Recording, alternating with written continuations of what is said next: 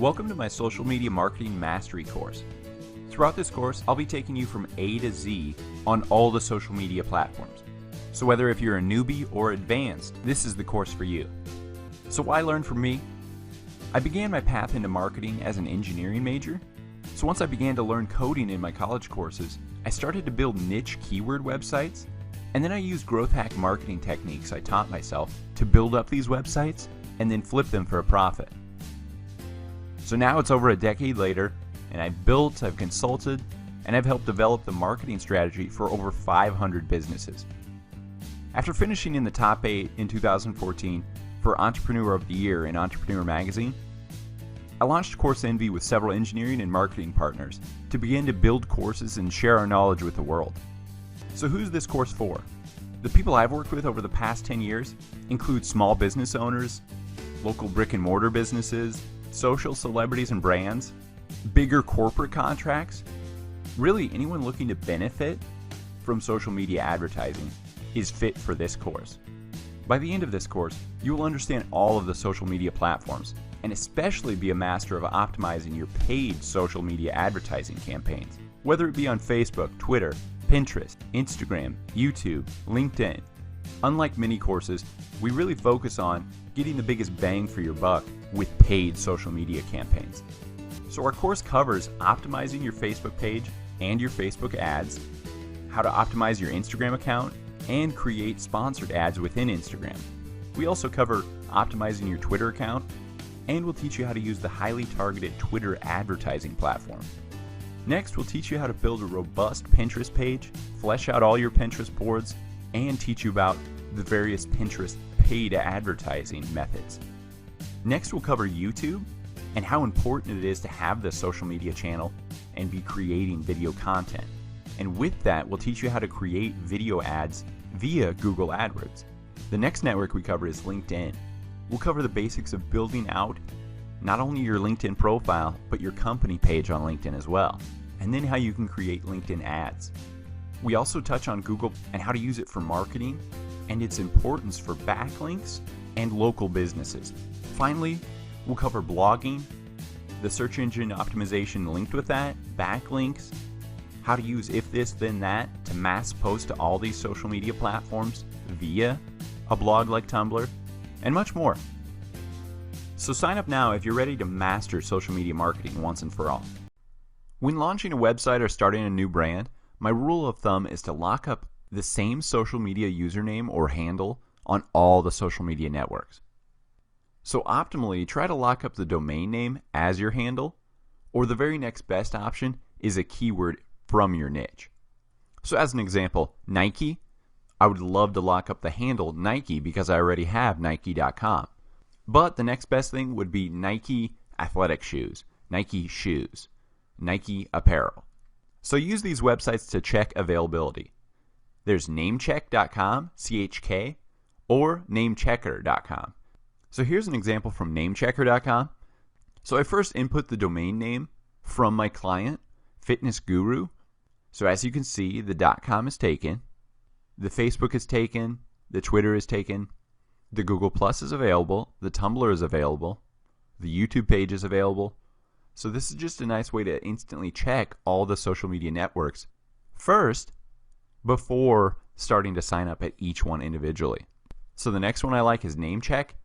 So since I saw Fitness Guru was taken on a lot of the sites, I tried the Fitness Guru. So as you can see on the top part of the page, it gives you available domain names.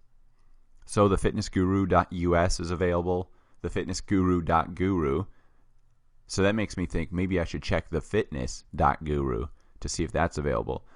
Another great one, the fitnessguru.tv. So if you want to lock up some more domains, this site has a great checker for domains and usernames on social media networks. So when I scroll down, you'll see I'm still searching the Fitness Guru. This one is actually available on less platforms. No Facebook, no Blogger, no YouTube, no Twitter, no Pinterest. So again, keep checking usernames, keep checking variations of those usernames, domain names, your domain name with a keyword, all those different variations until you get one that is available on most of the social media networks. So don't fret if your handle is already taken or locked up on these social media networks. Just try some of these tips. Look at the first example, Julia. Obviously her name's pretty long. Possibly it was taken or people misspell it, so she just put official JLD.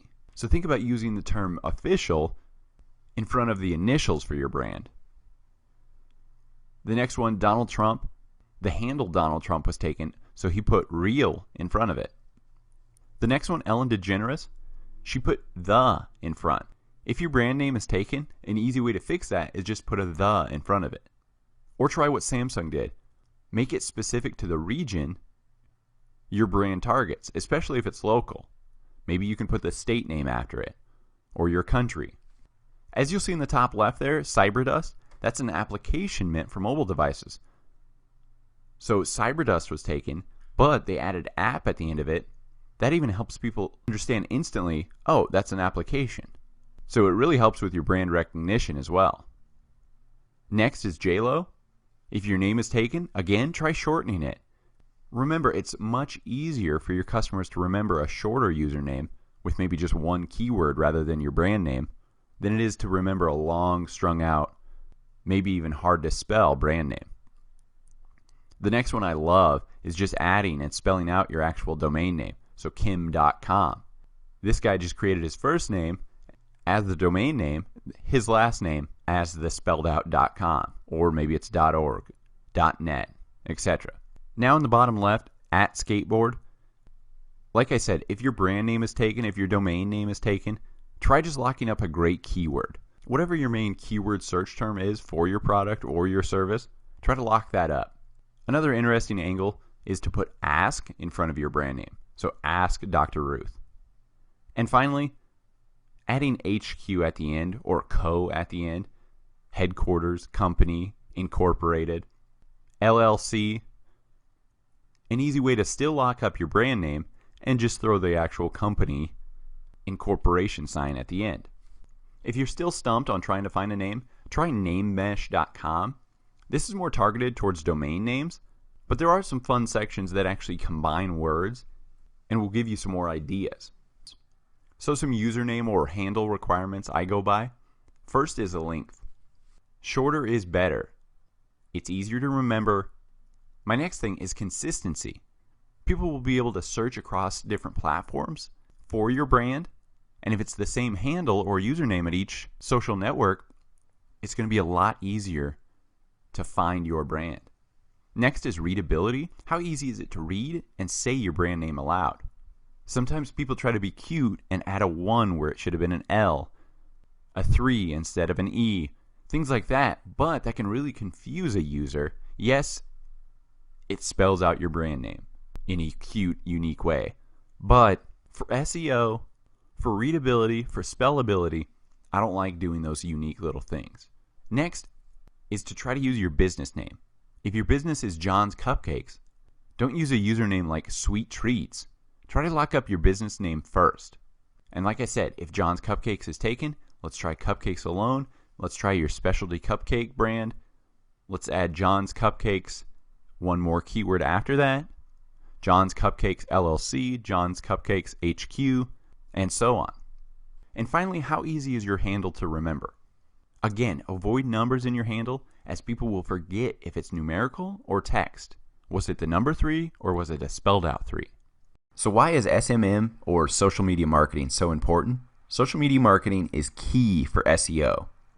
SEO is search engine optimization. Search engine optimization is the process of affecting the visibility of a website or web page in a search engine's natural or unpaid organic search results. So what does this mean to you? Should you go out and lock up every social media page for your brand? No. But Google algorithm states it takes social media presence and cloud highly into account in its algorithm for ranking your website. So if you do have a Facebook, a Twitter, a Pinterest, a Google+, you don't just want it locked up and the profile to be a ghost town. You want to be engaging with people, creating original content, and posting on a regular basis. Those are all things Google takes into account. So yes, have a great website that's mobile friendly, but also have at least 2 or 3 social media networks that you use regularly and post on. Personally, I like Facebook, Twitter, and Tumblr. because I can automatically set up when I post to my Facebook, it'll post to my Twitter and my Tumblr. So by doing this, you're creating social clout and a following on various networks, which Google really likes because they see you as a quality item that they want to rank highly in their search engine. So I just want to expand why social media is so important. First off, increased brand recognition. Think of social media as new channels for expanding your brand. You're reaching new people and new demographics by creating profiles on all these varying social platforms. Number two, improved brand loyalty. Several studies have shown that companies that are very active on their social media have a loyal fan following. Think about it. A customer can reach you directly. When has that ever been available? You can poll them. You can ask your audience, what do you want for the next product? What do you want for my next service? It's a very social, friendly environment, which really creates this loyalty. Number three, more opportunities to convert.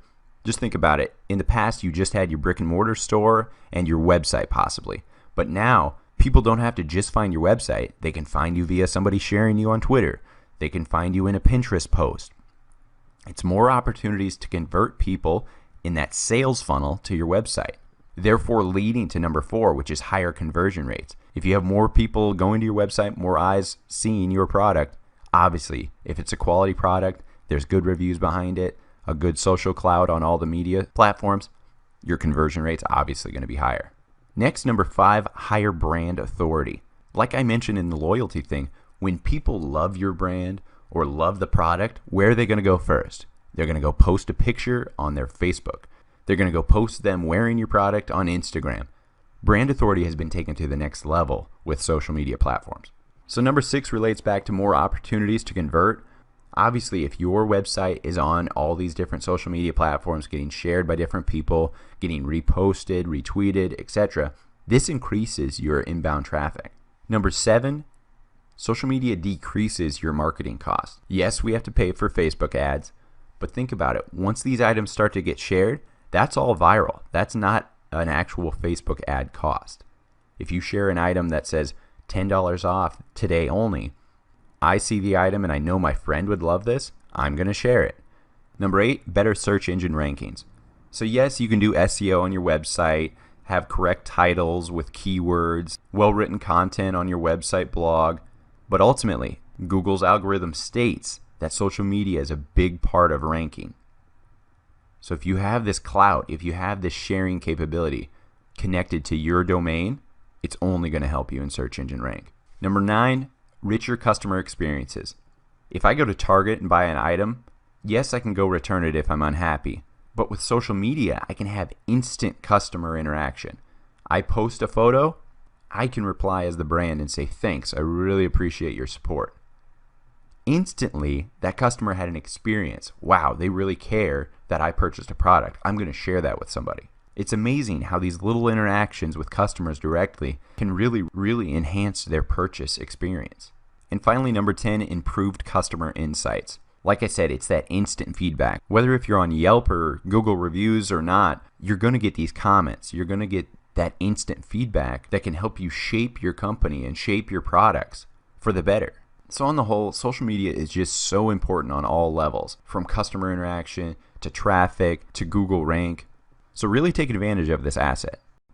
So as a marketing consultant, a lot of people ask me, what content should I share? And all I reply is test, test, test. Try different things. Test what content gets you likes, what gets you shares, what gets you comments.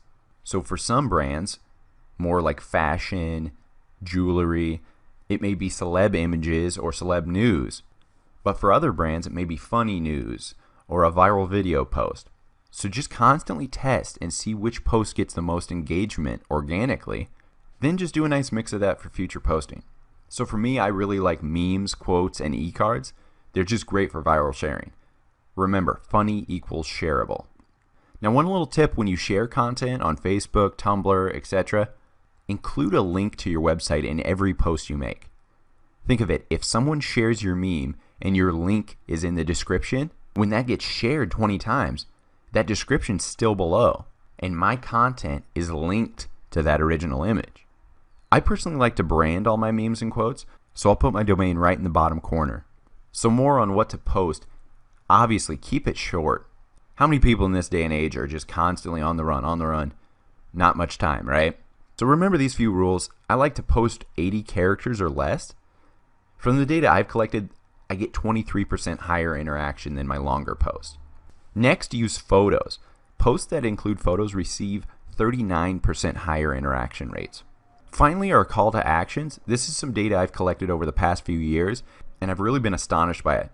So for the first one, when fans are asked to like a post, there's a 3 times higher rate they will like it.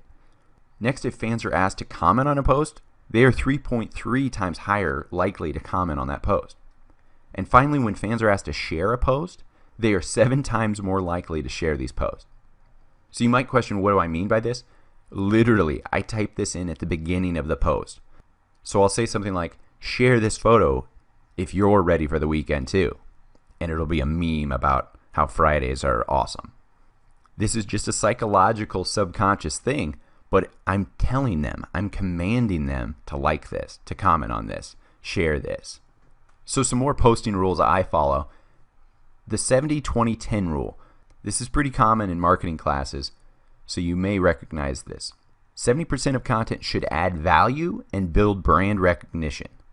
So example, you posting your own memes, your quotes, different viral shares, relevant articles.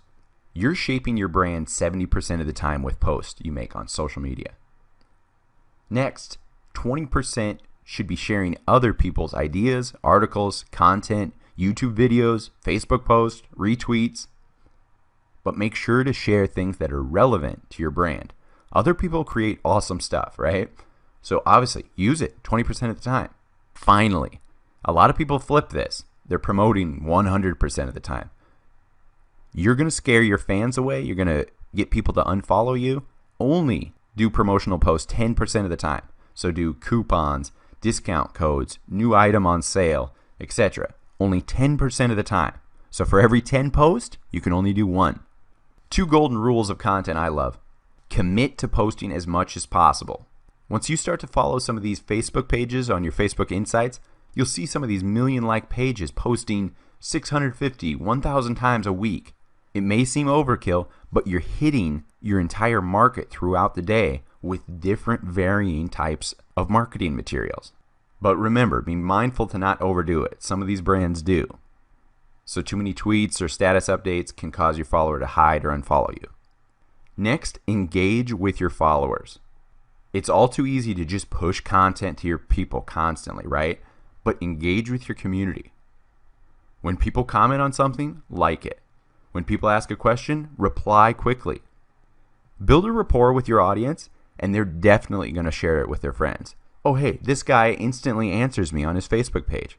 Really cool guy, loved his products. By engaging your followers, your return is going to be tenfold. So by now you might be getting overwhelmed with how am I going to post all this content? How am I going to keep up with all these social media platforms? What's nice, there's a lot of social media management tools in place to help you. Some apps I personally use are Everpost, Hootsuite, If This Then That, or Buffer. And these all allow me to manage and post to multiple social media platforms at once. So the first one I like, obviously, Instagram. You can post your photo, your description with a backlink, and then select other social media platforms you want to post to simultaneously. So for this, I like to select Facebook, Tumblr, Twitter, and then create If This Then That recipes for my Tumblr to post to other social media platforms. So I'll touch on that in a second. Next is the app EveryPost. So it allows you to use their API setup to create a convenient way to post to multiple audiences at once. So for this, you can select Facebook, Twitter, Google+, Pinterest, Tumblr, LinkedIn. So you can upload a photo, write a post, a video, etc., and post it all at once. Next is Hootsuite. So this is one that does cost, but it has a really nice interface. Next, I like using Later.com. They have a really nice calendar layout, and you can sync up your Instagram, Facebook page, Pinterest, and Twitter, with up to 30 free posts per month. This is another for cost one, Buffer app. The nice thing about Buffer is that there's scheduling. So if you don't want to post it right then, you can schedule it to post at 7 p.m., 7 a.m., and noon. So you can really schedule out your day and your posting without having to be at the computer at those specific times. Finally, if this then that. I mentioned that before. If this then that is a recipe for putting the internet to work for you.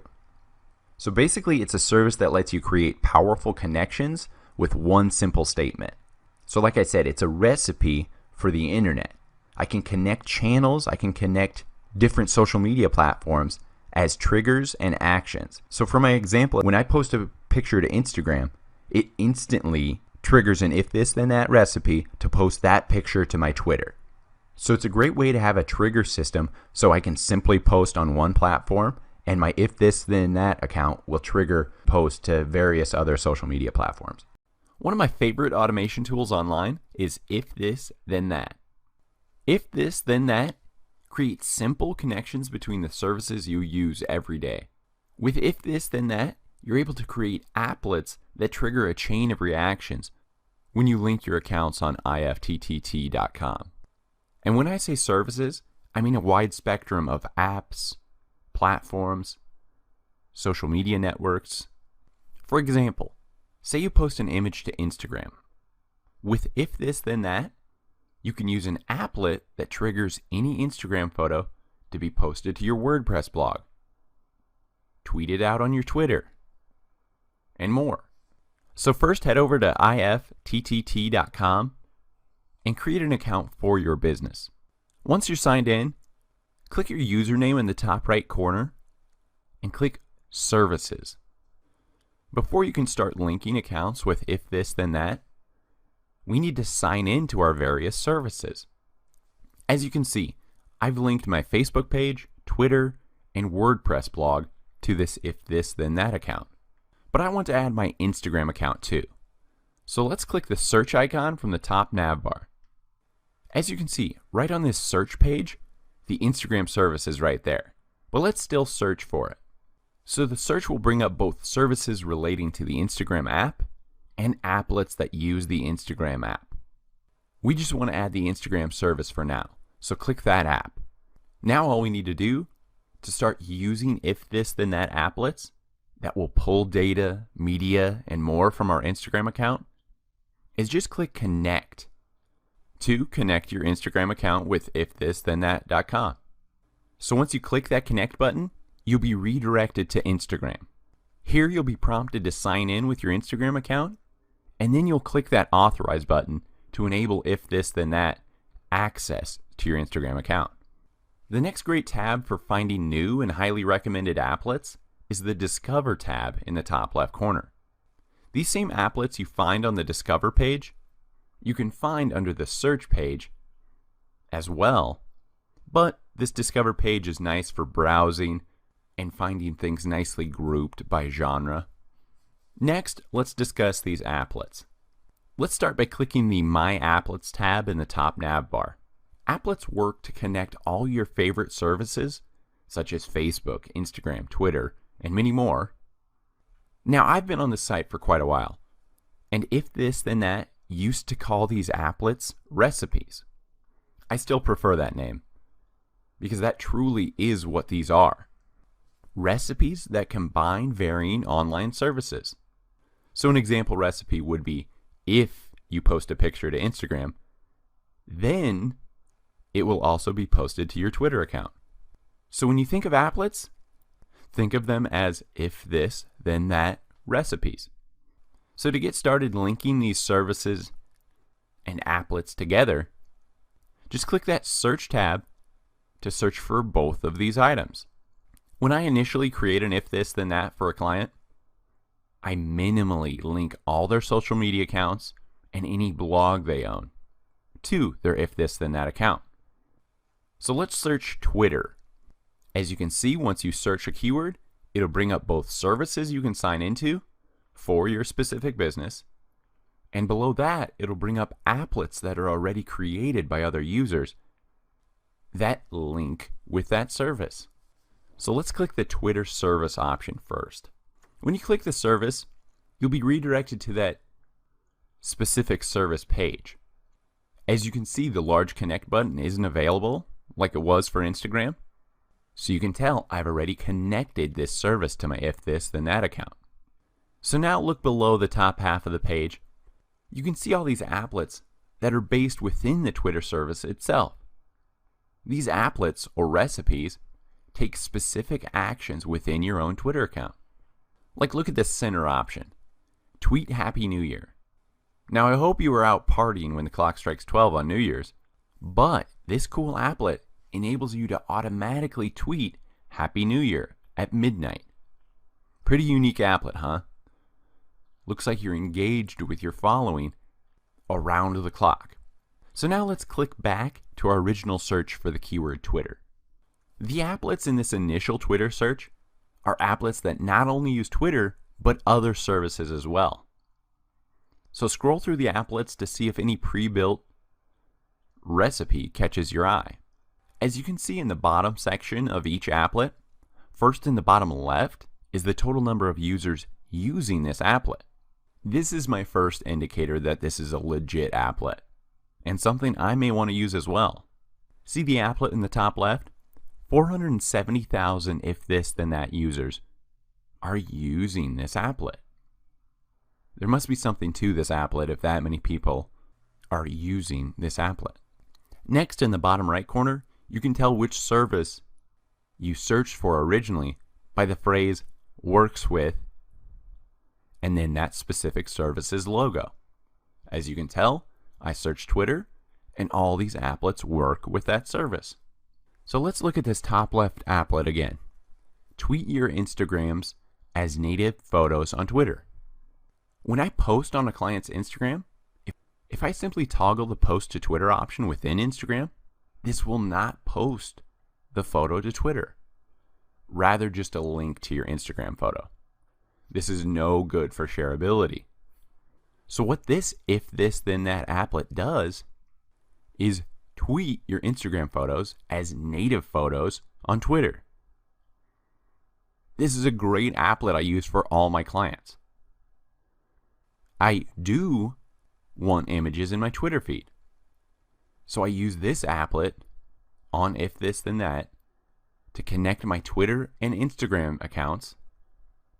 So when I post an image on Instagram, this applet, because I turned on this applet, it automatically triggers and posts that Instagram image as an image uploaded to a tweet and pulls the Instagram caption as the tweet text content.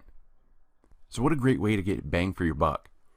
I posted once on Instagram, boom, same photo, same caption, automatically posted to my Twitter. So let's install this applet now. Just simply click on it anywhere. Once you click the applet you're interested in, it's on this specific applet page where you will toggle the app on or off. So click that turn on button. So now that the applet is on and running, scroll up on this applet page so we can see the settings for this specific applet. Click that settings icon at the top right corner of the applet. So it's on this page that you can tweak your applet to do other things, or just delete the applet altogether from your if this then that account. So as you start to install many applets, you may get confused as to which ones do what, so I always like to go to this applet settings page to see the long description for the applet. As you can see, this one's long description is Instagram photos will show up in your Twitter feed as a full image rather than a link. Now let's scroll down to the lower half of this settings page. On the bottom half of this applet settings page, you can edit the applet to your likings. Most highly used applets I don't even touch. If it's not broke, don't fix it, right? But as you can see, you can add and delete ingredients to this applet. See, it's like a recipe. Just click the plus ingredient button next to the service feature you want to edit. For example, the tweet text is a feature of this Twitter applet as it is taking the caption from the Instagram post and using it as the text content for the tweet. Now, I personally love Instagram as a posting base for my clients. Most of them find that app the easiest to post from. It's simple, it's mobile, a very easy app to teach them. So I set their if this then that account up so Instagram is the initial catalyst for all their posts. For example, they post to Instagram, it automatically posts to Twitter, it posts to their Facebook page, it pins to their Pinterest, and so on. Here's a screen grab from one of my clients. I have 2 applets installed already for them, and they're based solely around posts coming from their Instagram account. So when they post a new photo to Instagram, because I have linked my client's Twitter, Instagram, and Pinterest social media accounts with their if this then that already, and I've installed or turned on these 2 applets, if this then that will automatically post any new Instagram image first to my client's Twitter account as a native photo, and then second, automatically pin that Instagram image to my client's Pinterest account. So now do you see why I love if this then that? They can simply post one image to Instagram with a caption, but if this then that takes that same photo and caption and shares it to 2 other social media accounts. This is a huge time saver. You can also create your own applet. Just click the My Applets tab and then click that New Applet button. Truly, I have only created a handful of new applets. But for a few developer clients, I've actually helped establish their brand by affiliating their username with all these awesome applets created by them. But like I've shown you, you can find a ton of pre-made applets via the search function on If This Then That. So once you click that New Applet button, you'll be directed to the Applet Maker page. So in the If This Then That phrase, click that blue plus sign. The first step is to choose a service. What service do you want to build your custom applet around? For this example, let's use a WordPress blog. So I searched WordPress, now click that service icon. For step 2, you need to pick your trigger. If what? So for this recipe, my if will be any new post to that WordPress blog. So now we're halfway there. So let's look at our phrase so far. If we post a new WordPress blog, then what? We need to choose our that. So again, click the blue plus sign. Click the blue plus sign before that in this if this then that phrase. Step 3, we choose our action service. What are we linking with our new WordPress post? For this applet example, I want all new WordPress posts to automatically post to my Facebook page. So I'll search for the service Facebook. Now as you can see, there are 2 Facebook service options here. The first one, Facebook, will link with your personal Facebook profile, while the second one, Facebook Pages, will link with just your Facebook pages. We want our new WordPress post to auto post to our Course Envy Facebook page. So let's select that option. Step 4, we will choose the action for this service. We want to share our new WordPress blog post to our Course Envy page via a link. So we click the Create a Link Post option. For step 5, you'll create the action fields. You can add ingredients or input standard text you want displayed with every post like this. See my example on the right? I simply added the text, "Check this out," after the ingredient WordPress post URL. When ready, click the Create Action button. For the final step, simply review your new applet steps and ensure it's what you wanted. You can also customize the name of this applet with up to 140 characters. Once you're satisfied, scroll down and click Finish. The cool thing I like about creating applets is the branding you get from your username. So see Course Envy here? Like I mentioned that developer, this is the chance for other if this then that users to find your applet via the search results and use it. Now be sure to check out CourseEnvy.com/IFTTT. This is a post I constantly update with my favorite if this then that applets. So if you're new to Facebook or have never made a Facebook page, you may ask, do I really need a Facebook page?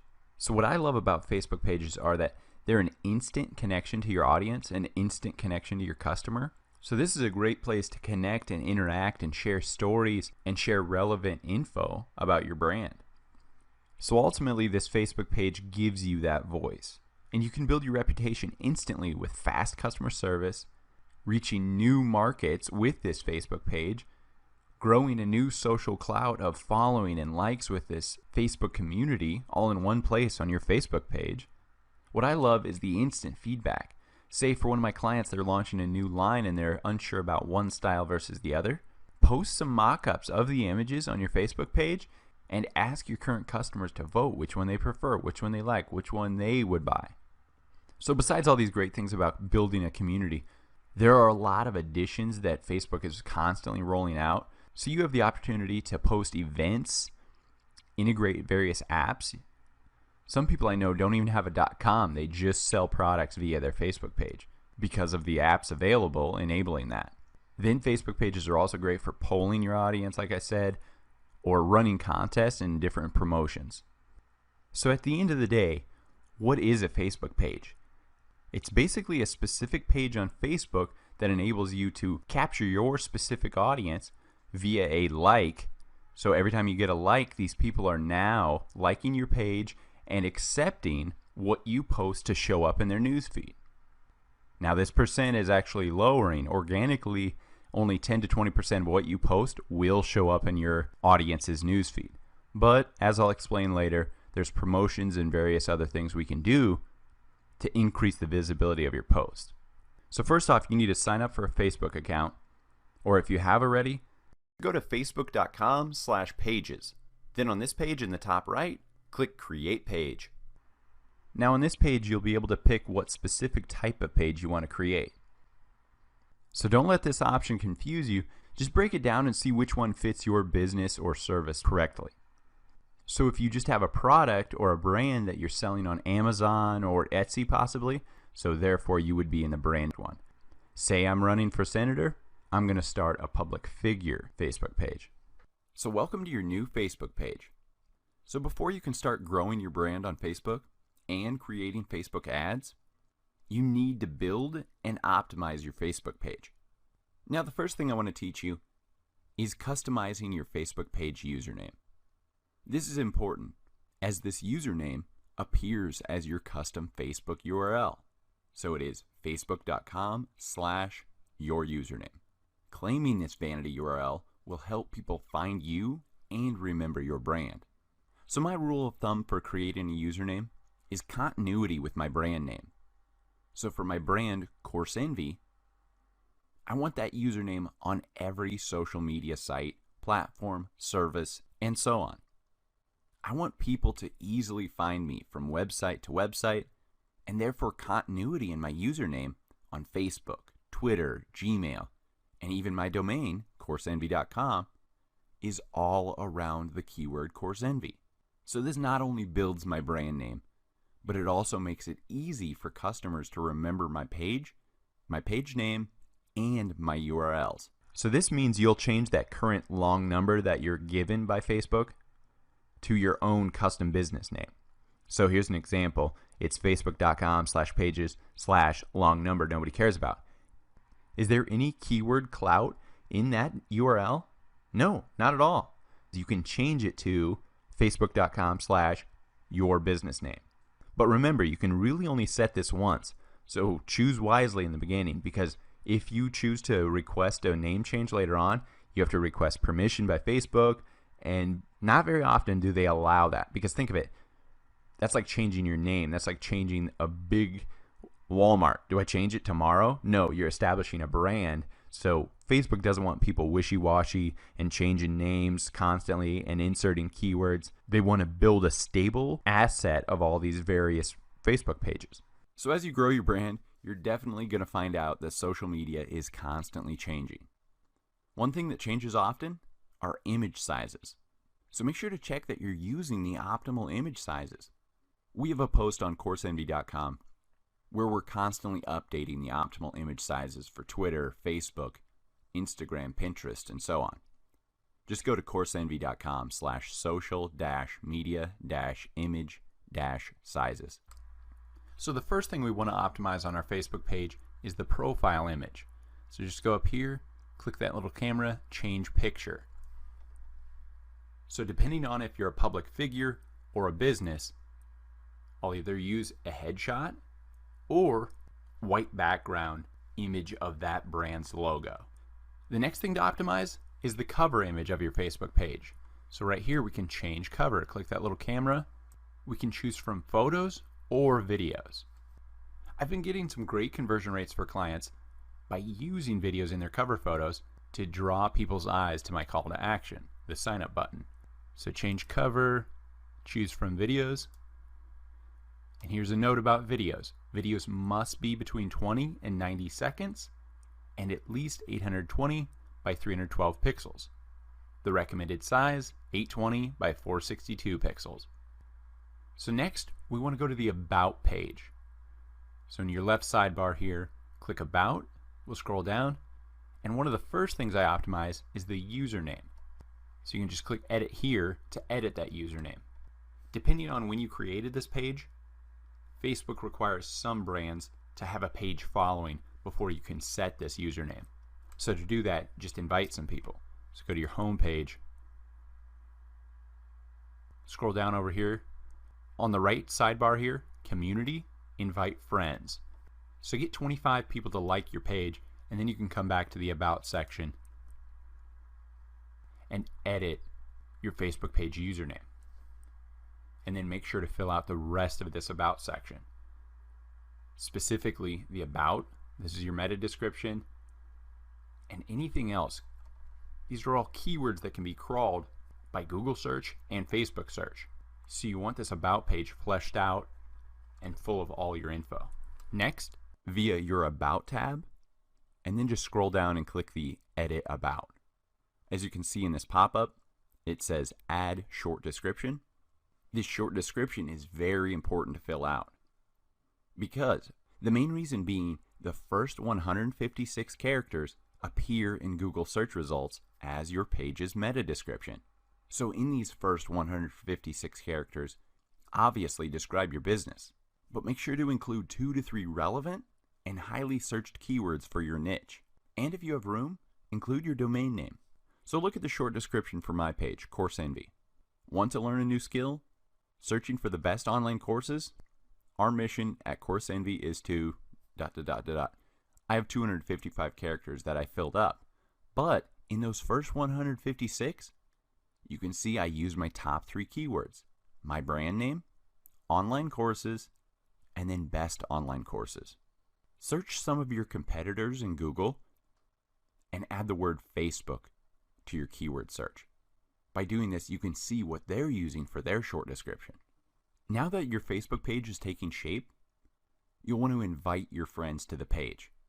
Remember, this is the easiest way to quickly get your first 25 page likes, so you can claim that vanity URL by setting your username on this Facebook page. Next, you want to start to build out that page and post content. Make it look like somebody's at this actual business. You don't want to just make a Facebook page to say you made a Facebook page. You want to build it out, make it look really professional, post some content. I like to have at least 10 posts on my page before I even push it to anybody, before I start ads or before I invite friends. Put some relevant text, some relevant statuses, post some pictures, some videos. Now this all doesn't have to be original content, so don't get overwhelmed there. You can just recurate other people's stuff and post it on this page. Another great feature about Facebook pages allows you to schedule your post. So to have your Facebook page not look like you just built it in an hour, you can backdate post, you can schedule posts for the future, so it really helps you evenly distribute these posts and post, once a week, twice a week. You can schedule that. And then once you start to post some content, we can go into reports and see what time of day do you get the most post engagements? What day of the week do you get the most post engagements? Do you get the most likes and shares at 4 p.m. when people are just about ready to leave work? Or is it at 8 a.m. when people just get to work? Take those factors into account, and then you can schedule around that. So once you save a couple drafts of posts or schedule a couple posts to be made in the future, you can go and check and edit and even delete those under Publishing Tools. It's the tab at the top right of your Facebook page. So once you have your Facebook page completely filled out, you have a profile image, cover image, and at least 10 posts, make sure to complete this call to action button. Here's our various things. Book a service, get in touch with us, learn more about us.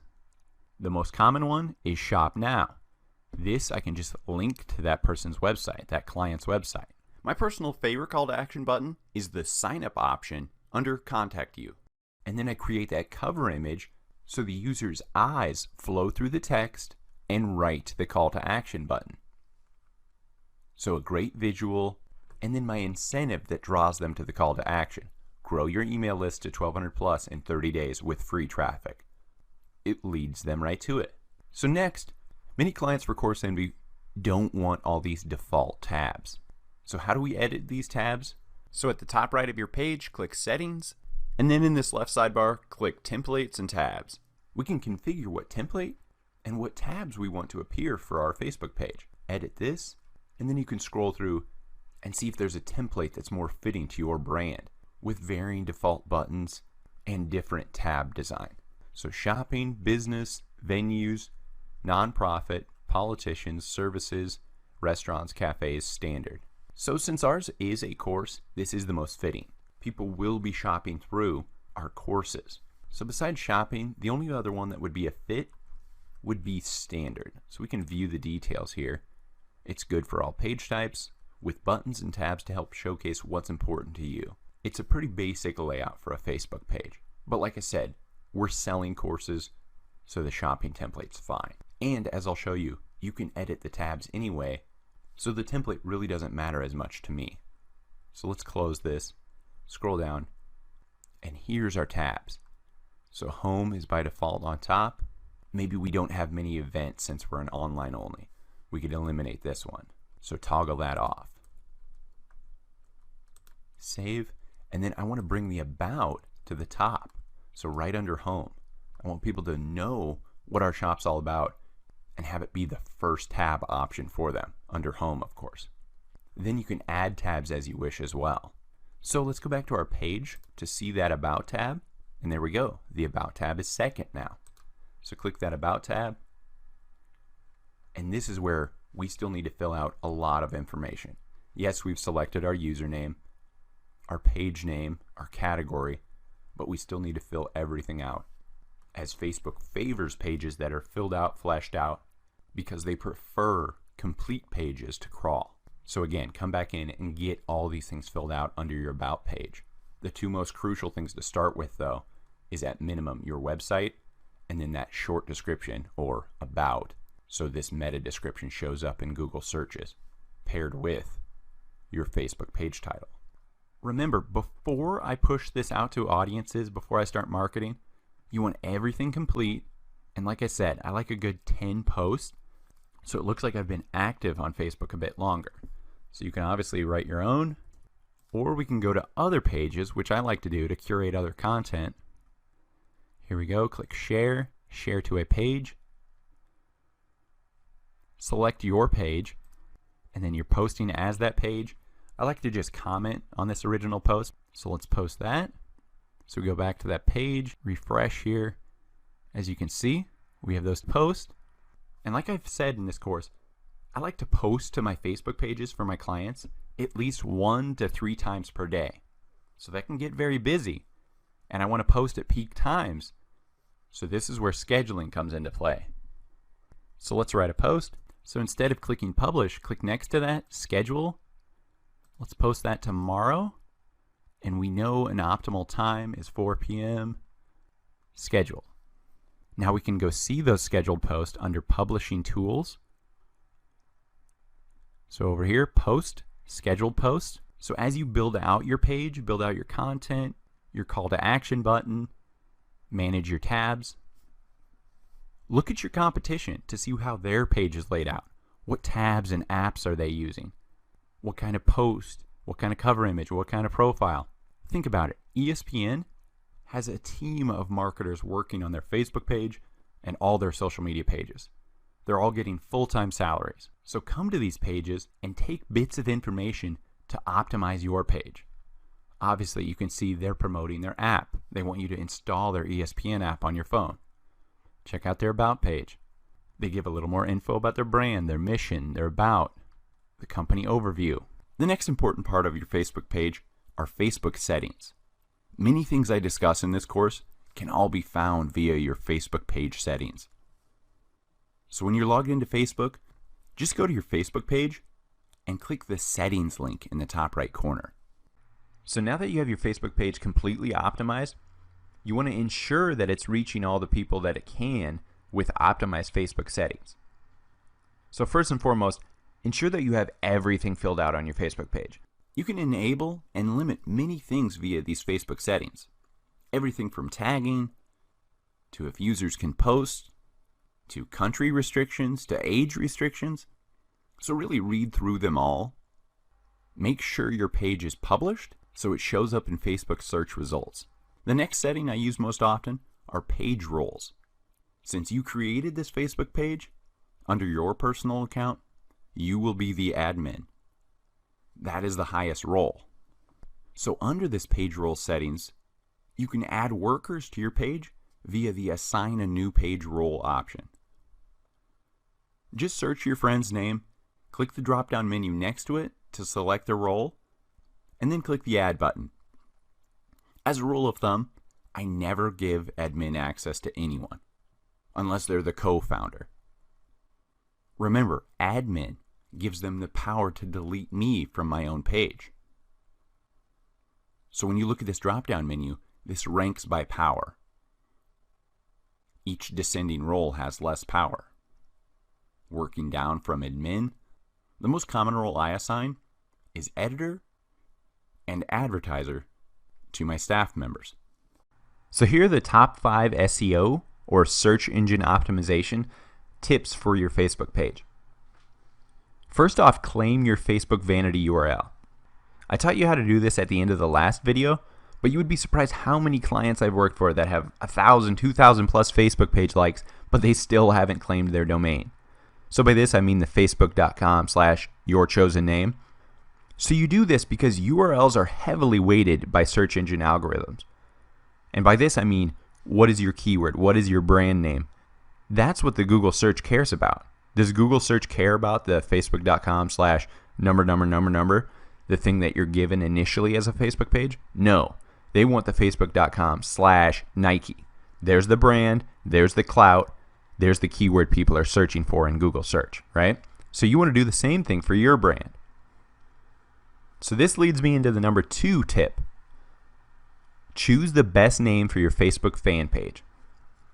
Now obviously this seems like a no-brainer, but remember the power of keywords. And now I don't want you to be tempted and stuff your fan page name with keywords, like this example, Bob's Bakery, muffins, bagels, cookies, breads, catering. That's just going to be spammy. Nobody's going to like that page. Yes, you have keywords, but again, like I said earlier, Google frowns on when you don't have good content and just keyword stuffed titles, content, descriptions. So it's a fine line. I like to use a brand name and at least one keyword. So a really good example is Tom's Shoes. So it's facebook.com/Tom's Shoes. It's a highly searched brand and a highly searched keyword. Put them together, that's a great domain. The number 3 SEO tip. Use keywords in strategic locations on your fan page. So just like traditional websites, keyword optimization is fundamental for on-site SEO. So the key areas to focus on for your fan page, your Facebook page, are using keywords in the About section, your mission statement, your company description, that's the long description, and your actual fan page title. So these are areas you can plant those keywords into. Again, don't stuff them. Use them sparingly, 1 in the title, 2 in the short description, 5 in the long description, 1 or 2 in the mission statement. These are great areas to plant those keywords and therefore get crawled by Google search engine, and people searching those keywords will find your Facebook page.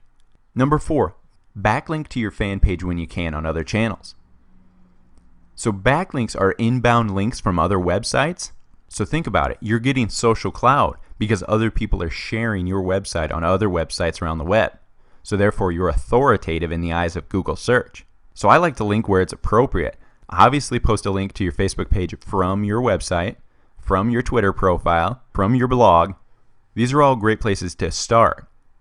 Then hopefully as you grow and you're sharing product and post and different content, people will organically share links or backlinks to your Facebook page. And the fifth SEO tip is to optimize your Facebook fan page status updates. So if you're posting a video, if you're posting a photo, if you're posting an event, remember the first 18 characters in that write something box, your status post box, serve as your SEO title. So that's what's going to get crawled by Google. That's what's going to show up in Google searches. So great, a great place to plant 2 or 3 keywords, right? Make it relevant, make it a sentence that people can read and make sense in Google search. Another very important tip, in every status update I do, I include a link to my website. So no matter what the post is about, I could be talking about a promotion, some cool video I saw, here's a photo I took, but always end with a backlink to my website. So why is that, you say? Think of it. Every time someone shares this post, someone may share it on their blog, someone may share it on another website.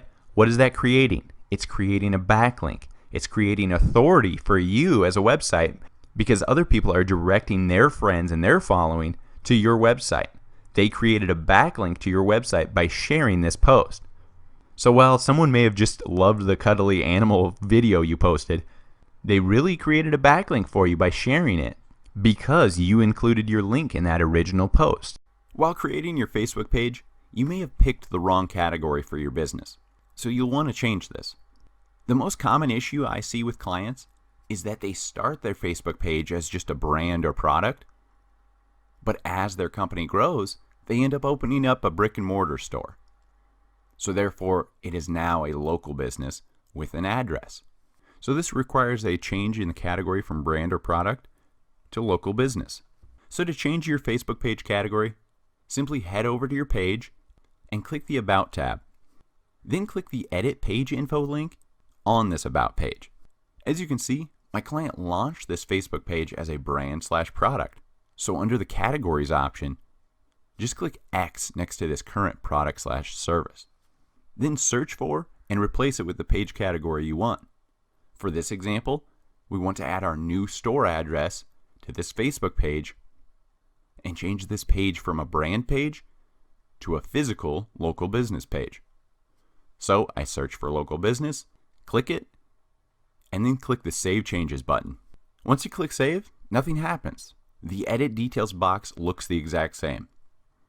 This is fine. Just click the Close box and refresh your browser. Once refreshed, click that Edit Page Info link again, and now we can input our local business address and add all the other options available to a local business category, such as business hours, store phone number, and more. Keyword research is a crucial step in determining keywords you want to rank for in search engines. Keywords are used in social media bios, page and post titles, and within the content on those pages, within URLs, within meta descriptions, YouTube video descriptions, social media posts, and on and on.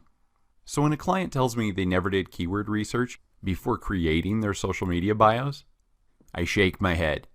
Why do all this work to then not even be found organically in Google search? Yes, you can build your brand awareness eventually around your business name and rank organically for your business name, i.e.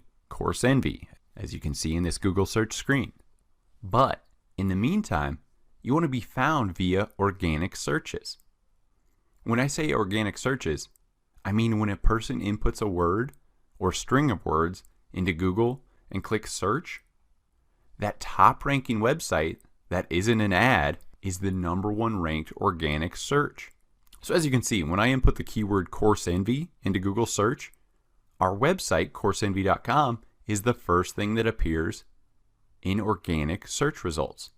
Then if you want to dig deeper, you can see the keywords I'm targeting to rank organically for via the meta description below that page title. Quickly scanning it, Amazon FBA, big keyword, social media marketing, Facebook ads, and so on. So here's an example of an organic search. I input Facebook course, click search, and as you can see, I'm notified which ones are ads in Google. So these top 3, top 4 are all ads. The first organic search that appears as the #1 organic search result is Facebook Blueprint. This is Facebook's own certification program, so obviously it's very relevant. It's their own website behind that course, so facebook.com. You have the keyword in the title, in the URL, in the meta description. Obviously, this has a lot of clout, so it should rank organically number 1. So I use keyword research in 2 ways. I use it to rank organically and via Google AdWords. So let me show you how I ranked above Facebook via Google Ads. So right here, Marketing Mastery Guide 2017, I created a Google AdWords campaign and targeted the keyword for my Facebook ads course. So whenever you search a term, that's the difference. These ones that appear under ads are there because someone paid a certain amount per click to appear in front of users who searched this term. So there's a paid ranking for this keyword. Obviously you can see above the fold are all ads. So this tells you how important eventually getting into Google AdWords is and ranking for these keywords. But if you don't have the budget just yet, that's why I say master keyword research so you can rank for those long tail keywords organically. So step number 1 is finding seed keywords you want to rank organically for in Google search. You want to eventually rank for many keywords, but start by focusing on a keyword that you will positively rank number 1 for in Google search. So as you can see in this screenshot of Google search, I rank for both single keywords and multiple word keywords.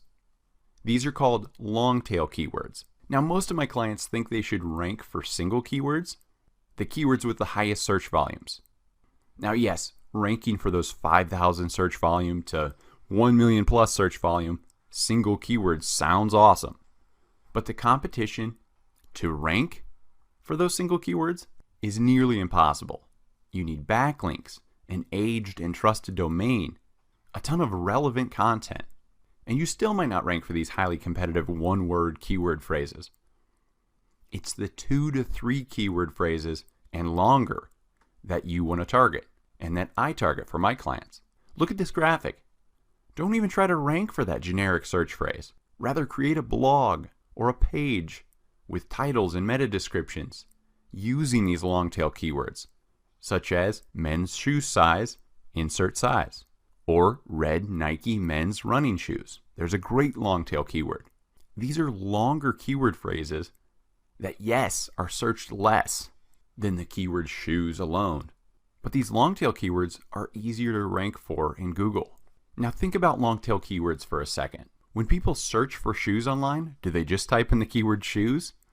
Sometimes yes, but for the most part, that is just one keyword from the long tail keyword most people search for. For example, cheap red Converse shoe size 10.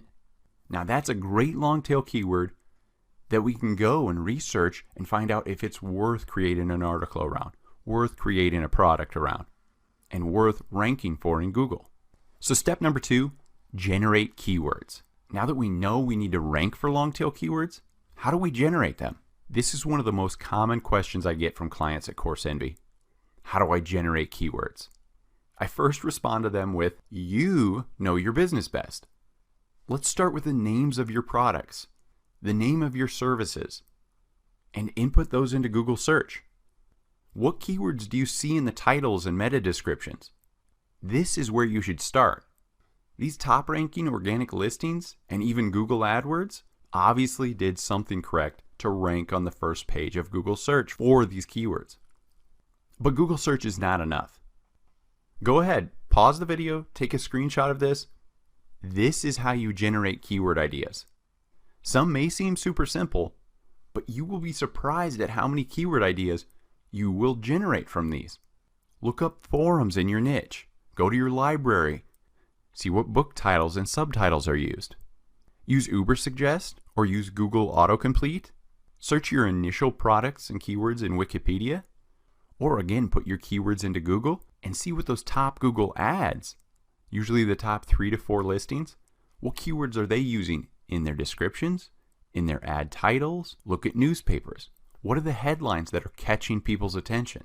Look at your competitors. What other niche sites are ranking for these keywords? Go into Amazon and eBay. Use the autocomplete function in the search field. Browse affiliate networks like CJ.com or ClickBank. Use sites like Google Trends to see if you're getting any search volume for your keyword and to get ideas for other keywords.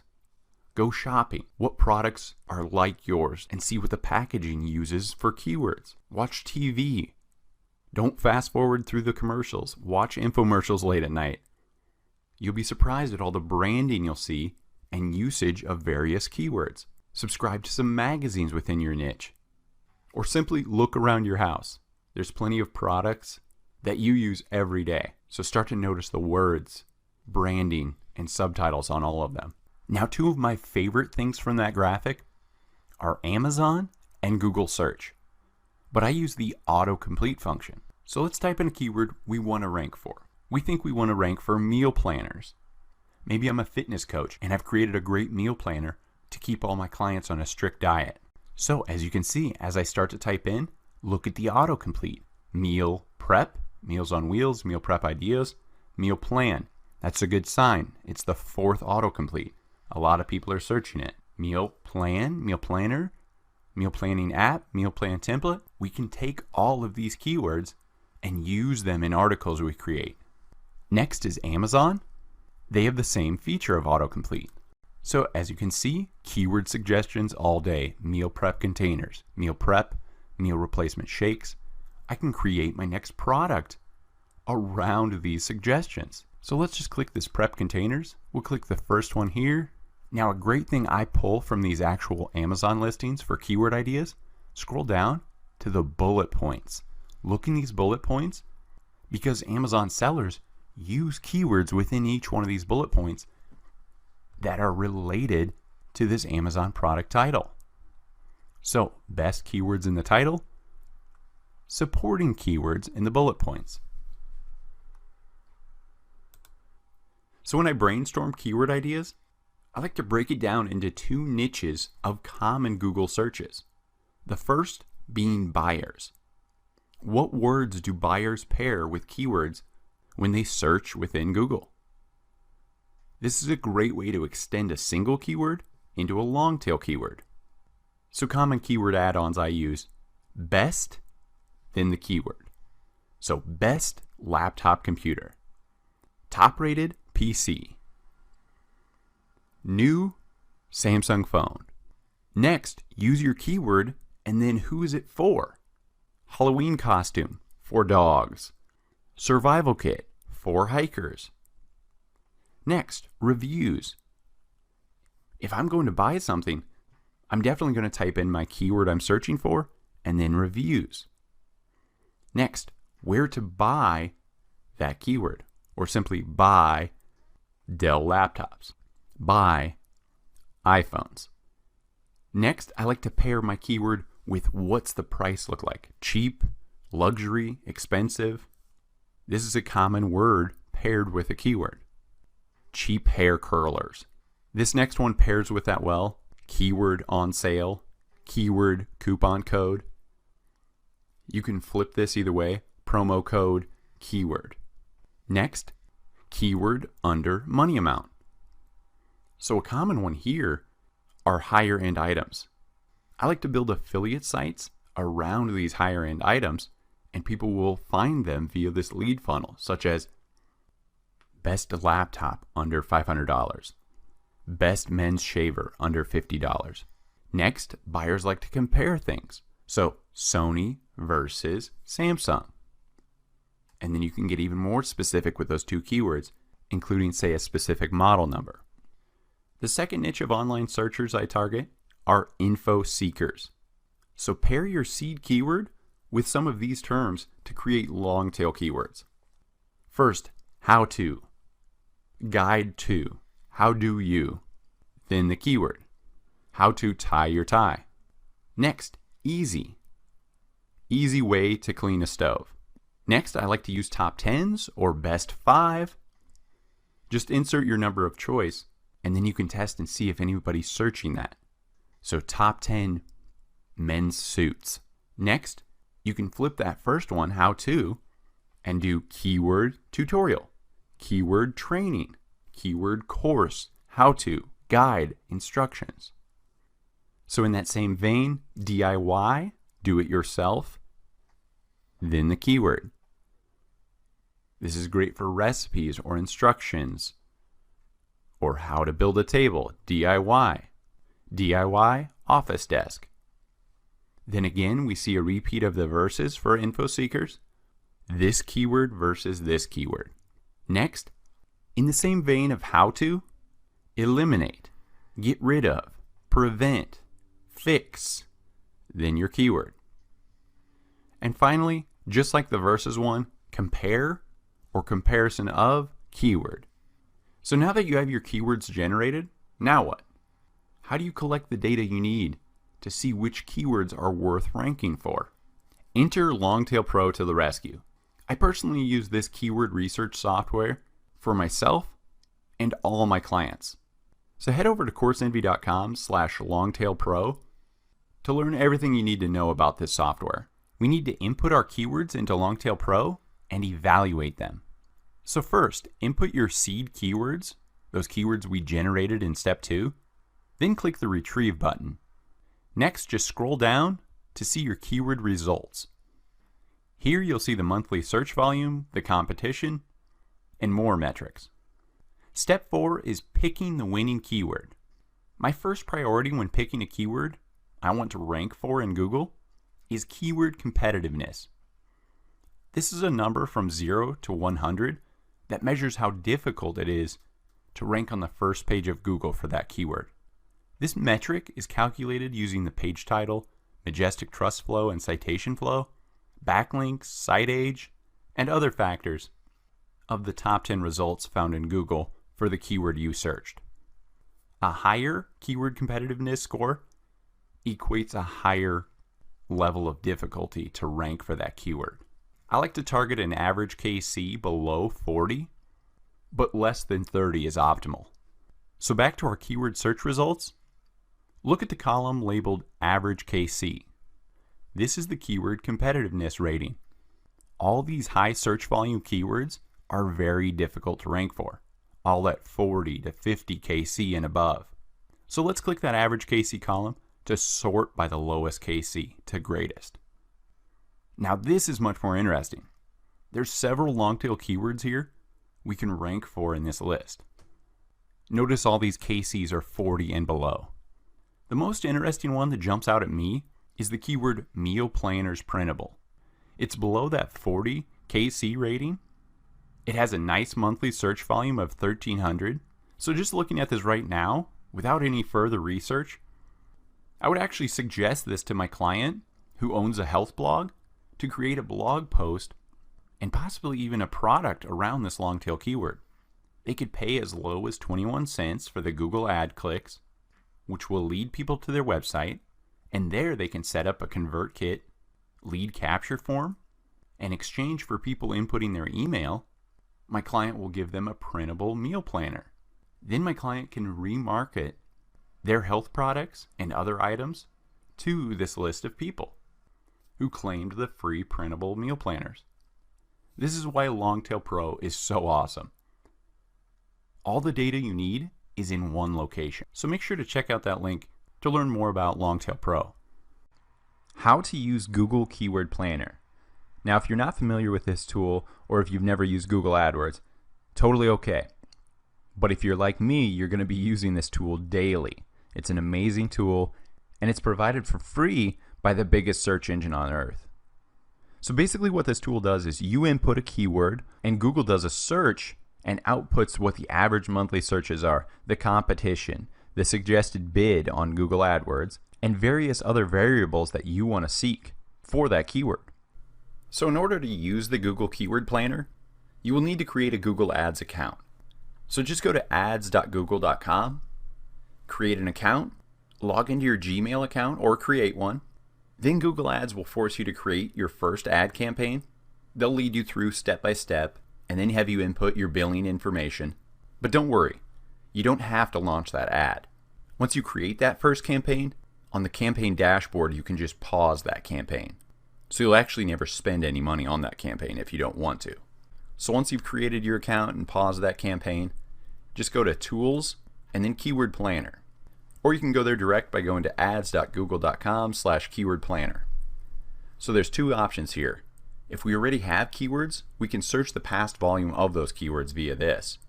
But if we're looking for new keywords to target, we'll use this option, Find New Keywords. So I'll click this. So it's here I can input competitors' URLs or my seed keyword ideas. So best online courses. Let's try that keyword. Get started. So here we go. This has roughly 1,000 monthly searches. And some other ideas are best online MBA. These are some great ideas we can write down. Let's sort that by volume. Cheapest online MBA, best online certificate programs. So we're getting some ideas we can input here and use for our future blog posts or keywords for our product listings and so on. So if you already have your keywords and now you just want to find out the search volume on Google, that's great. Let's go back to the Keyword Planner homepage and select Get Search Volume. So now I'll input those same keywords and then I'll click Get Started. So what I want to do, we're not actually running this ad, but I want to max this out so I can see the actual impressions for that keyword. So let's just type 999 and there we go. We can see what the max CPC is for this keyword.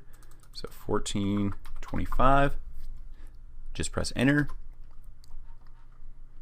So there we go. This is the actual search volume data in google.com for this specific keyword. So best online courses, we're maxed out our CPC. I would never actually bid that. As you can see, the average CPC is $668. So this is just used so I can find the actual search volume or impressions.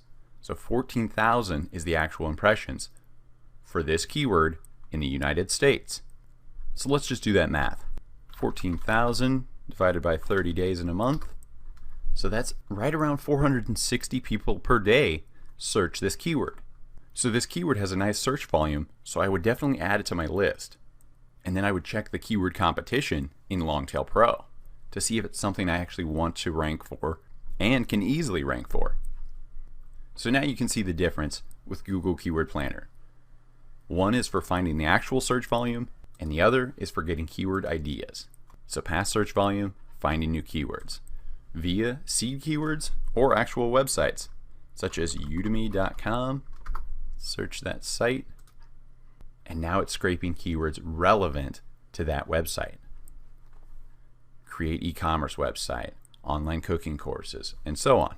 So I definitely suggest using both Google Ads Keyword Planner and Longtail Pro for finding keyword competition and which keywords are most easy to rank for. One thing I do want to touch on after learning about this keyword tool planner, some people really fall in love with it and think, oh my god, I found 20 awesome keywords. I'm going to just litter my description with them. I'm going to just write complete blog posts about keywords. This can go against you as well. Google's algorithm doesn't like keyword loaded content. So I like to use the term sprinkle when talking about using keywords. So I sprinkle 2 to 3 keywords into my Facebook description. I sprinkle a couple keywords into my article I write on my blog. So when you're creating your Facebook About description, think of this as your Google meta description. And by meta description, I mean those 156 characters you see when you search on Google. It's the title and then the description. That's 156 characters. That's what your Facebook About description is. So describe your brand, describe what you do, describe your services or product, and while doing that, try to plug in 3, 4, maybe 5 relevant keywords that people are searching according to Google Keyword Planner. And remember, don't just use this once. Don't do the keyword research and be done with it. Use keywords in your post. Use keywords in your blog post on your website. Use keywords when you post a photo. These are all things that are getting crawled by Google search and can eventually lead people to your website as long as they keep searching these relevant terms that you found. So let's say it's Thanksgiving and I'm searching turkey baster. There it is. I input it and this website did it well. Good Grips turkey baster with cleaning brush. Restructured basic turkey baster. They included the keyword twice. Ranked number 1. Obviously they're on a huge website. Amazon.com has a lot of clout with Google already, so they rank a little higher. But they did a good job of using these keywords that I'm already searching. So what makes your Facebook page awesome? That's a question I like to ask myself when I work for any client. After I build it out, I've optimized everything, I ask myself this question. What makes this Facebook page awesome? Would I, as a customer, want to like this page? Would I want to share things on this page? So if you can't answer that question, that's fine. But I just like to go out and I like to look at competition. I like to look at some of the big brands and take in elements of things that work and get shares and get likes and mimic and copy those things for my own brand or for my clients' brands. So make sure to check out www.coursenvy.com/best-facebook-pages. So let's look at a few of my top favorite ones. First is Cabela's. Instantly landing on this page, you know what this page is about. Outdoors, the world's foremost outfitter. When I look to these big brands, things I first notice: profile image, clean, I instantly know what the brand's about. Cover photo, again to solidify, what does Cabela's mean? And then I like to notice what their call to action button is. Obviously they have a store with the Shop Now button. Next, I go to the tabs. What tabs did they see as important for their brand? Gift cards, about, careers. This tells me their company's big enough to be hiring people, and they have multiple locations. Let's look at some of the imagery. Looks like they take some fan photos possibly, product shots, displayed from their shop tab. As you can see, that's a shop. Then they have videos, and finally into their post. This is cool, a good takeaway for you. Big brands run contests. They want engaged fans. So they even hashtag this one Fan of the Week Photo Contest with the instructions on how to enter. So there's 3,000 likes for a contest, a video with 56. Okay, so that's not the best. Keep looking. A bald eagle military discount program. That's great. $4.91. So just keep scrolling through and see what gets likes, what gets engagement. Another Facebook page I love, Zappos. If their logo doesn't say what they're about, the exclamation point is a shoe. Again, a shop now call to action. Great photos featured right at the top telling me that they sell shoes. And then, what is Zappos all about? They're known for customer service. We're here for you 24/7. Post a comment, tweet, chat, email, call. They're giving you every option to get a hold of them. That's rare in some businesses today. So Zappos is all about branding themselves as customer service first. Look at their tabs. Simple, clean, photos, videos work for us. Events, that's cool. They obviously have enough events to justify adding that tab. Now let's scroll down to their post to see what gets the most engagement. We have a video. Okay, really clean, great shot of Adidas shoes. 121 likes. 3,500 likes. Wow. Every pair of Rockport shoes, so this must be a good hashtag. That's another thing to consider. Include hashtags that are trending. To find trending topics and trending hashtags, I like to use sites like google.com/trends. So you can see what's trending today, this month, this year. And include these keywords within your Facebook post. Or you can even use sites like hashtags.org. We can look at popular hashtags, trending hashtags, and include those in our post as well. But back to this Facebook post. Besides that hashtag, what looks like got them so excited was that it's a $500 shopping spree. So again, contest. Users love contests. So take note of this. Contests work. Keep scrolling through to look at more posts. 56, not the best. 44. 8,000. Wow, here's a good one. Hello, Spring. It's just a great product shot, right? Take a note from that. Clean, color pop, simple text in the photo. It got them a ton of likes. One more note about Zappos is notice the visitor post on this side. Again, they're all about customer service, so they enabled visitor posts in their Facebook settings. So once you're on your Facebook page, settings, visitor post, anyone can publish to the page. Anyone can add photos and videos to the page. This encourages users to engage with your Facebook page. So as you can see, Zappos enables that. One more page I love, Starbucks. Clean, just their logo for their profile pic. Great product shot for their cover photo. Let's look at past cover photos. Great product shots. Love these product shots. And why? It was part of the Red Cup contest. These are the winners of, again, a contest. So use clean, quality photos in that cover photo. So their call to action button, simply send message. So again, they're seeking customer service is what I take from that. Scroll down through their tabs, open jobs, events, locations. Obviously they have a lot of locations, but pretty close to default settings here. Scroll down, and again, they're going to be all about product shots. 172,000 likes. They launched a new unicorn frappuccino. That's fun, creative. Of course, it's going to get a lot of likes. It's a new product launch. Scroll down, great product shot, but only 7,000 likes. They obviously included the locations tab since they're a locations heavy business. One more thing I noticed, the international tab. If you have an international following, this is a great tab to include. Because look at this, Starbucks from around the world. They have Facebook pages specific to all their varying countries, Argentina, Aruba, and so on. You can see the page likes for each page. So that's one cool addition if you have that big of a brand. So make sure to check out our favorite Facebook pages and what we feel makes them awesome at coursenvy.com/best-facebook-pages. What you want to do now is to go to your competitors' Facebook pages. Look at what gets engagement. Look at what tabs they're using. What's their call to action button? What's their profile photo and cover photo?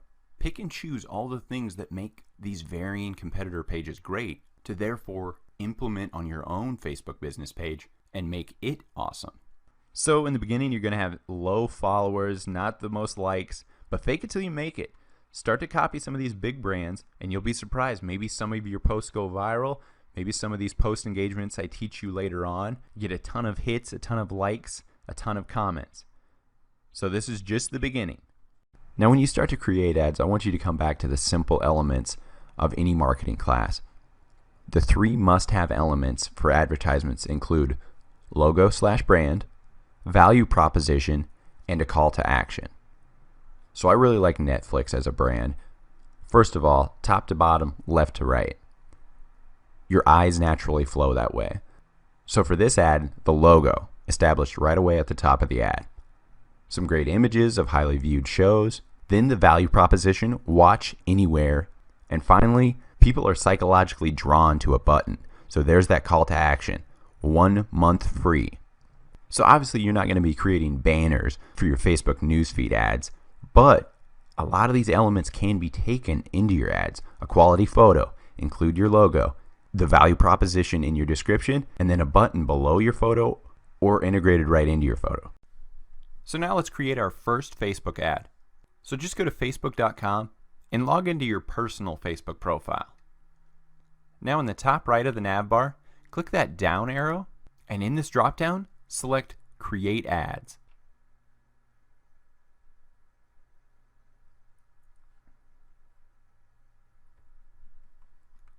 So you're redirected to facebook.com/ads/manager. So it's on this Ads Manager page where you're prompted to select your marketing objective.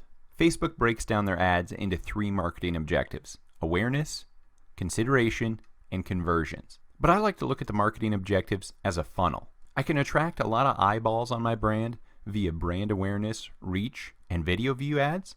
I can build up page likes, engagement on my Facebook posts, such as comments and likes. With engagement ads, I can drive people to my website with traffic ads, or I can capture leads within the Facebook platform with lead generation ads. My most common ads are engagement ads to build page likes and boost posts to get more likes and comments and views on my specific Facebook pages. Then I use traffic ads to drive people to my website where I have my pixel installed and I'm curating a custom audience of these users. And I can remarket to those users later on.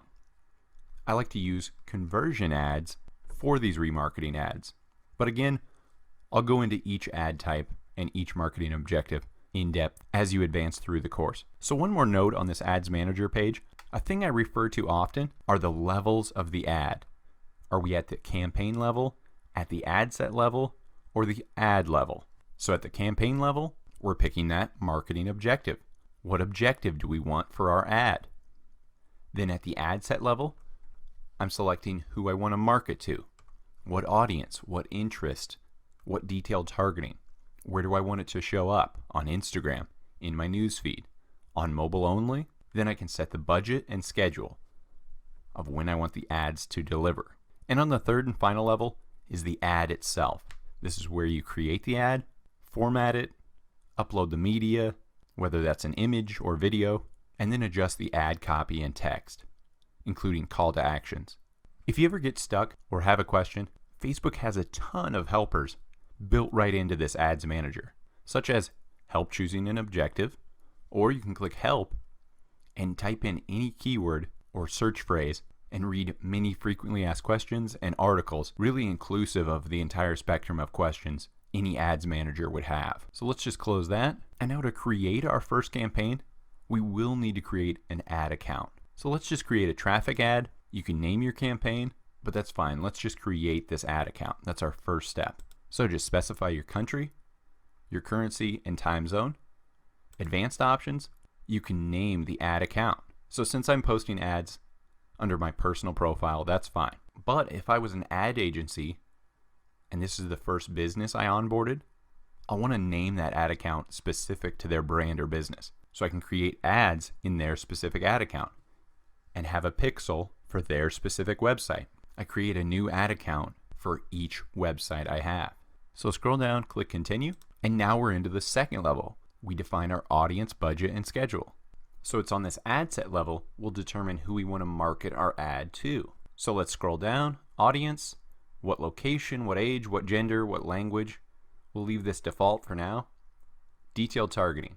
This is where I usually input my competitor's page. I want to target customers that are related to my competitor. So that's a common thing I do for my clients. Then we scroll down, placements, auto placement, or edit placements. Automatically, Facebook will place your ad in the Facebook newsfeed, in Instagram, and in their audience network. But we can edit this and choose what specific platforms we want our ad to show on. But again, let's just do the default. Then we can set our budget and schedule. Click continue. Now we're on the ad level, the third and final level. So let's just do a single image format. Scroll down, click upload images. When we scroll down, the Facebook page we created will be the default Facebook page we connect with. You can create a new Facebook page from this if you'd like, but for the most part, I like to build out my Facebook page before creating Facebook ads. Then we can link our Instagram account. Since this doesn't have one yet, the default will be linking our Facebook page. This is a traffic ad, so we need to input where we want to drive this traffic. So let's have the traffic go to CourseEnvy.com. This is where we can change our ad copy, add a call to action button. But let's just scroll down. We'll eventually install a pixel on our website for collecting our audiences so we can remarket to very specific traffic on our website. So now let's click place order.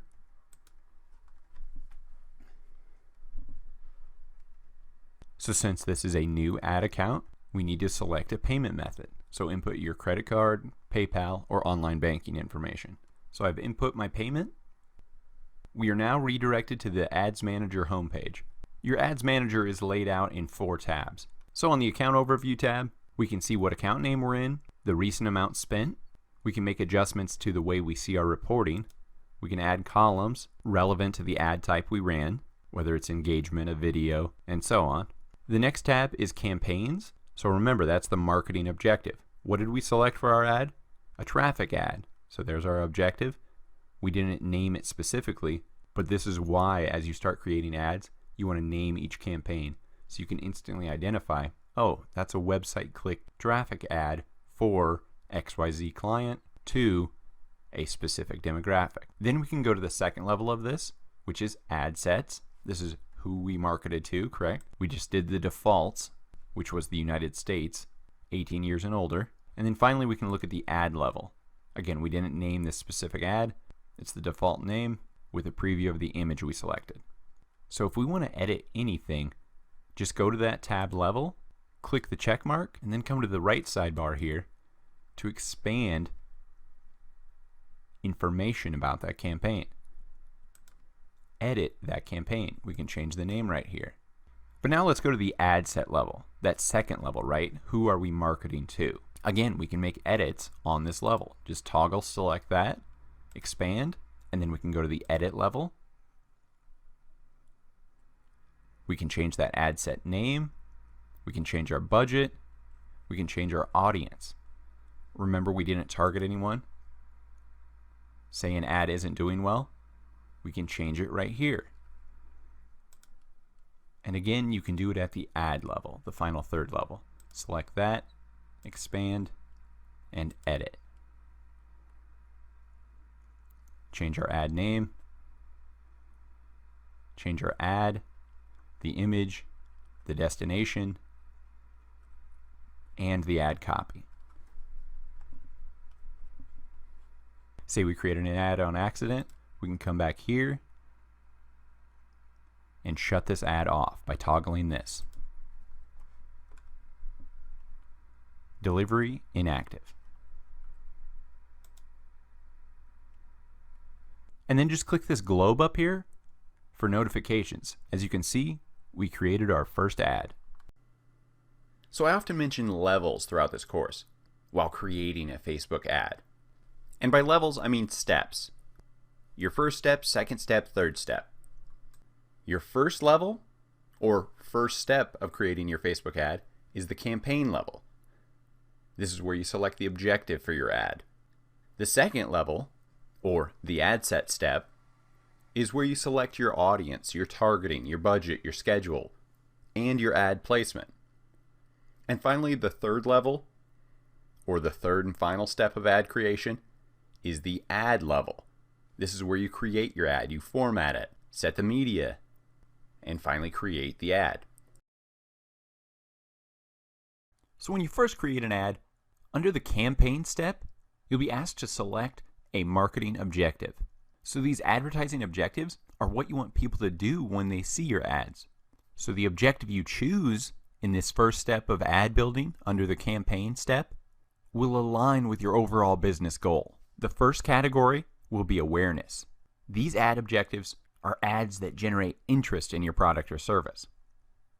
The middle column and selection is consideration.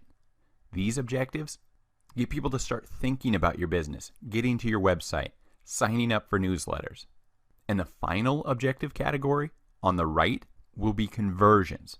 These objectives encourage people who are interested in your business to make that purchase, to sign up for your service. So as you can see, once you click that Create Ad button, here you'll be selecting your marketing objective under the campaign step. So awareness, consideration, conversion. For most of my clients, I start out with page likes to build their page up with likes and build social clout. People see, oh, they have 10,000 likes. That gives a little bit of clout. It gives a good feeling to that customer that other people are liking and following this brand. Then the next objective I use are post engagement. Unfortunately, in the past, just because people liked your page's posts would show up in their newsfeed. But anymore, the organic reach of Facebook page posts is under 10%. So you'll need to use post engagement ads to promote your actual posts to your entire page following. Another great one under awareness are reach ads that I use for local awareness. I use this for brick and mortar businesses, such as dentists. They don't have a nationwide reach, right? So I just do a 10-mile radius around their store, around their business. And we build awareness via free offerings, things to get people in the door, right? Then you can prove your customer service, your product, and so on. Then brand awareness ads. Think of billboards, Coca-Cola, Pepsi. These big brands, they're not necessarily promoting a single product, but rather just the brand, the logo. This is what these ads are for. If you just want to get your brand in front of the most people, these are great ads. So the ad type I use the most, over 50% of the time for my clients, are traffic ads. I want to get potential customers to my clients' websites. By doing this, I'm building a custom audience on that website for the pages these Facebook visitors go to. So as long as you set up your custom audiences correctly, these website click ads or objectives are great for building those custom audiences. Then later on, I'll use website conversion ads to retarget those custom audiences to close the sale. So maybe I just get them to the website, get them to a newsletter sign up, give them more info about the product or service. If they don't purchase it the first time to your site, no worries. We can retarget them again via website conversion ads. Hey, you've already been to this site, or check out this product just like this. These website conversion ads are a great way to retarget these people who initially came to your site via website clicks, so you can close the sale with website conversions. These are my two most popular ads. I will A/B split test ads within a traffic campaign to find my optimal demographics, my optimal age, my optimal interest to target. Then as I get my price down and my click rate up, then I start retargeting those custom audiences via conversion ads. I'd say the third and fourth most popular ads I use are video views and lead generation. If you haven't created videos yet, you need to start. Think about it. When you're in your newsfeed, do you stop on photos more often or when an autoplay video comes up? Data shows video engagement is much higher. So spend the time to shoot a video. Film it on your smartphone, whatever. Or even do a voiceover and create a slide-by-slide video using PowerPoint. You can save as a .mp4. Start using video to convey your marketing message. And finally, lead generation. Most customers don't want to leave Facebook. They're on Facebook for a reason, right? They don't want to go off-site to your MailChimp sign-up, to your lead page capture form. The beautiful thing about lead generation ads is that you can capture the person right on Facebook. You can capture their email, their phone number, and many other metrics right in that user's newsfeed without them leaving the site. So make sure to use a balance of all these marketing objectives, but think of them as steps. Building the awareness, getting them to buy into your brand, visit the site, give you a lead, and then finally conversion, close the sale, sell the product, get them to sign up for an offer, and so on. So now let's jump into Facebook ad targeting. Facebook enables you to use the targeting options available on the Facebook ad creation page, so you can reach a specific audience that matters to your business. Now, Facebook has 1 billion plus users that look at their newsfeed every day.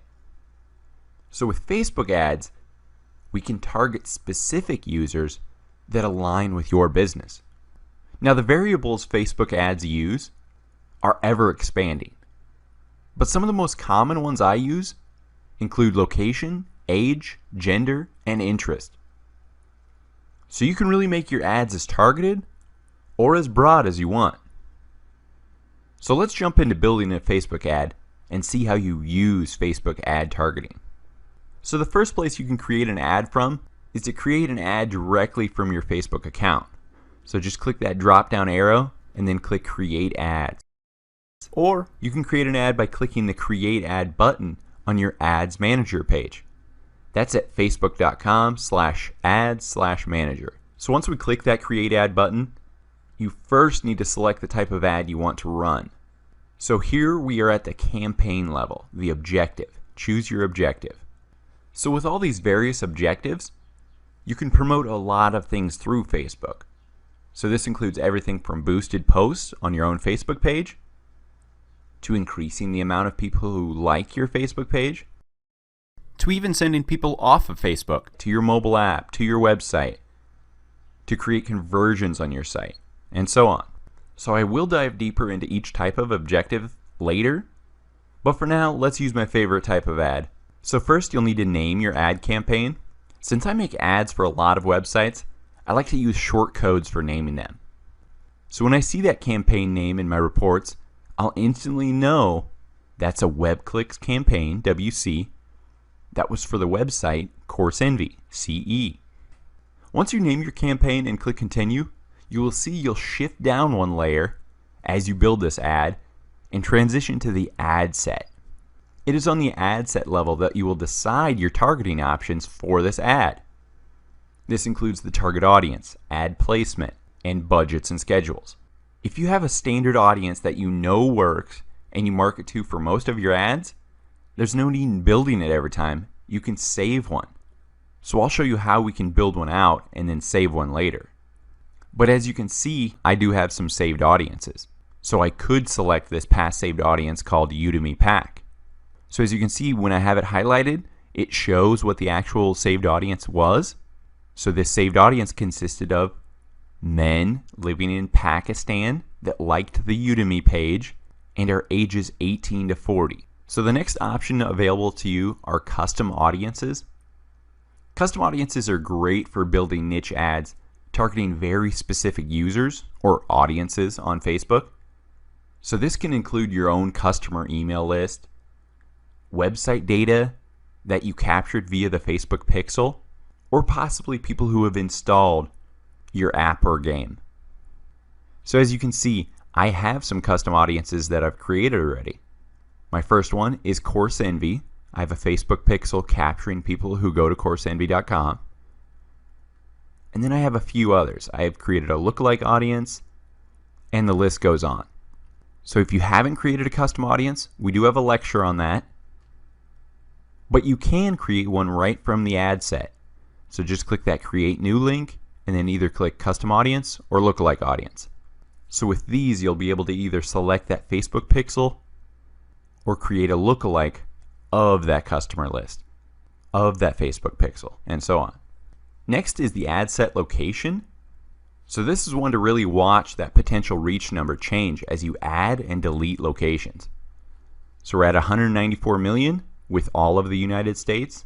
So I typed in Los Angeles, California, and selected a 25-mile radius. Look at this, we dropped down to 6.8 million people. Now think of how powerful a feature this is for you. Say you're running a local business, maybe a lawnmower repair shop. I don't want to market to people across the United States. I want to market to people within 10, maybe 25 miles from my shop. This is the same for so many brick and mortar businesses. Think of it, bakeries, restaurants, dry cleaners. Location marketing can be very powerful for you. So we keep scrolling down. Now we're to age, gender, and language. So first off, age. What is the age of your target market? By default, Facebook gives you 18 to 65 plus. That's pretty broad, right? So for some businesses, it's really easy to identify your age group. Say you sell wedding dresses.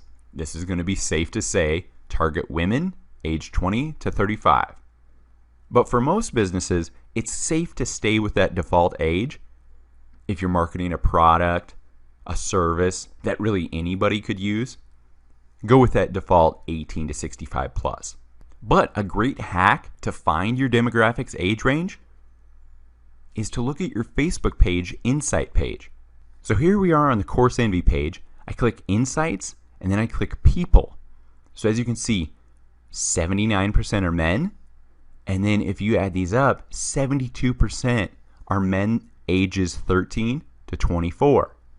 So it's safe to say, for Course Envy anyway, I should target men ages 13 to 24. So let's come back to this ad. We'll set the age range from 13 to 24.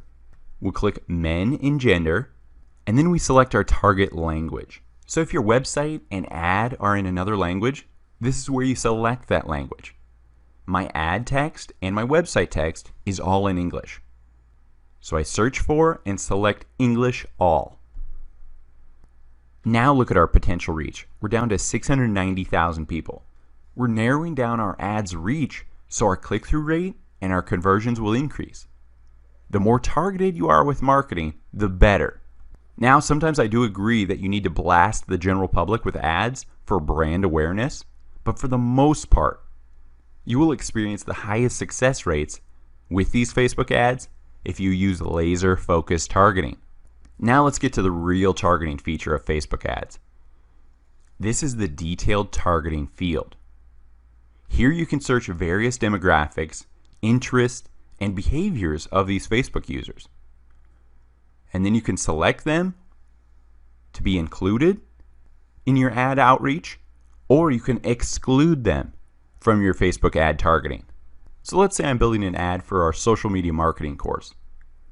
We would want to target Facebook users that are interested in marketing. So being interested in marketing is very broad, right?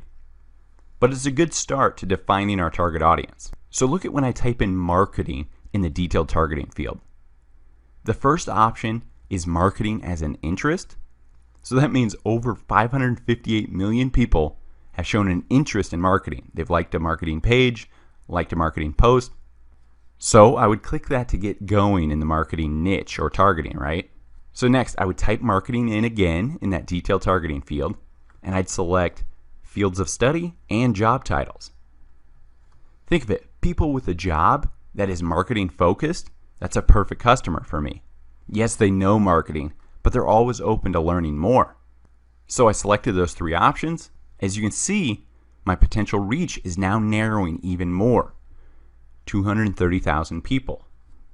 But as you continue adding interests and behaviors similar to this niche, you can grow this potential reach. See, look, after I added Instagram to the interest, my reach went up to 440,000. So this is great if my course was about Instagram, but let's say my course is just about marketing on Twitter. So I want to exclude people interested in Instagram. So by clicking exclude people, I can choose new details, new behaviors, interests, job titles to exclude from the audience I want to market to. So each new option you choose to exclude will decrease your audience size. So as you can see, I excluded Instagram, and that took me down to 71,000 people. So these ads will reach people interested in marketing, jobs that are marketing, and interest of Twitter, but it'll exclude people who are interested in Instagram. So now let's scroll down further in this ad set. The next option is connections. With this feature, we can reach people who have a specific kind of connection to your page, app, or event. So this feature can narrow or grow your audience by including people with that specific connection who also meet the other targeting categories you've selected. So one way I use this is if I want to target people who only like my Facebook page or friends of people who like my page. So if you want to market to people who just like your Facebook page, this is a great option for that. Or if you're looking to expand by word of mouth, if people see, oh, my friend liked that, let me check out that page. You market to friends of people who like your page. Or if you're a one-off business, you sell that service and then it's done, it's not very smart to remarket to those people. So maybe exclude those people who like your page because you've already sold to them, right? Remember how I said you can save audiences for quick use in the future? Well, here's how. So just click the Save This Audience link, and then you'll be able to name it for easy reference in the future. So once you finish placing this ad, you'll be able to find the saved audiences under that drop-down menu on any ad set page for future ads you create. The next section are placements. Where do you want your ad to show up? The options include everything from mobile newsfeed to Instagram to audience networks to desktop computers. So now for mobile, if your website isn't responsive or mobile friendly, then I would uncheck this option because you only want people to see your site on the most optimized platform, right? But honestly, if you don't have a mobile friendly responsive website you're driving customers to, you have a bigger issue than Facebook ads. Get your website mobile friendly ASAP. I personally like testing all my sites on mobile devices with the website www.mobiletestme. So before I select a landing page for one of my Facebook ads, I'll throw it into Mobile Test Me just to make sure it looks good, because anymore, most users are on their mobile device when they see your ad. So back to placements. I select automatic placements. I want users at any time and on any device to see my ads. Now the last part of this ad set section is budgets and schedules. So unless an ad is doing extremely well, getting you cheap clicks and cheap conversions, I don't like to max out my daily budget. Because no matter what, Facebook's going to spend my budget every day. So I prefer to set a lower budget of $5 and have it dispersed throughout the day. And then I set up 3 more $5 campaigns, and I can split test variables and various targeting methods, various ads, to see which one performs the best. Now, depending on if you're running a temporary sale or an ongoing evergreen ad, you'll want to select to run your ad continuously or set a start and end date. This next section, from my research, leaving the ad default settings here have produced the best results. Facebook really has these optimized. Next, you see ad scheduling. I personally run my ads all the time. I want people to constantly see them. But you can run ads on a schedule. Say if you have a Black Friday-esque sale or a live webinar that's only happening at a certain time. You can select Run Ads on a Schedule and pick the times you want those ads to run.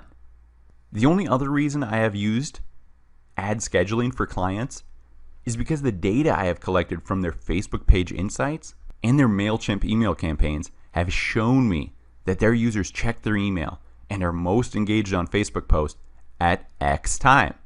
I know that certain time that their users are active. So if you have the data, go for it. Why not target engaged clients at their most active times? Finally, you want to name your ad set. Name it specifically, so again, within reporting, you can see, oh, this is Course Envy website clicks campaign. What's the ad set? Oh, this was Los Angeles men 13 to 24.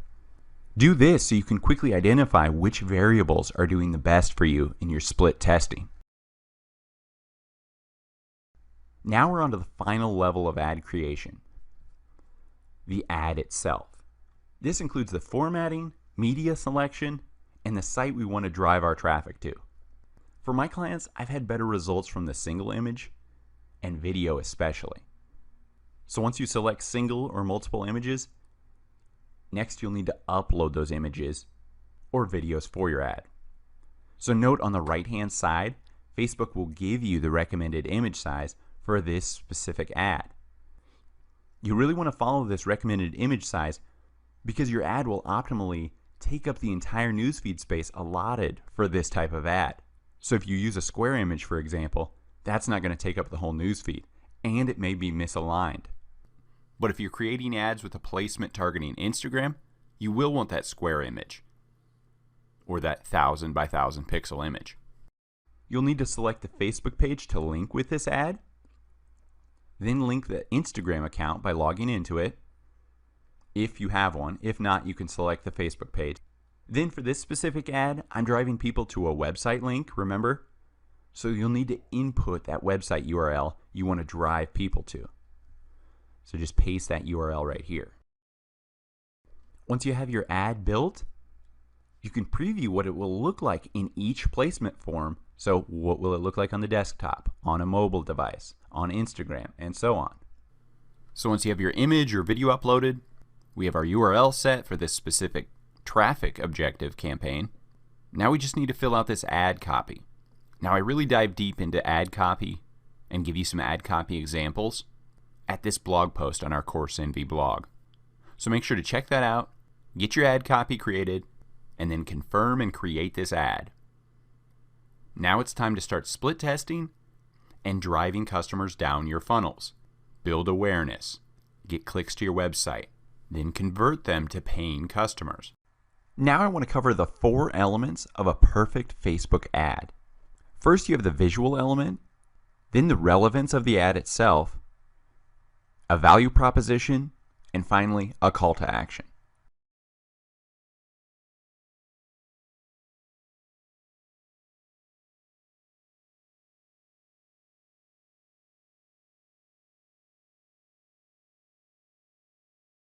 One note on text on an image: Facebook won't approve an image that has more than 20% covered by text. So this is a nice tool provided by Facebook, facebook.com/ads/tools/text_overlay. So you can upload an ad before you upload it to Facebook to check to make sure it only has 20% of the image covered by text. Because you don't want to go through building a whole ad and just have it disapproved because over 20% of the image is covered by your text. But as you saw in that Fabletics image, basically if it's less than a quarter of your image is text, you're usually pretty good. But this is a nice tool in place if you want to check your ad. What is the Facebook Pixel? The Facebook Pixel is a piece of code for your website that enables you to measure, optimize, and build audiences for your ad campaigns. Using the Facebook Pixel, you can leverage the actions people take on your website across all devices, desktop, mobile, tablets, etc., to create more effective Facebook advertising campaigns. You can measure conversions, whether that's a sale, a newsletter sign up, then you can get rich insights about the people who visit your website. With the Pixel, you'll also be able to automatically build custom audiences. This will consist of people who visit your website, or something as specific as the action of adding an item to their cart, or visiting a specific page, or signing up for a free incentive on your website. You can also create lookalike audiences with this Pixel data, therefore creating a list of people who are similar to your best customers or best clients, or people who make purchases on your website, and so forth. Finally, with the Facebook Pixel, I love to remarket to everyone who visits my site to just people who visit specific pages or take specific actions. Say a person adds something to their cart but doesn't make a purchase, with the Facebook Pixel, I can remarket to that exact audience. So go to your Ads Manager and click the top left drop-down menu. Within this menu, click the Pixels link. On this page, click the Create a Pixel button. Here, you'll enter the name for your pixel. Remember, there's only one pixel per ad account, so choose a name that represents your business. I like to compare this to Google Analytics. You have one tracking ID per website. So think of it, you need a new ad account and a new pixel for each new website you plan to advertise for on Facebook. One pixel per ad account so you can track these varying audiences, website to website. So type in that pixel name, then click the next button. Now it's time to install your pixel code on your website. So Facebook gives you two options. You can either use an integration or tag manager. So let's look at this. So if you have an e-commerce store or use Google Tag Manager, Facebook offers you a simple installation method by choosing your specific solution, Shopify, WooCommerce, and so on. So I have a few clients that have WooCommerce, so let's take a look at this. So Facebook offers a specific extension for your WooCommerce WordPress plugin. So we scroll down and it gives you further details how to install and activate this via plugins, add new, and then finally installing your Facebook Pixel within this Facebook plugin. But let's just go back. So if you use one of these platforms or tools, just click it and follow the steps. Or even request your own platform via this Request a New Tool.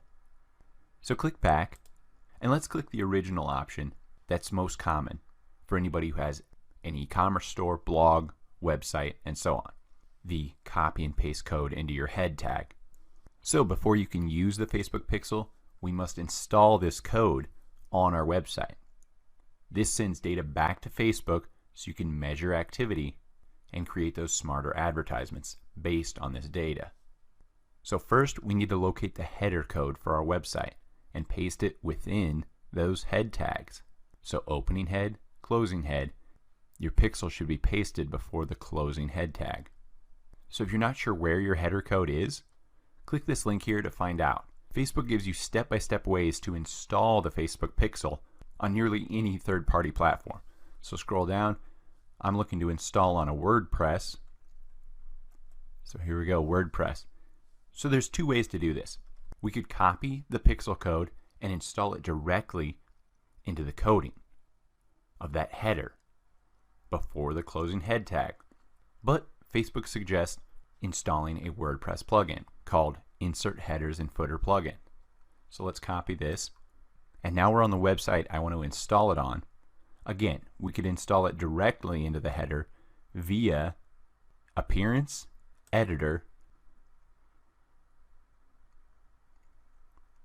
See the warning, editing this code is highly discouraged. But go over here to Theme Header, Proceed,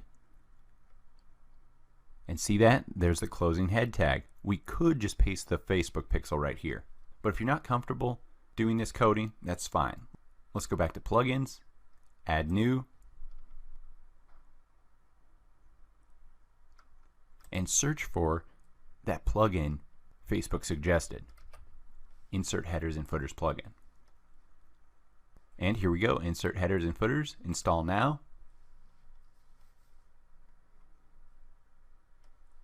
Activate. Now let's go to that plugin, settings, insert headers and footers. So scripts and headers, we have that Facebook pixel script we need to input here. So go back to that Facebook pixels tab, and here we go, copy the entire pixel base code and paste it into your website's header. So here we go, click to copy, great. Now back to that plugin and paste in your pixel code. Okay, we pasted in our pixel code. Now click Save. Go back to your Facebook Pixel tab. Let's scroll down. Click Next. Now we've installed the pixel base code. In this next step, we can install event codes. Events are actions that happen on your website, either as a result of Facebook ads or organic. Event codes let you track these actions and leverage them with your Facebook advertising. So you can use standard events that Facebook predefines to track and optimize ads for your conversions. So to track these standard events, you must install event code on specific pages of your website where these actions occur. So scroll down. So Facebook will give you event codes for the most common standard events. A search event. This should be placed on any search results page. Add to cart, initiate checkout, purchase, and so on. These short snippets of code, or standard events, need to be placed on the specific page that event happens. So purchase, this should be placed on the order confirmation page. So this will trigger when an order is completed. We can install these standard events later, so let's just confirm that our Facebook pixel base code has been installed. So scroll down, click Next.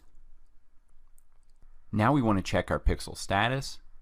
So we'll go to our Ads Manager and select Pixels from this drop-down menu to see if the status is active. It may take up to 20 minutes for your pixel status to change after you install it. Now if your pixel status reports no activity yet, your pixel isn't working. So you'll then need to go to the Download Pixel Helper page. It's at developers.facebook.com/docs/facebook-pixel/pixel-helper. Now if you missed anything or aren't installing this code yourself, possibly you have a webmaster, just click this email instructions button and add a recipient to email it to so they get all this information for installing your Facebook pixel, base code, and standard event codes. Once you input their email, just click Send.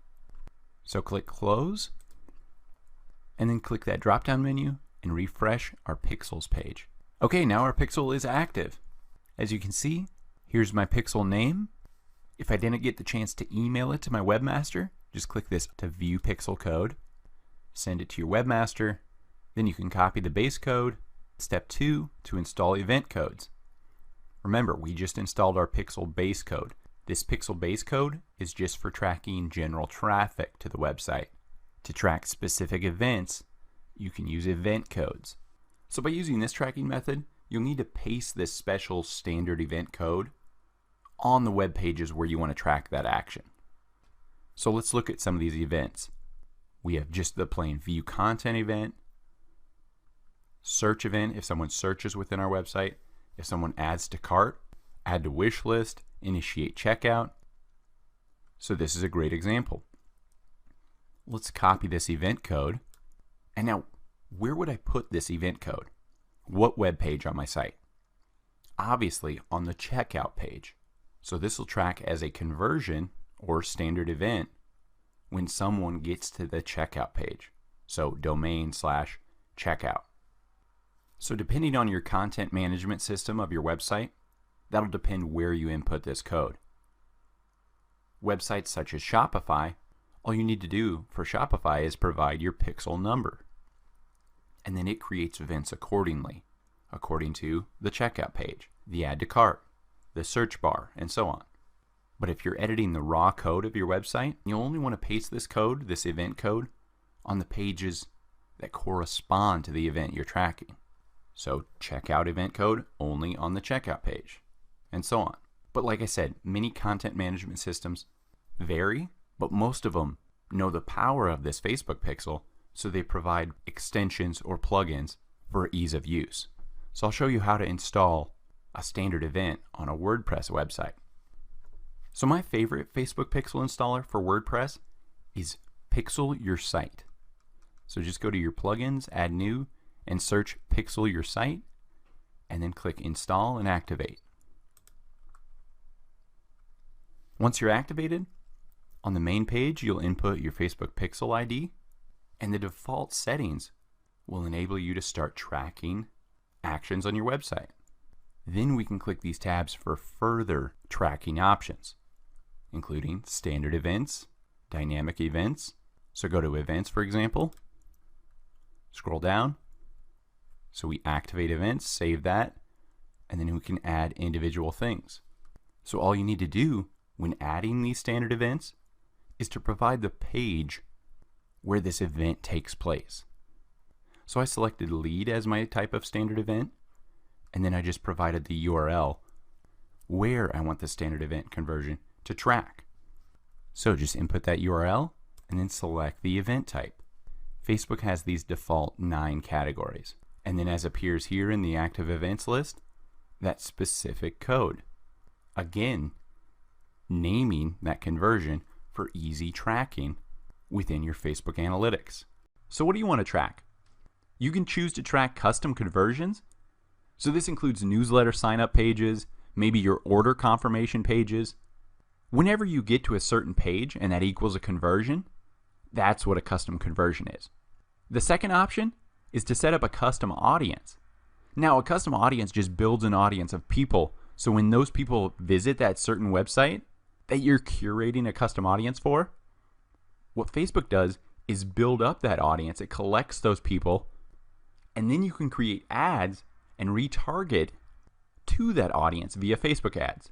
Or you can create a lookalike audience or a similar audience with this custom audience you've created via this pixel on your website.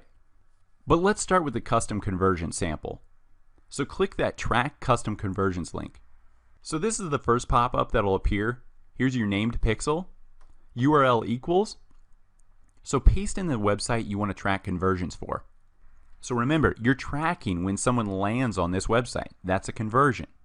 So once you type that in or paste in that URL, click on the Choose a Category drop-down menu and select the type of standard event code you want to track. So this is the list of conversions available to you for conversions. So when people view content, when people use the search bar, when people get to the add to cart or add to wish list page, and so on. So for this example, I just want to track people who view content on my specific web page. So when people get to CourseEnvy.com/Udemy, that is considered viewing content and therefore will fire the conversion pixel. And that equates 1 conversion. You're going to want to name this new custom conversion. So I like to be very specific. This was a view content tracking for what page?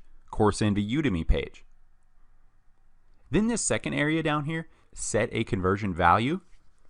If this conversion was for, say, an order confirmation page, and you know that the value of a sale or an order is X dollars, then you can enter that dollar amount. So basically, this is just an added feature that will create another Facebook analytics report that will show you the advertising cost per sale. So just click that Create button. So I want to break down what that Facebook pixel actually means. So as you can see, your website's original code, head, closing head. There's going to be other website code obviously in the head tag of your website. Don't worry about that. That's why I say go right before the closing head tag. So find this area right here and go to the line just before it to paste in your Facebook pixel. So you're pasting the Facebook pixel just before that closing head tag. Then number 2, your Facebook pixel code. This is what you pasted in right before that closing head tag. Now remember, one thing that's going to be different is obviously your pixel code. I just input 1, 2, 3, 4, 5, 6, 7, 8, 9, 0. So this will be one thing that's different. And finally, number 3 is your Facebook tracking. What is the standard event code that you're tracking? So as you can see, we're tracking that page view no matter what. But what specific thing about that page view? What specific event is that page view categorized as? When people add something to their cart. That's what this one will be tracked as. So this is your standard event code. Remember, ours was the tracking code for viewing content. There's a whole list of predetermined categories for these standard event codes. When Facebook ads first started, they used custom audience pixels and conversion pixels. You would use the varying unique code on every page of your website that you wanted to track for a specific event. So what the Facebook pixel allows is you to place this single pixel code across your entire website. The code doesn't really change except for that standard event code. So to track those varying events, all you do is add that little line of standard event code. So that original Facebook pixel you copy and paste it into a file or text file, that stays the same. All you're adding to it is that standard event code for the varying event that you want to track. So what standard events are available? These are what Facebook have currently. So there's a ton of them. View content, to purchases, to leads, to completed registrations. So again, here's your base code that you pasted into that file. The only thing that you're changing is the standard event code. So here are your event codes. So as you can see, FBQ, track, it all stays the same except for add to cart. Add to cart. So when you go into your Facebook reporting, Facebook analytics, you can sort your conversions by type or event, and you can see how many Facebook ads drove people to the conversion of adding to the cart. How many Facebook ads drove people to purchases. These standard events are to see how far people get in your funnel. Remember, the funnel is attracting them to your website, getting them to add it to your cart, and then getting them to check out. So what we're doing with these pixels is tracking people at every step of the way. So you might be asking, why do I care? As you grow and get bigger, you want to see where are people getting stopped in your sales funnel. Sure, view content's easy. You're getting them to your website. But why aren't they adding to your cart? Is your cart or add to cart button not easy to see?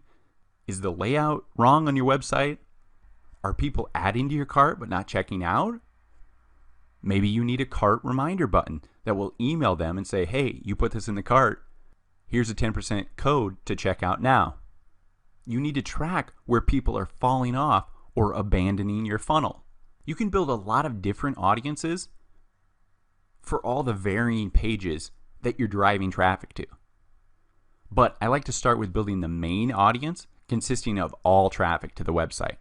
Next, name your audience something that you'll remember quickly and easily, because you're going to be accessing this when you create future Facebook ads or create future lookalike audiences. So for this, Course Envy, all site traffic audience. Then click Create Audience. Now this is where we can input that custom audience. Say I only want to target people that have visited my site. We just started this a little bit ago. So this is a fairly new pixel, right? Not many people are in that audience. So it's going to be very niche. Potential reach fewer than 1,000. So this is why I say set up that pixel right away, because you're collecting traffic every day for up to 90 days. So you can collect a lot of people and constantly remarket to them.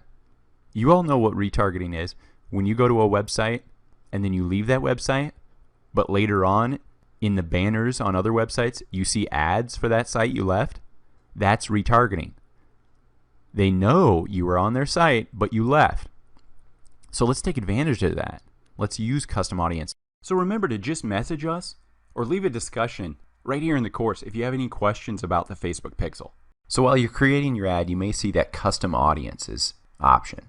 So basically what this is that you create a custom audience based on an audience that you've already created. Whether it's your Facebook page, you uploading a list of email addresses from MailChimp, or you uploading the phone numbers of all your current clients. With custom audiences, Facebook will build this list for you and then find these users on Facebook in accordance to that data you gave them. So if you're pushing out a sale to people who've already bought X item, maybe you've sold them a bike already, now you have a sale on bike racks, you can target those people who have purchased a bike already on your website with this specific ad of bike rack for sale. So once you upload these lists, etc., Facebook will take about 30 minutes to curate that list, build that list. Then you can select these custom audiences in future ad creation sets. Okay, so once you're on your Ads Manager page, that's facebook.com/ads/manager, you're going to want to click in the top left here, those 3 lines. In this drop-down, under Assets, click Audiences. Now it's on this page, you can click that blue Create Audience button, and you can create a custom audience, lookalike audience, saved audience. So let's first look at saved audience. This is if you're creating ads constantly and you're targeting one specific audience. Why rebuild that audience in each ad? Let's create this audience and save it. So you want to name it something very specific to that saved audience. Usually I include my demo. So let's go 18 to 34 male USA like Udemy. So we have USA 18 to 34 male. Then I could add language and other variables. Make sure to just include it in your audience name. But remember, my only one targeting requirement was Udemy. They liked Udemy. So enter that. Interest. I'm going to just save or create that audience. There we go. So next let's do custom audience. Customer list. I can upload Excel files, MailChimp files of emails, phone numbers, exact Facebook user IDs. You can upload the specific customer list and target to them for upsells or future sales. Maybe say you're an oil change shop and you got a phone number of someone when they got an oil change. In 3 to 6 months, you can target to them and say 10% off, $5 off, etc. your next oil change. This is a great way to build recurring customers. Next is website traffic. So create a list of people who visit your website or view specific pages. So this is via that pixel. So I can select anyone who visits your website, select the duration, and then naming that audience. And then finally app activity. So this creates a list of people who have taken specific action in your app or game. So if they've downloaded your app, this is a great time to push a promo to them, or maybe push your next app you've developed to them. They've already made that conversion or that download, purchase, etc. on your app. Now you can push something to the next level to them. Then one of my favorite custom audiences is engagement on Facebook. I can create custom audiences of people who have engaged with my content on Facebook. So let's click that. So what kind of engagement do you want to use to create this audience? First, video. So we can choose content from our Facebook page. So videos we've recently posted to our Facebook page. Now from working with clients, my own personal testing, some people like basing off of seconds watched, but I like building an audience of people who are committed to my content. If they watched nearly 75% of my video, they obviously were engaged by it. So I get the best results from the percentage watch and at 75%. And then we choose our video. Select the page you posted this video to. So select that video, confirm. Now this audience can consist of people up to 1 year old. Most of my ads I like to keep very relevant, so I keep them within that 10 to 30 day range. Then be very specific with naming your audience, because as you build these audiences, you want to instantly differentiate between them for speed of ad building. So I instantly can tell this is my social media marketing promo that's been 75% watched in the past 30 days. Create audience. Next, we can create a list of people who've engaged with our lead ads. So click that. First, you'll select your lead form that you've created for your ads in the past. Then what do you want to include? Anyone who has opened the form? People who have opened but didn't submit the form? People who opened and submitted the form. So obviously, engaged people that you want to re-engage with. This is my money targeting one. People who opened it but didn't submit it. They were intrigued. How can I close the sale?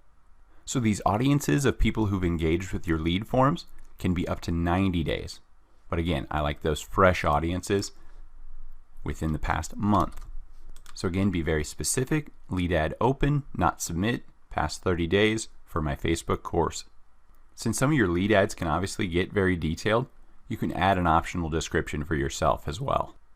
The final custom engagement audience I prefer the most is page audience.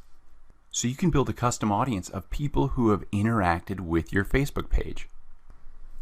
So first, select your page. What type of engaged person do you want? People who engaged with your page? Anyone who visited your page? People who engaged with a post or ad on your page? People who clicked any call to action button?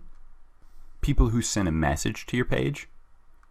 People who saved your page or any post? A few ads I like basing around this custom audience is first, people who send a message to my page. These are obviously very engaged people. They have a question. They're inquiring more about my business. Let's market to this engaged audience. Then my next favorite is people who clicked any call to action button. You have that call to action button right below your cover photo, right? My advice is to always have that call to action button based around an incentive item. So I like to remarket that incentive item or upsell to these people who clicked that call to action button. Then finally, my third favorite, people who engaged with any post or ad. Why not remarket or market future post engagements to this audience? They're engaged people.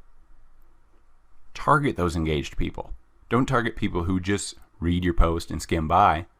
Now we can build a custom audience of people we know are engaged with our content. So besides custom audiences, the next type of audience is a lookalike audience. So a lookalike audience finds new people on Facebook who are similar to your existing audiences. So you can first choose a source, and that source can be your Facebook page or a custom audience. So choose that source here. So I choose my Course Envy page. But again, if I had a list of customers or some other custom audience I built, I could select that and have Facebook go out and curate a lookalike audience of that custom audience. So for this one, I'm selecting people who liked my Course Envy page. Then I can select what location we want to target for this lookalike audience. So you can look at your page insights to see where most of your page likes are occurring. And if you know your business at all, you'll know where are your sales, where are your clients based. For us, we know 33% of our market is in the United States. But a close second in the 20% range is India. So I would like to create two lookalike audiences for our Course Envy page, one based in India and one based in the United States. So let's do India first. Then we want to select the audience size. The audience size ranges from 1% to 10% of the total population in the countries we choose. So as you can see, we're at 2 million people right now with 1%. Let's scroll this up all the way. We're at 20.5 million people. I like to do the 1% because the 1% will be more closely matched to my source audience, my Course Envy page. So you can A/B split test this, but from my data, I prefer the 1%, no matter what source or location I'm pulling my lookalike from. So click Create. So as you begin to build various custom audiences, you'll see that it's slightly limited. Custom audiences are for targeting and excluding these various sets of traffic. Custom audiences are not for conversion tracking. Conversion tracking requires standard events or custom conversions. So which should you use? Standard events or custom conversions? They both allow you to track and optimize for actions across your website. So a general rule of thumb, standard events give you more features, but custom conversions are much easier to set up. So if you're not comfortable with editing your website's code, I recommend using custom conversions. If you don't mind working with standard events and adding these parameters to your website coding, then I recommend standard events. Here are the differences between a standard event and custom conversion. Standard events are created by adding the Facebook pixel base code. You can customize them with parameters, you can aggregate the reporting, and they're compatible with dynamic ads. Custom conversions require no extra coding. These are created right in your ads manager. These conversions are customized with URL rules alone. They have a separate reporting function, but they are not compatible with dynamic product ads. So first, standard events. Standard events allow you to track specific actions or events on your website. These include specific page view, search, add to cart, checkout, lead capture, or registration. Standard events require you to customize the pixel code for that specific event via a small modification. So this modification to your Facebook pixel code requires editing the standard event code.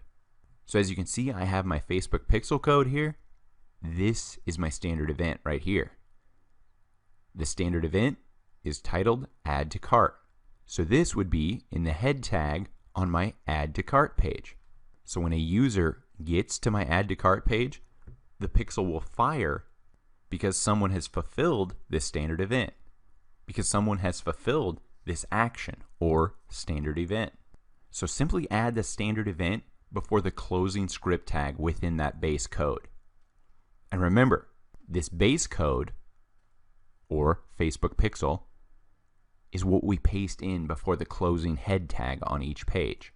So this standard event edition of Add to Cart, this would be added before this closing script tag on the Add to Cart page. So make sure to place the code only on pages that correspond to the event you are tracking. So for Facebook reporting, it's going to report X number of people made it to Add to Cart. And then you can create custom audiences around this event and retarget people. Maybe they just got to cart but never checked out. You can create very specific audiences around these event codes. So the most common standard event codes I track is the make purchase or complete registration events. So these are for obviously tracking my sales and my landing page signups.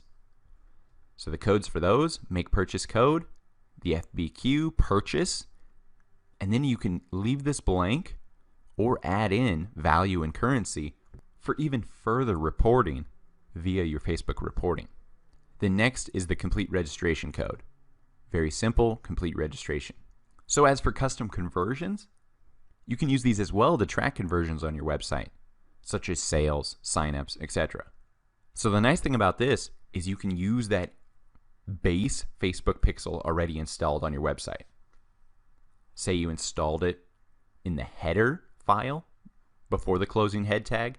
That Facebook pixel is on every page of your website, so no new pixel nor no new coding is needed. Custom conversions just pulls data from people who landed on a specific website.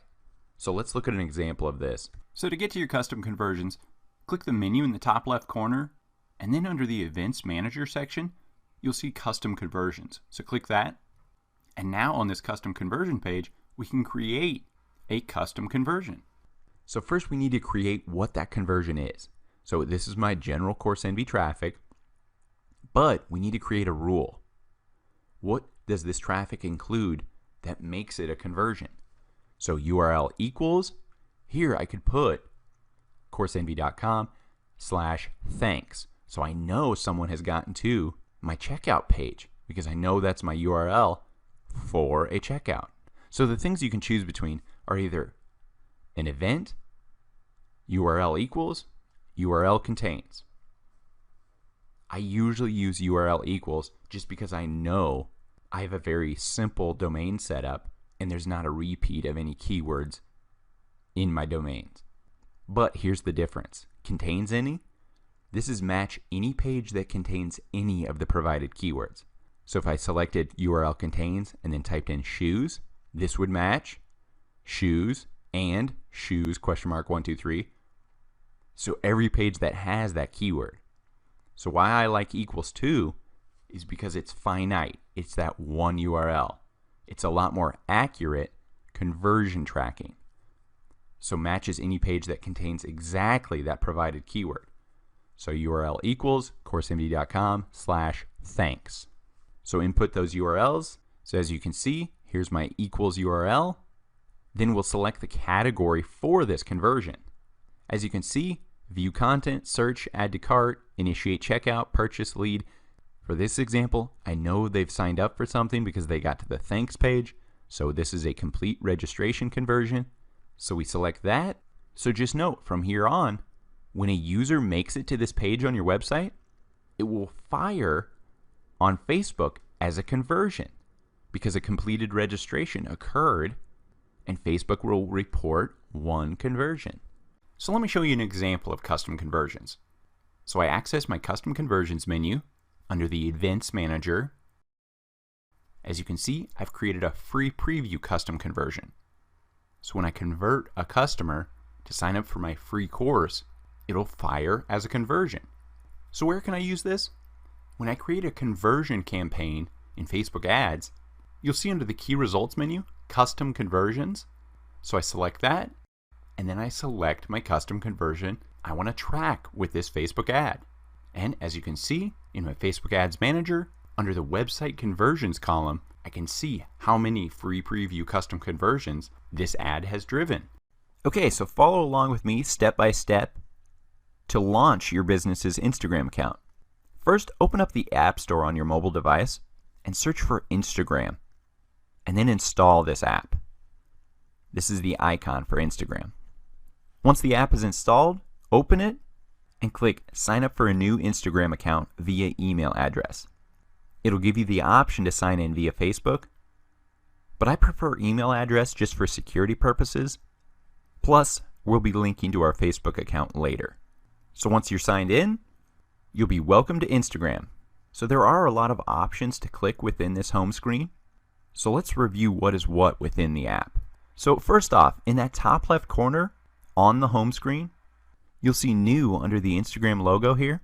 This is an Instagram story. So Instagram stories let you share all the moments of your day, not just the ones you want to keep in your profile grid. So as you share multiple photos and videos to your Instagram story, they'll appear together in a slideshow format. And you can see your story right in the horizontal feed at the top here. So your story, and then other people you follow, their stories will appear here, always when you're on the Home tab. So with Instagram stories, you don't have to worry about overposting. Instead, you can share as much as you want throughout the day. And the cool thing about Instagram stories is that you can bring your story to life in many new ways with text, emojis, drawing tools.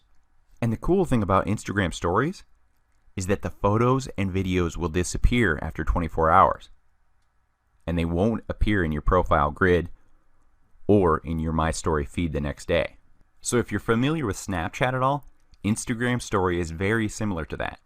It consists of videos and pictures that disappear every 24 hours.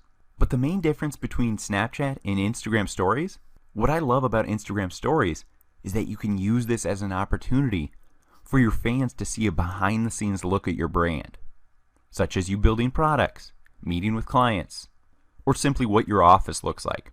And remember, these mini stories just last 24 hours. So customers must be engaged with your Instagram page daily or they're going to miss out, right? So the Instagram story pairs well with your Instagram profile grid, as that grid consists of short videos and still photos that represent your brand long term. And with a quick scroll, new customers can learn a ton about your brand via your profile. But once they start following you, they can see your daily story. So let's tap that Instagram story provided by the Instagram team. Since you aren't following any users yet, they're your only story you can view. So as you watch this story or slideshow, you'll see they use a nice mix of all the available features in the story. Pictures, on-screen text, emojis, drawings, videos, and short looping videos called boomerangs. So to create your own Instagram story, tap the plus sign or the camera sign in the top left corner of your app to create or add to your daily Instagram story. So remember, you have two options for capturing media in Instagram. The top left button is for adding to your Instagram story, and this story disappears every 24 hours. So this is great for those short videos and photos of your daily activities. The other option to add media is that bottom middle button. This is for adding to your Instagram profile grid. All those photos and videos connected to your profile permanently, those photos and videos don't disappear every 24 hours like they do in story. Rather, they are in your Instagram profile forever, unless you manually delete them. Next is the top right corner, Instagram Direct. With this, you can message users directly. This is great for direct marketing, coupons, promotions, and other things to your own users. Or you can contact other brands, possibly brands with a bigger following or a blogger with a bigger following, and ask them for a sponsored post. The next tab from the bottom left of the screen is Instagram Search. Instagram Search is a great way to find relevant people to follow. You can also learn what other successful brands are posting, see what hashtags are trending, and much more from this search function. I love to use the search feature to find engaged users. So first I will search for brands and pages that will have followers similar to mine. For example, if I'm selling Alabama sports gear, I want to search people who care about Alabama sports. So I input Alabama into the search, and the first page that comes up is Alabama FB. So I select that page, then I select a relevant photo, and once on that photo, I click the likes. So as you can see, this one has 7,225 likes. By doing this, you'll bring up a list of likers or users who liked that photo. So I then follow all these users that liked this photo. So I do this because not only are these users engaged people who like photos, but they also like photos of a brand that is similar to my clients. Therefore, these users will be more likely to follow my client's page and engage with my client's content, the Alabama sports gear. The next icon is the heart icon at the bottom. This is Instagram activity. So you can tap following at the top to see activity from people you follow. And then you can tap the you option to see the most recent activity for you, including people who've started following you, people who've mentioned you, and likes and comments on your photos and videos. The final icon in the bottom right is your profile page. So this is what I was talking about. While Instagram story only shows up on your home feed and disappears every 24 hours, this profile grid of photos and videos is permanent unless you delete one of these. And to add these permanent photos and videos, just click this center button here to add. So on this page, you can really make your profile pop. By clicking the edit profile button, you can edit your profile picture, your username, your bio, and then a website. So now let's tap the settings icon in the top right corner. So since we are a business, we want to switch our Instagram account to a business profile. So tap that option. So click through the prompts on this business profile setup, then log into your Facebook account that you created your Facebook page for this business within. Then scroll through the Facebook pages you own, you manage, or you're an admin for, and select the correct one. So since you're setting up a business profile, you'll need to provide contact info like most businesses do provide, an email, a phone number, and an address. Only provide an address if you have a physical location or an office location. Don't provide your home address, obviously. Then tap Done, and as you can see, we have a new business profile. There's our contact, and here's a new thing that came up. Click this chart icon in the top right. So these are Instagram insights. These give businesses actionable information about who their followers are and which posts resonate better than others. And you can find all these insights right within the mobile app. So by learning more about the behavior and demographics of your audience, you can create more relevant and timely content. For example, my client should post from 5 p.m. to 7 p.m. as that is when his followers are active. As you can see under followers, 5 to 7 p.m., most active. Now there's two ways to create Instagram promotions. You can create Instagram ads via your Facebook page at facebook.com/ads/manager, or you can promote from within your Instagram business profile. So on your profile page, just tap a post that you want to promote, scroll down under that post to reveal the promote button, and click that. So on this promote page, you'll choose what type of promotion you want for your Instagram post. Once you select your ad type, you'll first select your call to action button. Then scroll down and choose your target audience. You can select automatic or create your own. Next, you will select your total budget and the duration for running this ad. On the final screen, you'll review your ad, add a payment method, and tap promote to launch your Instagram ad. So if you just have an Instagram account and no other social media accounts, then I advise getting the best username possible. And this includes using keywords and search terms specific to Instagram. For example, OTD, or of the day. A great example of this is @Coffee of the Day. It's an actual coffee brand, but they locked up a great username, they locked up the great keyword of coffee, and a highly searched term, OTD, of the day. And by combining the two, they're getting passive followers constantly. The next one is of Instagram. An example of this is one of the largest Instagram pages, Dogs of Instagram. You would think dogs would be the biggest handle, but it's Dogs of Instagram has the largest following. Next is IG or Insta. So some examples of this is IG Fit Guide. So simply at the beginning or at the end of your brand name. Or this example, IG, great keyword. Next is Insta. So Insta Cars, Insta Dogs, Insta Coffee, and so on. So if you've already created your Instagram, you can actually change that Instagram handle yet. Just go to your profile button. Remember that's on the far right bottom. Click the Edit Profile button. Then in the box right below your name, that's the username. Click within that field and edit it as you like. If the username isn't available, a pop-up will prompt you telling you to try again. Optimizing your Instagram profile is crucial for your brand success. So one great thing to optimize is your name.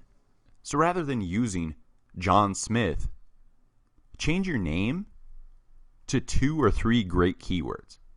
So for this brand example, Fit of the Day, Fit OTD, their name is home and gym workouts. 2 highly searched keywords, workout at home, workout. These have posts in the 45 million range. So I found this via the search icon at the bottom of your nav bar. Start to type in keywords to see what has really high posts, what keywords are used often in hashtags. This is a great way to decipher and choose between words to add to your username and your Instagram name.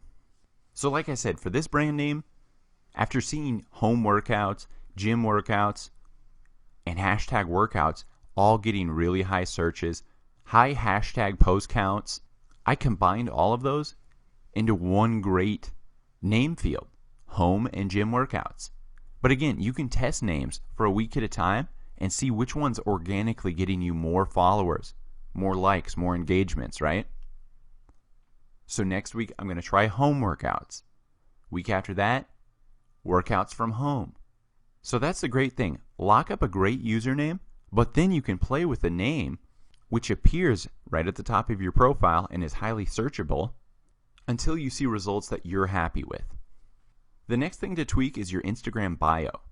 Your bio can only be 150 characters, so make every word count.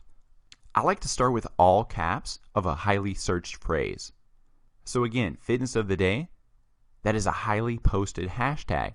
So let's take advantage of that as our intro phrase to our bio. So instead of periods, I like to use emojis to separate sentences, as eyes are visually drawn to them. So fitness of the day, muscle arm, burn fat and build muscle with our workout of the day. Workout of the day is another great hashtag and highly searched keyword. Film camera, tag us or email us for sponsored posts. And then there's our email specific email address, not our register email. This is the one that we want people emailing. We input at the end of our bio. And always end your bio with a nice call to action. What do you want your customer to do on this page? They see this and say, oh, I work out from home. Let me film this and see if I can get my post on there. Or maybe I have a fitness product. Wow, this page is getting a lot of followers. Let's see if we can get one of their girls to use our yoga block, use our workout machine, things like that to do cross promotion. And this client, IFTTT, they will benefit because these people will be contacting them for sponsorships. One more note on your bio and why to use the keywords within it is because that's what's actually found in your meta description when people search for you on search engines. So if somebody searches IFTTT in Google, they'll most likely find your website first, but then the second or third item could be your Instagram.com/IFTTT. So by using these keywords within your bio, you're increasing your SEO for those keywords because they appear within the search on these various search engines.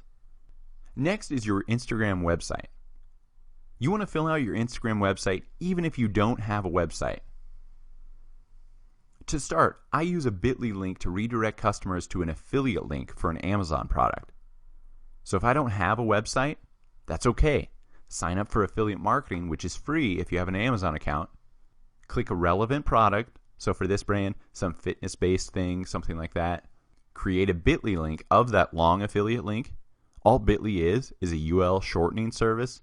So it takes a long link and makes it short. So for this example, I could create bit.ly/IFTTT. That'd be my URL. So when people click that, it'll be redirected to that Amazon affiliate link for that product. If they purchase it, I get a commission of that sale. So don't ever leave your Instagram website field empty. If you have a domain, great. Insert it here. If you have a blog, great. Insert it here. If you don't have either of those, if you don't want to sign up for affiliate marketing on Amazon, input another social media network, your twitter.com/IFTTT. You can cross promote your platforms. But back to bit.ly. I like to use bit.ly just because A, it shortens the URLs, but B, it's great to track clicks and see how many clicks I'm actually getting to that specific link. So by setting up that bit.ly/IFTTT, I can log into my bit.ly account and see how many clicks that actual link is getting. So I can see, oh, this is driving 5,000 clicks a month, all via Instagram. Next is your profile photo. Your Instagram profile image is another item you can change weekly to test what works best for attracting new followers. My rules of thumb are as follows. Upload a 180 by 180 pixel photo. You want this larger image because it'll stay at this high quality whether the person is on mobile, maybe on their iPad, or on a large viewing screen on their desktop. So it's best to upload the best quality, and of course Instagram can shrink it down to a mobile device if needed. My second rule is to use a bright color for the background and then include a short word or possibly your brand name or even a hashtag in the center of that image. Again, looking at the search for workout, we're number 1 and it really jumps out at it. Bright pink, the word fit right in the center of it, I get what it is. If you don't have a great brand name or a short word that would fit in a layout like this, a quality product shot also works great. A quality product shot also works very well. Check out these great Instagram profile images. So starting at the top there, the fat Jewish. This guy's a funny comedy guy. He has a recognizable face for his actual followers. So he just made a cartoon of it. A unique spin on a profile image of a recognizable celeb. Next is a highly followed sunset handle. Let's show off a preview of how great our page is going to look, of all these beautiful sunsets, all these beautiful sunrises. Great profile image for them. And finally, National Geographic. If you have an established brand name or you're an up-and-coming brand name with a cool logo, use that as your profile image. So the number one best thing to post on Instagram are high resolution photos. Smartphone photos are good for an in-the-moment action and instant upload, obviously. But consider hiring a professional photographer or using your high-def DSLR camera to take those high-def images of your products, of your brand. Then send them to yourself or upload them to your phone. Then you upload those to Instagram. This product shot, for example, on Zappos, it was taken externally on a DSLR camera, then touched up in Photoshop, then uploaded to their Zappos Instagram page. Number 2, post photos of your products being used. A powerful way to tell your company's story is through photos of people using your products or services in the real world. Look at Lululemon here, a woman leading a large yoga class in her branded apparel. Number 3, post photos of your business behind the scenes. For the Tom's brand, these images were great for providing an authentic voice and real connection to the people behind this brand. Number 4, jump on hashtags. For example, hashtag selfies, hashtag TBT, this is Throwback Thursday. You share images from the past on every Thursday. Hashtag OOTD, this is outfit of the day. Hashtag POTD, this is photo of the day. Take a note from the selfie queen herself, Kim Kardashian. She has so many selfies, she actually published a book called Selfish. Literally a book of selfies. For number 5, we have quotes. I love to share a popular or funny or inspiring quote. And oddly enough, quotes get some of the strongest engagement, likes, comments on Instagram. For number 6, we have memes. Your Instagram will feel fun and lighthearted when you sprinkle in a few memes. Now, you don't want to do back-to-back quotes, back-to-back memes, but for every 3 to 5 product shots, behind-the-scenes shots, high-quality photos, I like to sprinkle in a meme or a quote. Sometimes it's even great to create a meme about your business or about your product and see if you can start that meme going viral. I like to use sites like memegenerator.net or imgflip.com or the Fonto app. The Fonto app is great because you can just upload that image right on your phone and then overlay text in any area of that photo. For number 7 is videos. I like to use them as an intimate sneak peek behind your brand, behind your company. You're providing fans this unique view and actual video footage of you at work, of you working with your celebs, of you maybe taking those product shots, of you creating that recipe, of you being interviewed, maybe a how-to video. Or like I said, maybe a sneak peek into your own life, not just about the brand. Say you're at an event or on vacation, a nice little video footage to show them, hey, this is where we're at. This is what's going on. A lot of people don't have the attention span for a full-on YouTube video, where they will have the attention span for an Instagram video. Number 8, collage and tiling. Once you really start to flesh out your content and get a lot of posts on your Instagram, some cool things to play with are tiling. Look at the bottom image there on Tom's. It takes posting 3 photos in a row, but it can have a very cool effect in your newsfeed. So when people scroll up in your feed of photos, they'll see this 3-photo series. So for tiling like this, Insta tiling is great for creating these grid images. Another free app that is made by Instagram is called the Layout app. This is where you can stack those 3 images together like in the top right photo. We can do a split screen, we can do 4 images in one. A lot of cool preset collages and tiling options available in this app made by Instagram. Number 9, maintain a color theme for your photo grid on your profile page. Someone I always suggest to check out is Michelle Fan. That's at Michelle Fan. She has amazing color branding and theme work. So as you scroll through her page, you can see that she's used the Layout app for collages, and she's used the same filter to keep a very similar color theme from each post to each post. So as you can see, she has kind of a purple pink hue. She does that for all her photos. She tries to keep that color theme in each photo. So as you scroll, it's very visually pleasing and not so drastic. Not like going from hot pink to bright green to yellow to black. That's not very visually pleasing. Studies have shown If you use a color theme, it's visually pleasing and people keep scrolling up. Number 10, try to post something new every day. Some examples: try clouds, a sunset, something at nighttime, flowers or nature, patterns out in nature, maybe your pets, your animals, your daily routines. What are some inspirational quotes or inspirational habits you do every day that you could share in the form of a quote? What are some things you love? What are some things you want? Again, take advantage of those hashtags like TBT, Throwback Thursday, to post a childhood memory. Post some behind the scenes photos of the technology you use to create your products. From my experience, close-up photos get a lot of likes, whether it's texture shots on your products, close-up of eyes for makeup, and so on. Another fun post is describing what's in your office, what's in your bag. People like to see what you as a professional have in your personal life. Another important tip about creating content: don't let your hard work get screenshot and rebranded on someone else's Instagram or any other social media network. Brand your content. Download an app like Fonto, Photoshop Express, or Watermark Pro. You could do the same with text in Photoshop Express, or with Fonto, I could overlay my website domain in a small font size anywhere on the photo. So when should you post to Instagram? According to the app Later, the following data was captured for the best engagement times, so the best times to post on Instagram. And by engagement, I mean likes and comments divided by the number of followers gained.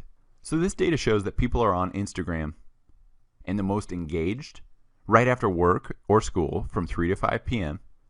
and around bedtime with spikes at 10 p.m. and 1 a.m. So these are great times to post your actual content because you're going to be at the top of their newsfeed. Captions are extremely important on Instagram. A caption can make or break even the most spectacular photo or video.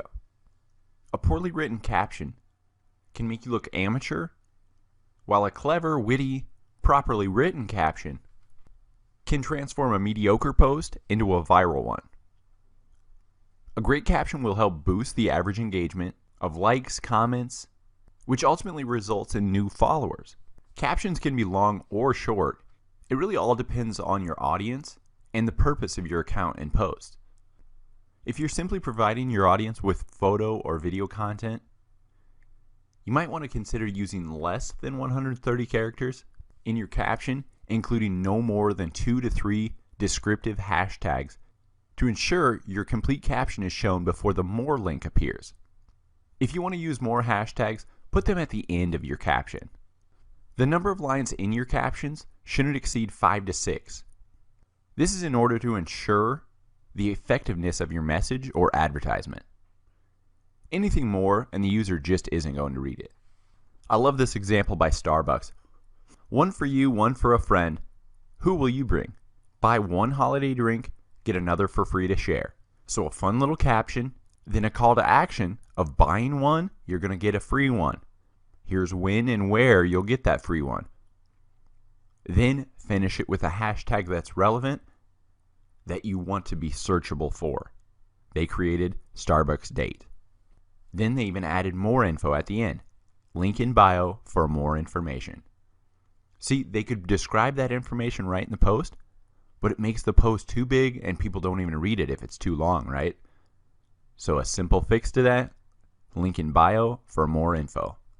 So as you can see in this post, the more link comes up after 3 lines, and there's 130 characters before that more link. So my rule is get your call to action in the first 50 characters. So depending on what device your person is seeing it from, Android versus iOS versus Windows, the minimum characters shown can be as low as 50. This example was on an iPhone, so it was all the way up to 130. But depending on your device, it could be as low as 50. So that's why I like that call to action in the first 50 characters. So keep it clean and short, and use 1 to 2 emojis max. So for those great call to actions, here are some examples. I love to ask questions in my caption.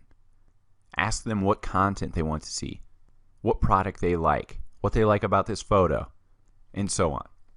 If you're trying to grow your following, ask them, follow, @username, share, tag us in your photos.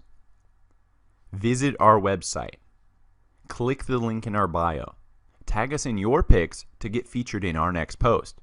Include your hashtag in the comments and tell them to post with that hashtag to win. And finally, I like to just ask people what I want. Look at this example on the right. Double tap your favorite flavor. It's kind of a swindle way to get a like, right? Ask for that like. Ask for that tag. Ask for a comment. If you ask a question, people are going to reply via a comment. By asking, you're increasing your engagement.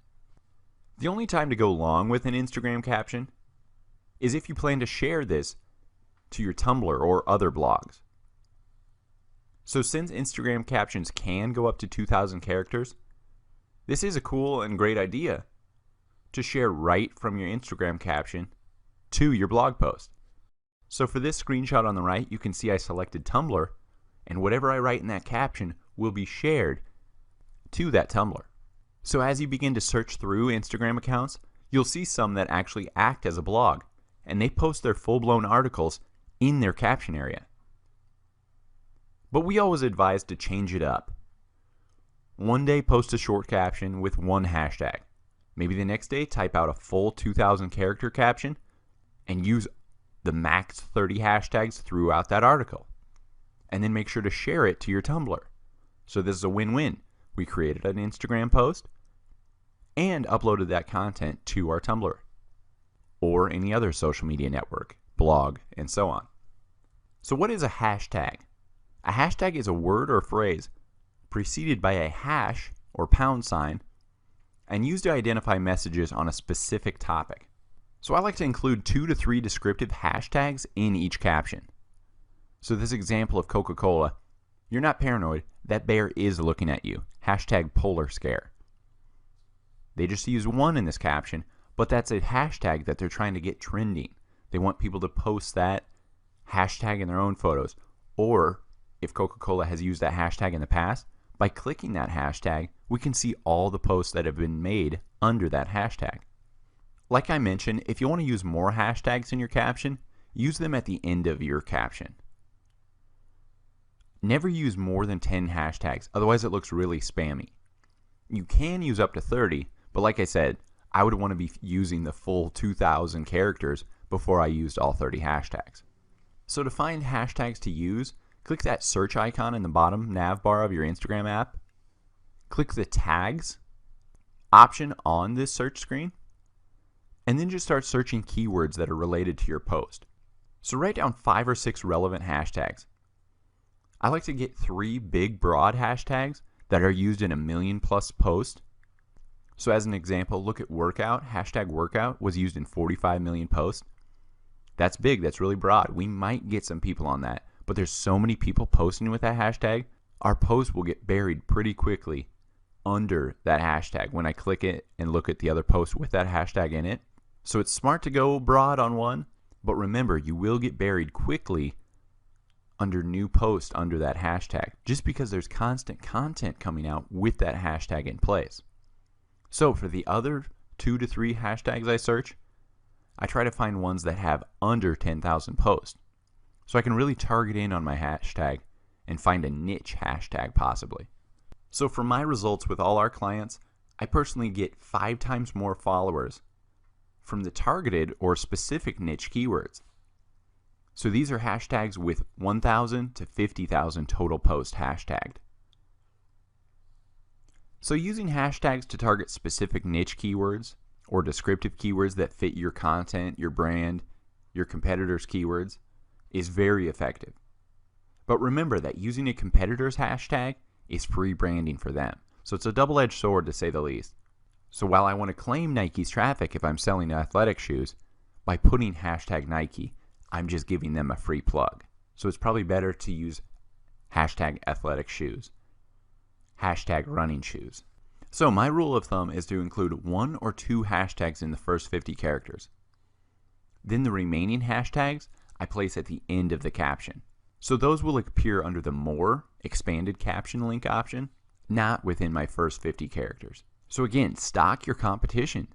See what gets them the most likes and mimic their wording as you begin to really build your content. These big brands have teams of people running their social media accounts.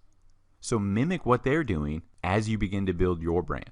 Some of those large, highly used hashtags include hashtag love. There's over 500 million posts on Instagram that use the word hashtag love.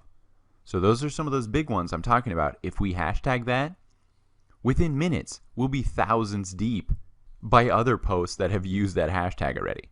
So getting discovered via these big hashtags usually doesn't happen. That's why I say those niche hashtags are better.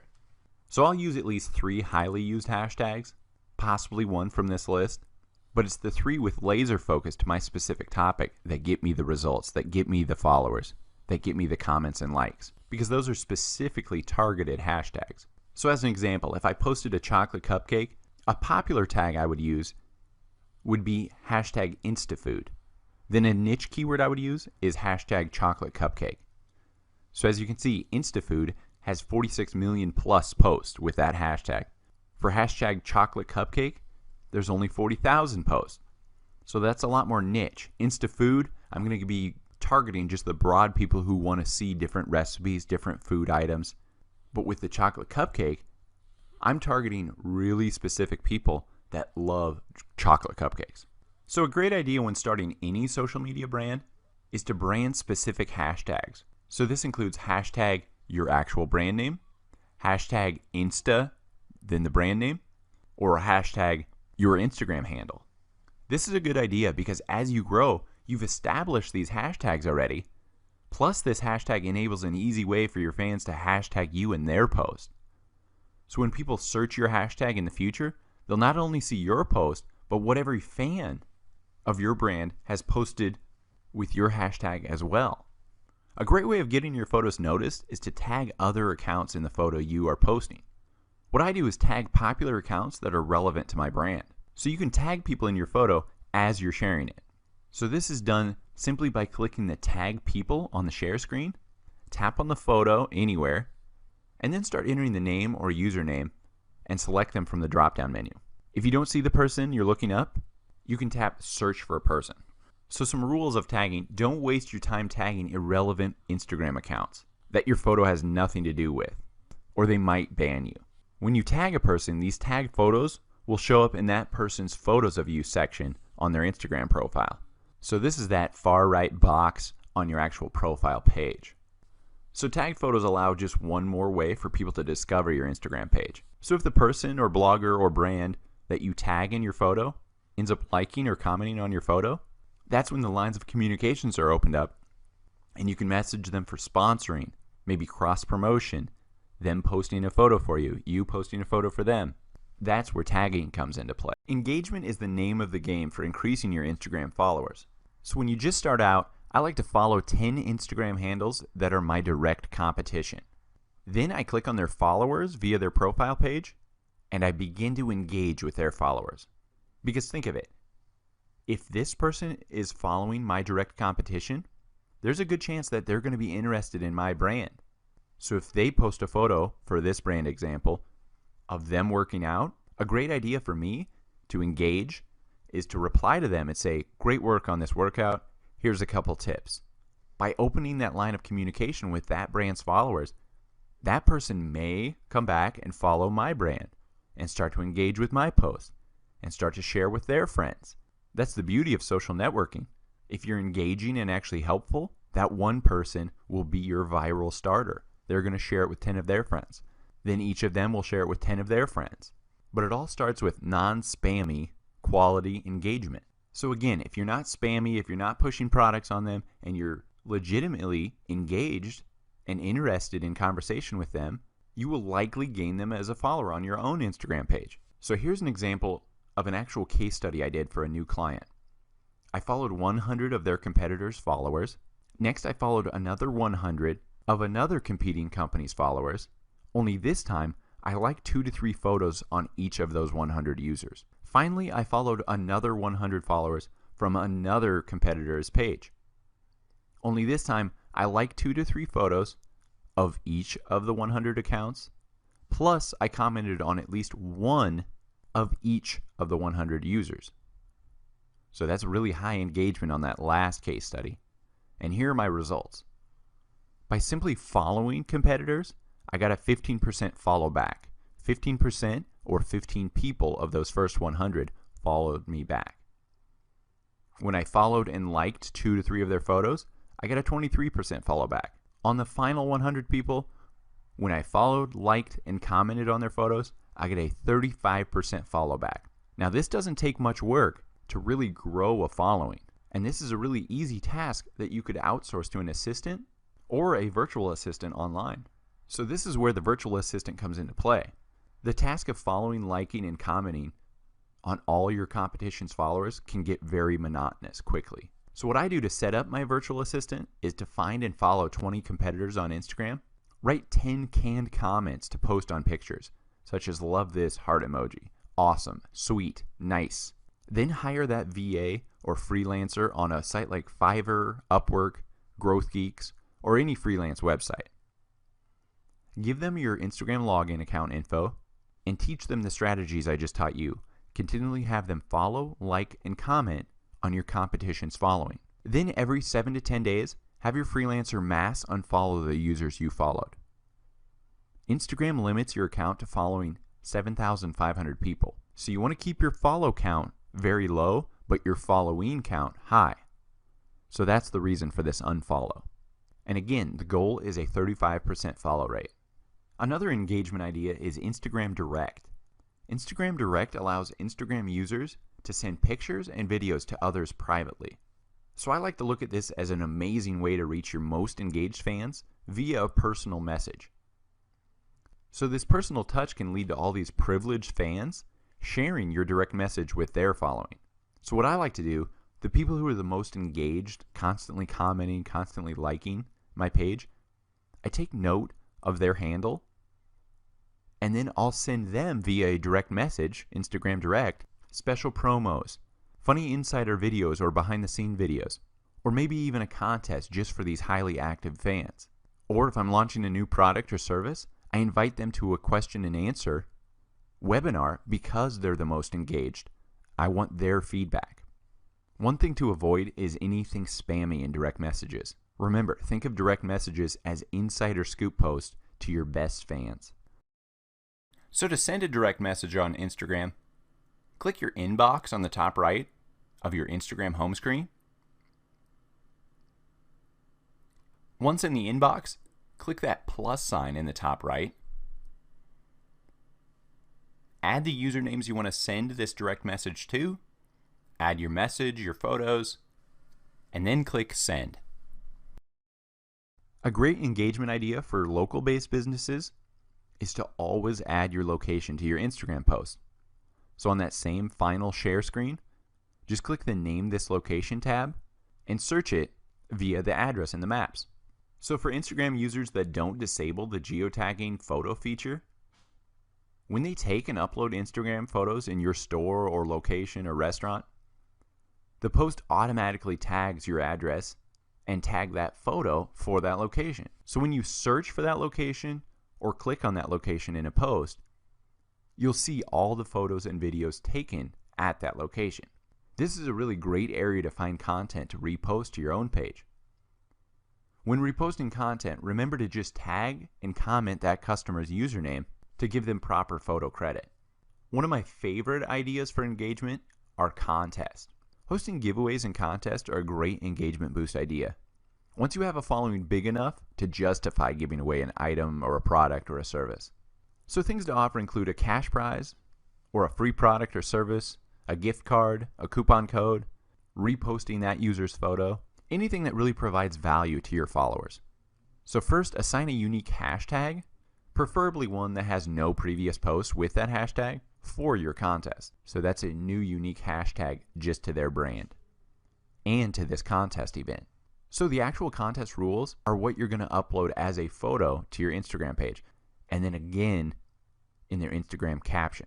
So some rules I like to require include all contestants must post your hashtag and your handle in their contest caption. And then on their final share screen, they want to tag you in that image as well. So remember, give all these rules and instructions within the photo and within the caption. And then let them know how they can win.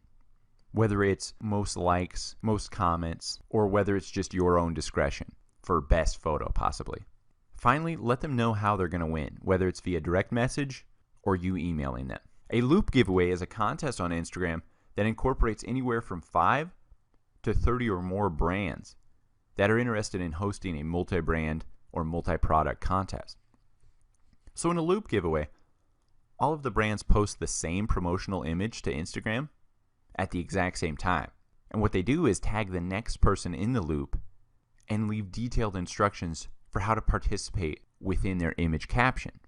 So in order to enter the giveaway, participants must like the image, follow the account, tap the photo to see who is tagged, and click on the tag to find the same image on the next account. Participants have to repeat that same like and follow pattern until they complete the loop, and then end up on the account they started with. The winner is chosen at random at the end of the giveaway period. Loop giveaways are extremely helpful for emerging brands because it allows you to piggyback on other established brands to increase your followers. So to learn more about loop giveaways, search hashtag loop giveaway on Instagram and see what other brands have done in the past. Like I mentioned in the If This Then That lecture, cross-promote your Instagram handle on other social media networks. So by this I mean promote your Instagram @handle on other channels such as Twitter, Facebook, or even your Snapchat. If you have a storefront, I like to have a sign at the checkout counter which reminds your customer to follow us on Instagram @handle. This is just a nice way to remind them that they can follow you for possible promotions, coupons, and various other incentives because they're one of your Instagram followers. The first rule of converting followers to sales is making it easy for your fans to buy. One of the reasons people follow a brand on Instagram is that they like the products or services that company offers. So they want to know about new products and discounts. So the first rule is to include a link to your website in every post, or minimally in the caption direct them to a link in your bio. So when I talk about watermarking or using Fonto to brand your photos, this is what I'm talking about. If the photo ever gets shared, people will easily know where to buy their product because it was watermarked with that company's website. Number 2, always be soft selling your product. If you're constantly hard selling with posts like, buy now, here's a sale, here's a promo code, here's a coupon, that's annoying. A great way to soft sell your product is via images of the product being used. Check out this Sharpie post recently. They never say to go buy Sharpies, but they mention a bleeping awesome Sharpie artist in their recent post. So if you use and own Sharpies, you're going to be a bleeping awesome artist. Interesting soft sell marketing angle. Number 3, be personal. Always write your ad copy in the first person to connect with your customers. Look at this brand, Instabraid. I can make the Yankees hat more famous than a Yankee can. Very personal. Great first person caption. Another note here, always share those in the moment and behind the scene photos to bring your customer into your world. Being personal will increase your sales guaranteed. Share offers and discounts with your following. I always like to use coupon codes specific to my Instagram so I can track sales derived via this sales channel. For example, Insta10, maybe that's 10% off, but I know instantly, oh, Insta, that's based on my Instagram account. I know this sale didn't come from Facebook because my Facebook coupon code is FB10, and so on. So remember to always include your website in the image or in the caption, or remind the customer that they can click your link in your bio. And number 5, drive followers to a lead capture page. It's crucial to have the link you place in your Instagram bio to be a form of lead capture. So whether that's a Facebook pixel placed on the page to capture that audience, or an email capture form, you need to have a lead capturing device in place on whatever that link is in your Instagram bio. The first option for lead capture via your Instagram bio link is redirecting your Instagram fan to a lead page on your website. Lead Pages is the world's easiest landing page generator. It's really the easiest way to build conversion optimized and mobile responsive landing pages. So at the top of that funnel on the right, you see potential customers. Those are all the people coming to your Instagram page. Then if they click that Instagram bio link and it redirects them to a lead pages, offering something at a discount, offering an ebook in exchange for their email, they capture the email on that lead generation page. Now you have an email to remarket to that person, to send them a promo, and so on, and you can convert them to a customer. The bottom of the funnel. So with a lead page, you can capture important information from that potential customer. Usually, and most importantly, it's their email address. So once you have their email, you can remarket to them via email marketing or via Instagram sponsored ads, which you can build via Facebook Ads Manager. And all the people have to do is input their email to get that value add, to get that ebook, to get whatever you're offering on this lead capture page. Another email capture option is MailChimp.com. With MailChimp, you can upload custom email capture forms to any website page via their custom HTML code they provide you. So when a customer signs up for whatever free thing you're offering on your lead capture page, whether it's a newsletter, the promo code, the free offer, etc., you will be emailed when you get a new email sign up. So the great thing about MailChimp is that you can create custom newsletters and email specific partitions of your email list. And if your list is small enough, MailChimp is actually free. So here's an example of the free MailChimp software in use on our own website, CourseEnvy.com. When someone clicks the banner for the free Amazon revenue calculator, they're redirected to a page with an embedded MailChimp email signup form. So they click the banner and they're redirected to a page where they have to input their email and then click subscribe, and then I email them the Amazon revenue calculator. But with that email list, I can then market to them other Amazon related products in the future, or possibly our Amazon course. The next option for your Instagram bio website link is driving them to a website that you have a Facebook audience pixel installed on.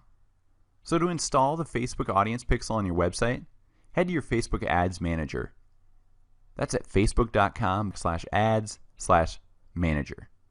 Once signed in here, you'll want to click the Tools menu and select Audiences in the dropdown. On this Audiences page, select Create Audience, and then in that dropdown, click Custom Audience. So a pop-up will appear for this custom audience. For this example, we want to build an audience pixel for website traffic. So if you've already captured emails via MailChimp or lead pages, you can upload those right now to this custom audience list by clicking the customer list and then just paste in your emails.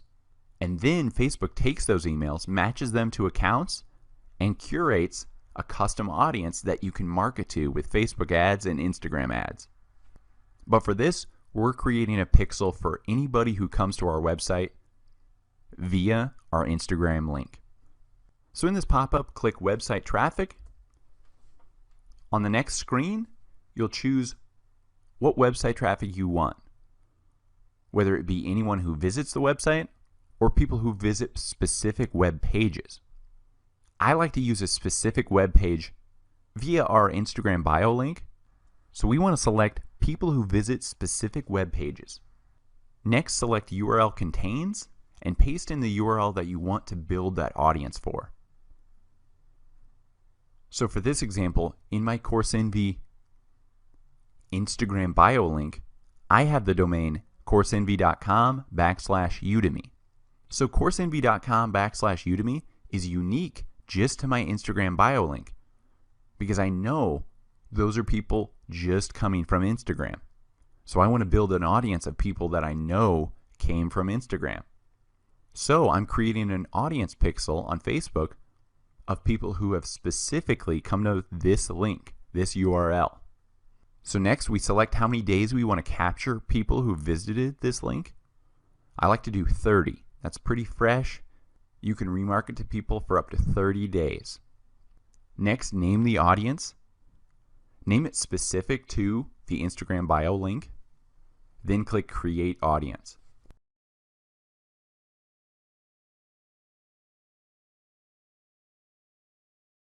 So what this audience website traffic pixel does is track each user that comes to that specific website and curates an audience based on those visits that you can retarget to in the future. This is called a warm audience. They have seen your Instagram content and even click through to your website via your Instagram bio. So you can market direct sales pitch content to this audience because they most likely already enjoy your brand and are ready to purchase from you. So let's create a remarketing ad to this warm Instagram audience. So head to your Facebook Ads Manager page and click the Create Ads button. There are types of ads that can be created that promote specifically to people on Instagram. Those include boost your post, send people to your website, increase conversions on your website, get installs of your app, and get video views. For this example, I selected to send people to my website, CourseEnvy.com. So on the next screen is your ad set, and right at the top of that page is custom audiences. So just click in that box and you'll see my curated audiences that I've made from pixels in the past. So there's my new one, Instagram bio. So simply choose your Instagram bio audience via that custom audiences drop-down box. By targeting this audience, we are truly remarketing to an audience that should be very responsive to our ad. So I like to use sales deals or promo codes in these remarketing ads to close the sales with these already warm customers.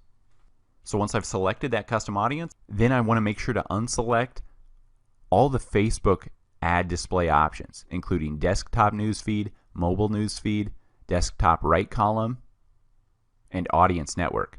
All I have selected, you can see the check mark next to, is Instagram.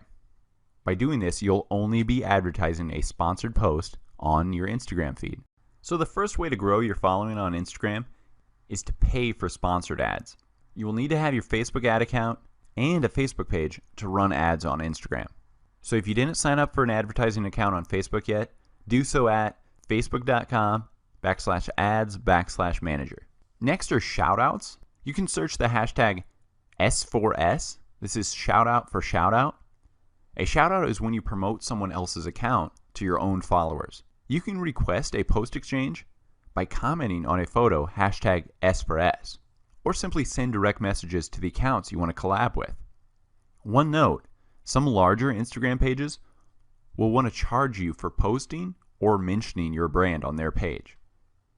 Collaborating with similar Instagram users or tastemakers in your niche is a great way to get your brand out there, especially if the users you want to collab with have large followings. So try reaching out to them to see if they'd like to collaborate on a promotion or giveaway for your brand.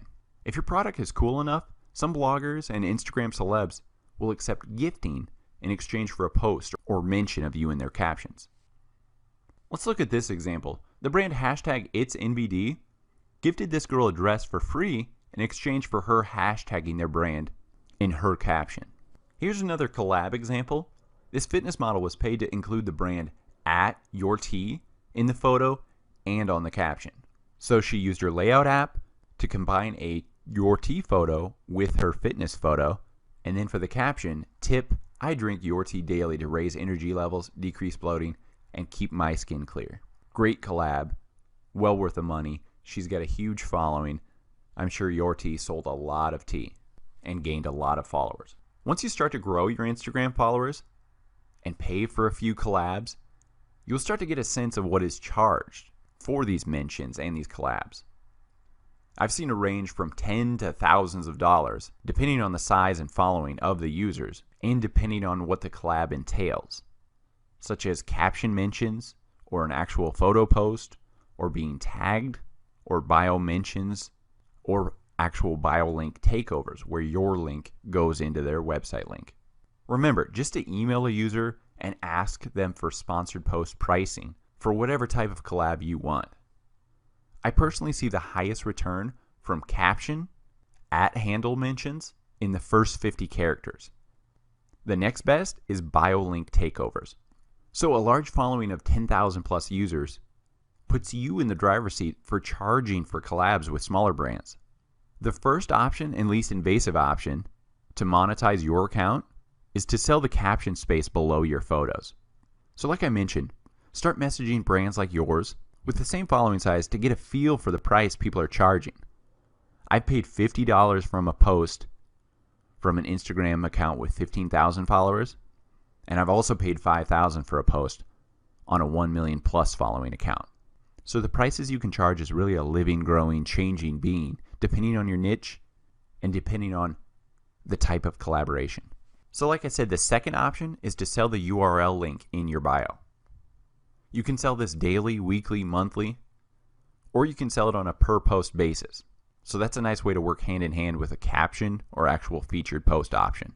By selling your bio link, you will also want to mention in your captions on your post to click the bio link to visit XYZ brand. So I like to negotiate these URL posts to last under 24 hours. So that means you actually delete the post because it's out of place. It's not part of your brand. It's somebody else's. So I charge by every 24 hours it's up. The third option is to post other people's photos or videos along with a caption of their choice. These are the real moneymaker ads for you. According to my recent data and what I've been charging, 10K followers make over $100 per post. These are some great sites to check out for learning more about sponsored posts and making money off your Instagram account. The fourth option doesn't involve getting paid, but you can get free stuff. So reach out to brands that you love and request free products in exchange for an Instagram post, a caption mention, a bio link, etc. But again, you have to build up that following in whatever specific niche you want a free product for. So for the fitness guru example, they have a large following. If a new company comes out with a yoga block, they can say, hey, here, use our free yoga block in a few posts, and you can keep that. So when you get big enough, yes, you can charge money, but in the beginning, you can request some free products. One of my favorite ads to build are Instagram ads. Instagram is a separate platform from Facebook, but obviously Facebook owns Instagram. So since we have a Facebook page and a Facebook ad account, we can create Instagram ads via our ads manager. From split testing I've done on Instagram ads, I'm really finding engaged followers, more so than on a Facebook page.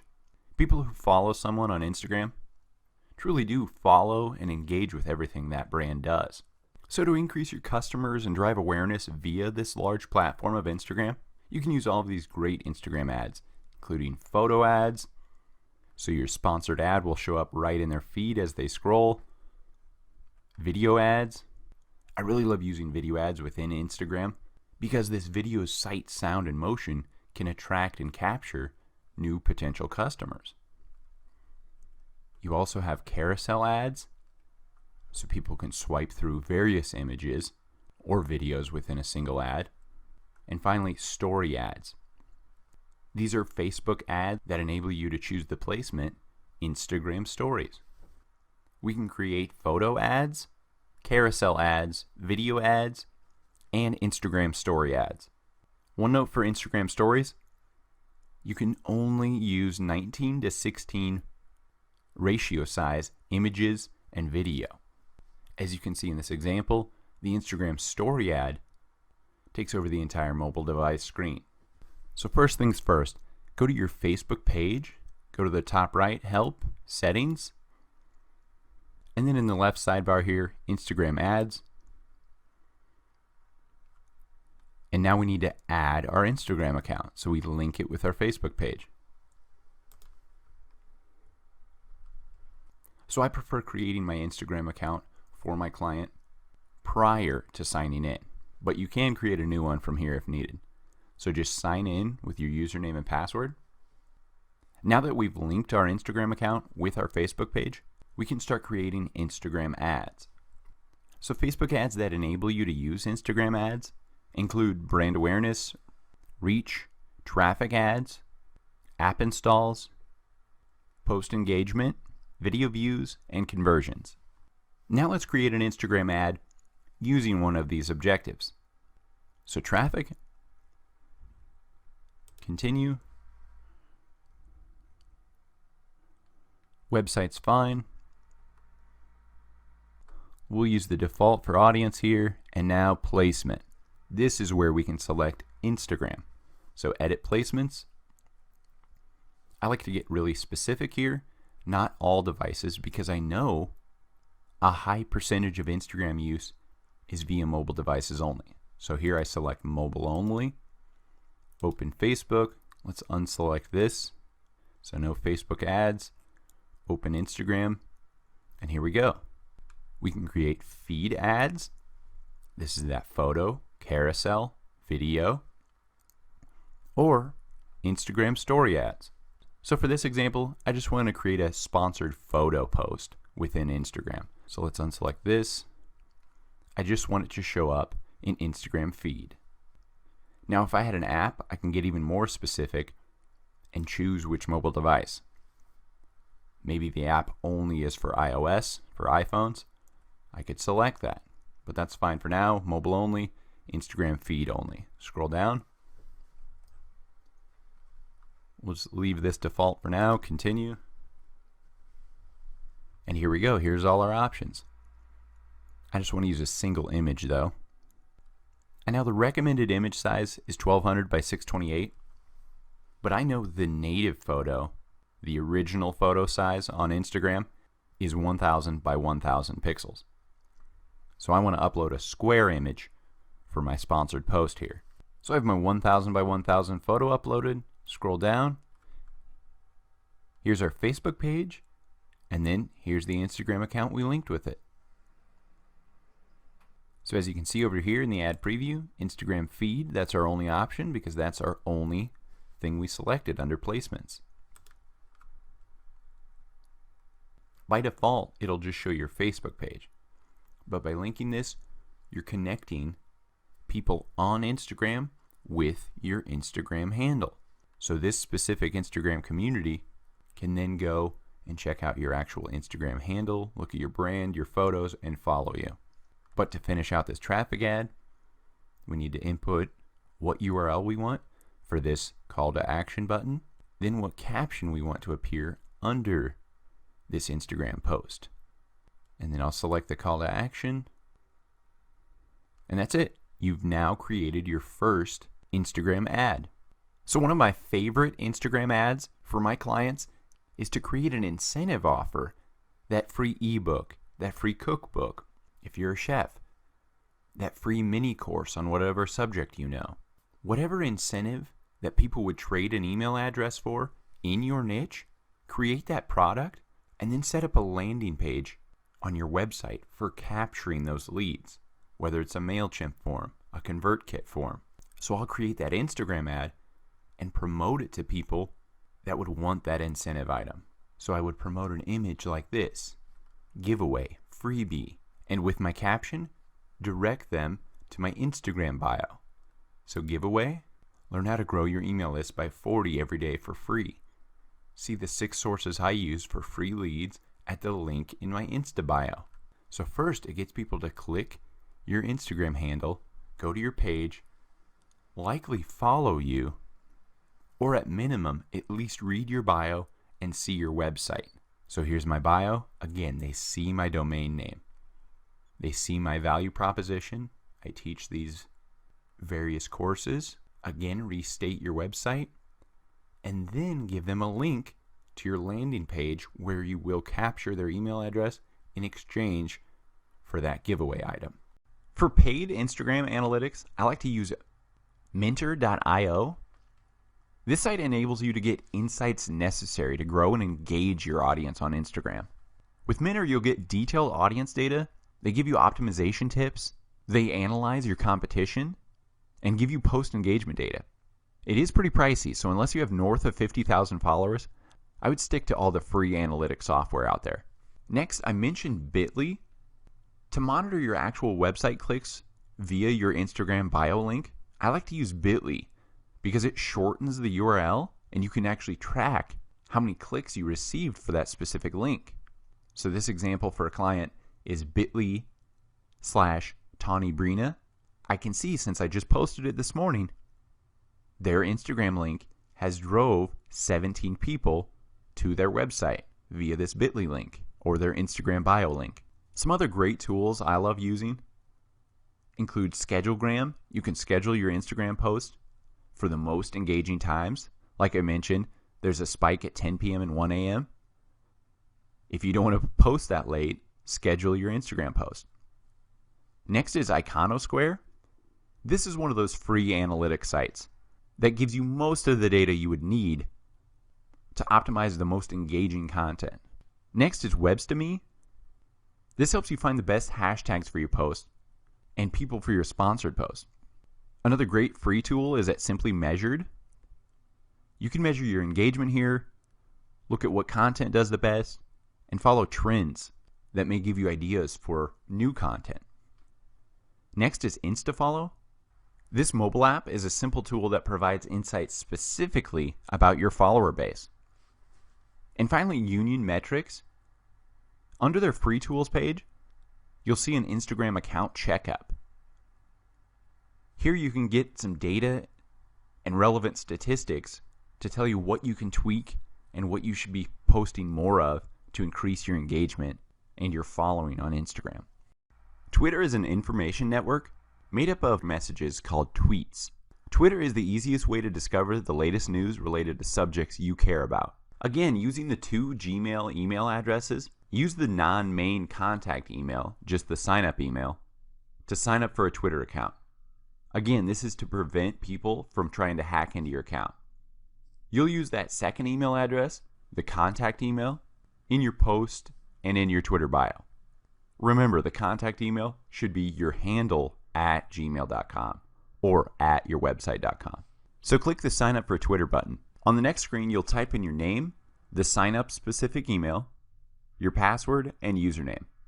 Sign up with that same username that you've used on your other social media accounts, so you'll be able to have continuity across all the platforms and be easily found by customers. So click the Create My Account button. Next, you'll want to head to your email address that you signed up with.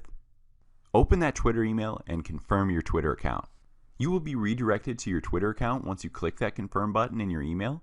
You'll be first prompted to follow some people, but you can do that at any time, so you can click skip on this welcome intro screen at the bottom of the page. Once you follow some users or choose to skip that screen, you'll be redirected to your profile to create your first tweet.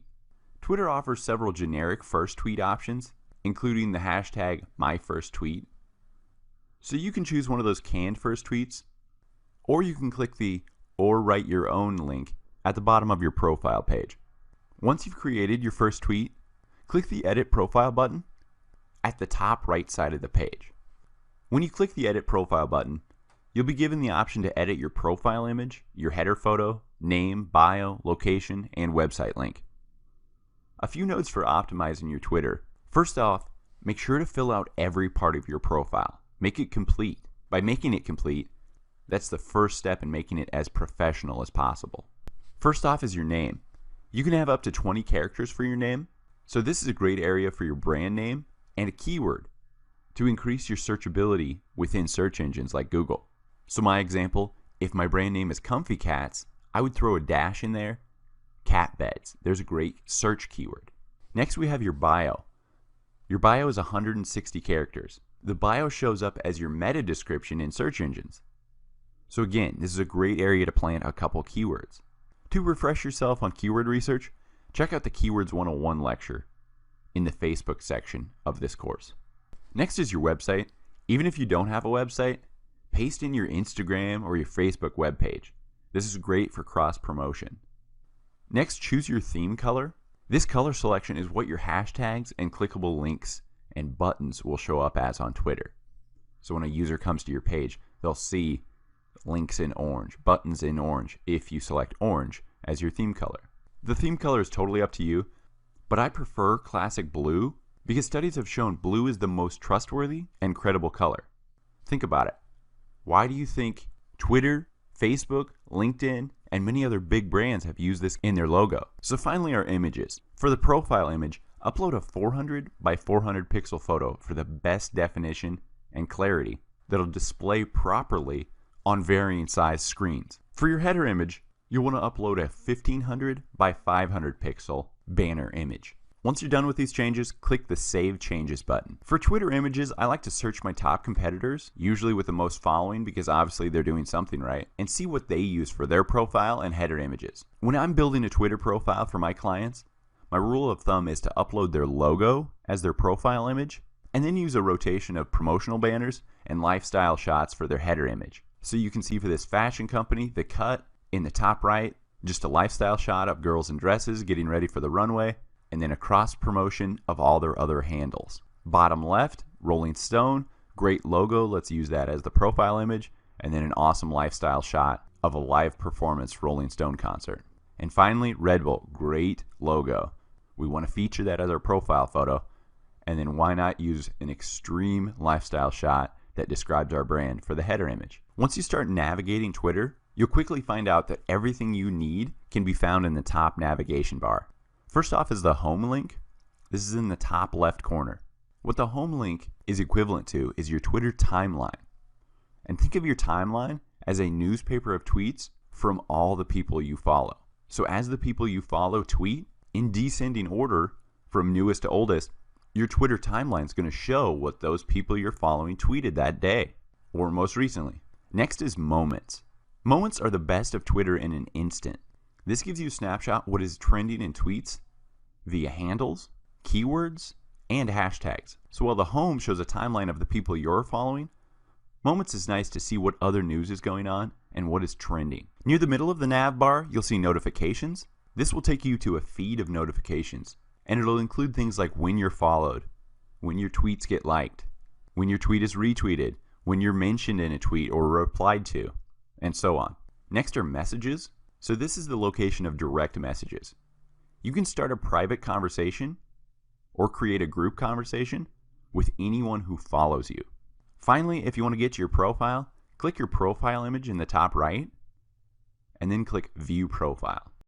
Now let's go over how to tweet. Simply click the Tweet button in the top right-hand corner of any Twitter page. A new Compose Your Tweet pop-up box will appear. So once you're signed into your Twitter account, whether you're on the home page, here's the tweet.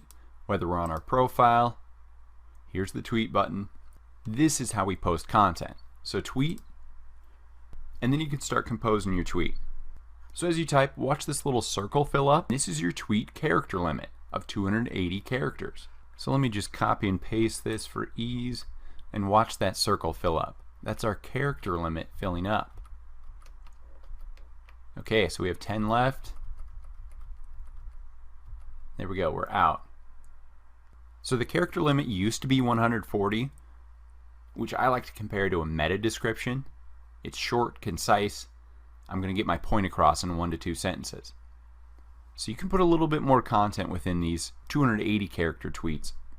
But still, Twitter is all about quick, short, easily consumed pieces of content, advertising, and so on. So some things we can do with the tweet besides just text. We can upload images or videos. So let's click that button to upload a photo or video. I'll just click one of these. There we go, so we have the photo added.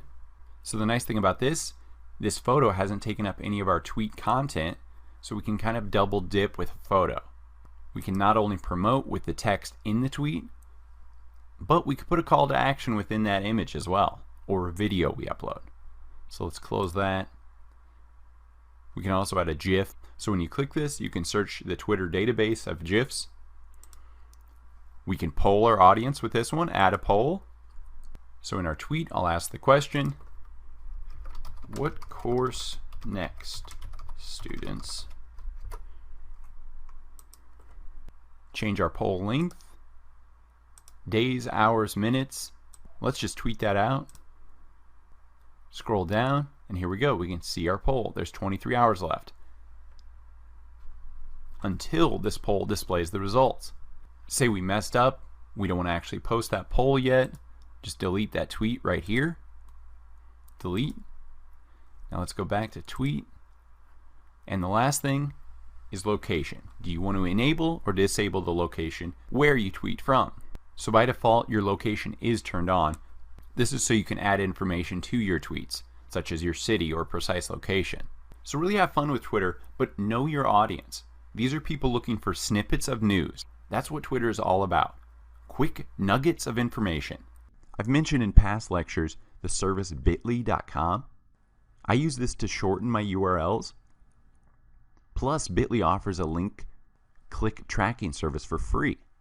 So not only is it nice that you can shorten your URLs to save on your tweet characters available, but you can also track how many people clicked that link directly from your tweet. So you may be asking, what should I tweet? From our experience, the best results and highest engagement come from tweets that are sharing links to other useful content. The next best thing for us is commenting on trending news. So I mentioned moments. You can click moments and see what's trending, what hashtags are trending. So jump in on that trending news with your own comments. This next idea is also very similar. Use highly searched keywords in your tweets. So you can again use trending topics, trending hashtags, or using Google Keyword Planner, find some highly searched keywords to plant within your tweets. So when people are simply searching Google, they may stumble upon your brand via a past tweet. Another great thing to tweet is retweeting other people's content. So as you can see in this photo here, Mashable's page posted this funny thing about fluffy dogs getting haircuts. Right here is the retweet button, and all that means is that you're going to retweet their post directly onto your page. It gives Mashable credit for the original post, but you're also curating content onto your own page by retweeting it. And finally, lead discussions on topics important to your industry. So like I said, I like to get the conversation going with maybe a poll and then see where most people are leading towards. Maybe they want this type of course. Great. Then let's lead a discussion within that and ask for people's input. Ask for them to comment and reply to your specific question. You can actually use your audience to help build your next product, your next service, your next course. But it's on you to start these discussions and start these engagements with your following and the following of your competition. So another cool feature about your Twitter profile is pinning a tweet to the top of your profile. So to do this, you can see a tweet I had from the past, those same ... just click that and your drop down will appear, and one of the options is pin to your profile page. Pin to your profile means pinning it or sticking it to the top of your profile. So no matter what you tweet, this will be the top tweet. So as you can see, I pinned it, and at the top of my page, tweets, replies, pinned tweet. This moved up to my top tweet, even though it was in the past. Finally, if you want to unpin it, just those same ... and click unpin from your profile page. So some ideas of what to pin to the top of your page. Pin something that's the most important to your brand, such as an upcoming event. Maybe you're running a conference or having a social gathering or a product launch. Pin that to the top so when people come to your brand Twitter profile page, they'll see, oh, right away, hey, there's a cool event coming up. They don't have to scroll through your feed of past tweets to see, oh, there is something coming up. Put the most important thing at the top via pinning. If you don't have an exciting announcement coming out, the next best thing is to summarize your mission or brand and add a call to action, such as a quick description of what your company is about. Click here to check out our website. Then you could use one of those bit.ly links, the shortened URL links, to track how many people actually click that pinned tweet, mission, or summary, or call to action statement that you pinned to the top of your profile. So for calls to action, you don't want to be too salesy. You don't want to push your agenda or promotion too much. 3 tips I like to follow for call to actions include, how can you phrase your tweet to appeal to someone's curiosity? Look at this great HubSpot tweet, 12 secret features to change how you market on Facebook. First of all, top lists always do great. Top 5, top 10 tricks, top 7 ways to excel your marketing. That's a great appeal, first of all, because it's giving them a finite number of things. It's not a 10,000 word article that they have to read for a while, right? Oh, 12 secrets. I can get through that. Curiosity. And it piqued their interest. Yes, they will click on that. Number 2, what word choices will nudge a person's desire for self-improvement? So again, that soft sell, not saying, hey, we have this hair care product for sale. Direct them to your how-to on a straightening hair tip, or on how to curl hair, or on some other hair care management thing, if that's your brand. Then, once they read that article and they go, wow, that did help me, let me check out what products they're selling on this site. Number 3, simply ask for what you want. It amazes me at the engagement rate when I actually ask my customers. So truly, in your tweet, at the end of it, state, retweet this. Like if you ... Reply telling me ... You're asking your customer base specifically what you want from them. And for the most part, they will reply favorably. So before posting anything to Twitter, always think, what will encourage someone to click that link?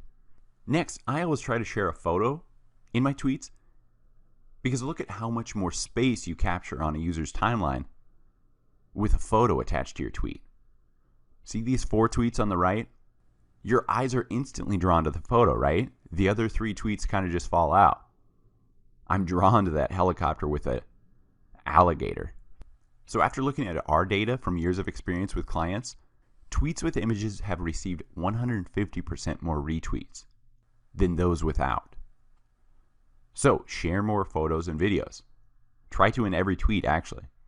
While sharing images to Twitter via Instagram and Facebook may be convenient with the sharing apps available, but those images from other platforms won't have optimized image size. For the Twitter timeline, for your photos to not be cropped awkwardly, the actual photo size you want is 1024 by 512 pixels. So if you're creating your content to post to Instagram, to post to Facebook, just leave that photo editor open and recrop it to this size so you're ready to post it to your Twitter timeline later. So let's look at how we can actually interact on Twitter. So let's say I'm an athletic shoes brand. Let's go to our main competitor, Nike, right?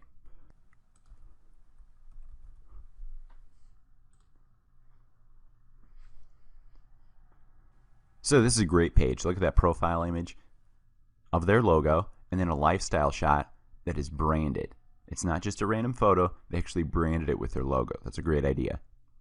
So they kept their bio really simple. They're promoting their hashtag that is branded towards them. Hashtag just do it.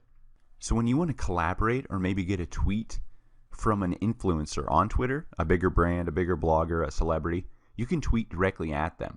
That's what I really love about Twitter, is that it brings the barriers down. Think of the biggest celeb out there. You can tweet directly at them. You can pretty much send them a tweet email. So look at this, tweet to Nike. All it is an @Nike. So when you lead off with an @ handle, this isn't going to be publicly displayed on your homepage. People are going to have to click on your tweets and replies. So this won't show up in your main tweet timeline. So that's kind of the nice thing. If you're reaching out to people, it's just popping up in their notifications. So let's just type one at them here. Love the shoes. So tweet. We can head back to our profile. And you can see tweets. It's not in my actual past tweets. It's in tweets and replies. So, @Nike, love the shoes. So we can delete that. Click right here, delete that. We can tweet our own.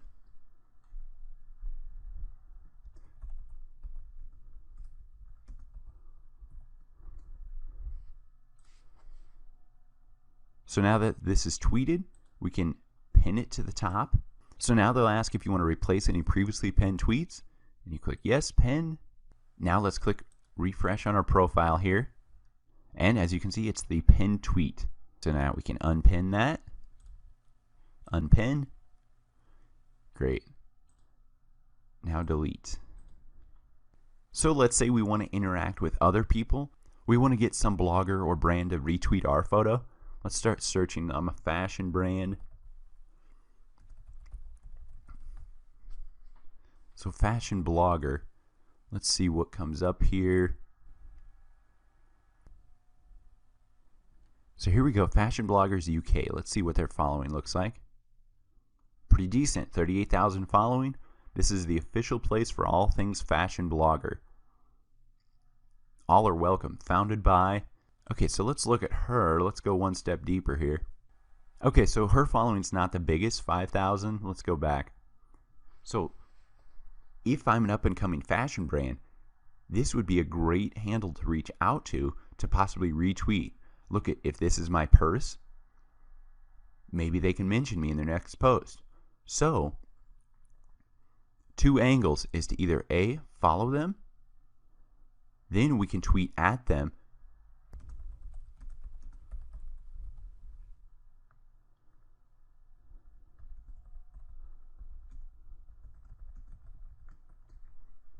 so something as simple as that, tweeting at them, would love to collab, follow me to chat.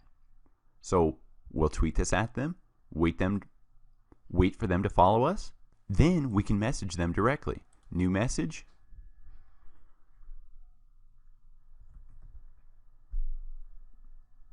And once they follow us, they'll show up in our people that are following us. Remember, direct messages, we can only message people that are following us. But besides collaborating with other people, when I talk about engagement and growing your own following, let's look at this. They have 38,000 people interested in fashion. If I'm a fashion brand, this is a great link to click because I can look at directly who is following 38,000 people. I can follow them. I can interact with them.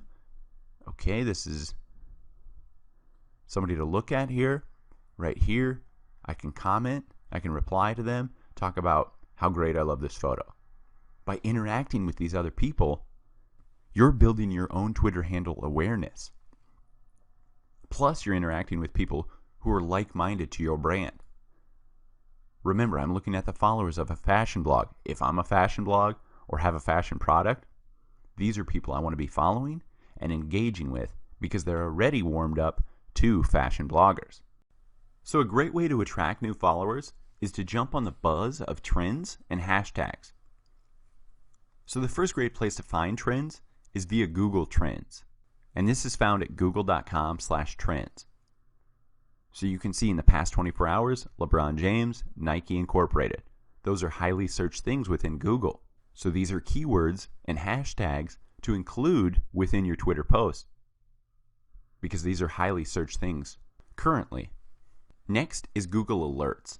So if your brand is about online marketing, you would want to set the keyword alerts for when new articles or blog posts about entrepreneurship or social media marketing are published. So you can see in my Google Alerts, entrepreneurship, social media marketing, when a new article or new content is posted on Google, I am alerted at my Google Gmail email account, and it's usually great blog articles and great content on those two subjects on big reputable brands like entrepreneur.com, social media bloggers, things like that. And what does this equate? Great content to post in your tweets. Remember what I told you. My highest engaging tweets are when I share very relative links that help my users. So this is why I have Google Alerts in place to tell me when there's great new content created on the internet for me to repost on my Twitter, on my other social media platforms. Next, I pair Google Trends and Google Alerts with my Twitter Moments. Remember, Twitter Moments in that top nav bar. When you click that, you'll see what users, hashtags, and keywords are trending on Twitter at this moment. So again, use these trends, keywords, and hashtags in your tweets, and you may be featured on this Moments page, or when someone clicks a hashtag, your tweet will show up in the news feed for that specific hashtag. So it's a great way to get discovered via people just looking for what's happening right now. And they see, oh, this person's got a very interesting point of view on this hashtag, on this topic. I'm going to follow them just because I liked them in this moment. I'm assuming everything they put out is just this good. So with trending content, I practice the following 3 steps. First is to add thoughts and opinions based on the news or trending topic. Even write a blog post about it on your own blog to share on Twitter. You're double dipping there. You're creating content for your own blog, adding these relevant keywords that you found either on Twitter Moments or on Google Trends. So you're increasing the searchability of your blog, plus you're jumping on these hot hashtags on Twitter possibly. Number 2, take retweetable quotes from the article. Here's an example I recently used. Twitter is hands down the most targeted ad network. Look at this example. So I wrote an article about niche advertising via the Twitter advertising platform, and then I just copied that great quote out of that full article, pasted it into my tweet, and then finished the tweet with the link to that blog post. At the end of the tweet, if I still had any room, I added a hashtag that was actually trending that day about a Twitter update. So it was a trifecta. I created a great blog post. I pulled a quote from it that intrigued people to click that link, and I jumped on the hashtag that was trending that day about a Twitter update. Number 3, ask questions. I like to get people curious about the trending topic and get their input on it. What do they think of this trending thing? What do they think about this news topic? People love your opinion, but they love their own even more. So the best part about these tips, you can use all 3 methods to tweet the same blog post multiple times. Don't ever feel like you can only tweet a topic once. I minimally share a blog post 3 times. Look at any of the big Twitter handles. Scroll down their feed and you'll see they're constantly resharing content or repurposing content every 3 to 4 days. Because think about it. You're not going to be hitting the same people in your audience. One person may get on their Twitter at noon while another gets on at 6 p.m. So I'll share a blog post at noon on Monday. I'll share a quote from it and a link to it at 6 p.m. the next day. Then I'll ask a question relating to my blog post in the morning the next day. It's a great way to constantly keep your Twitter feed full of relevant content and engage all of your audience throughout the day. Next are hashtags. Use these hashtags to create and curate conversations around your brand. Here's an example. A charity challenge it's following to try to eat one day on under $5 and to tweet about their experience with the hashtag #HungerChallenge. So they created a unique hashtag to their experience and usually throw your brand name within that hashtag. But when anybody clicks this, when they see a tweet with #HungerChallenge, they click this, it's going to pull up a news feed of every tweet that has included that hashtag.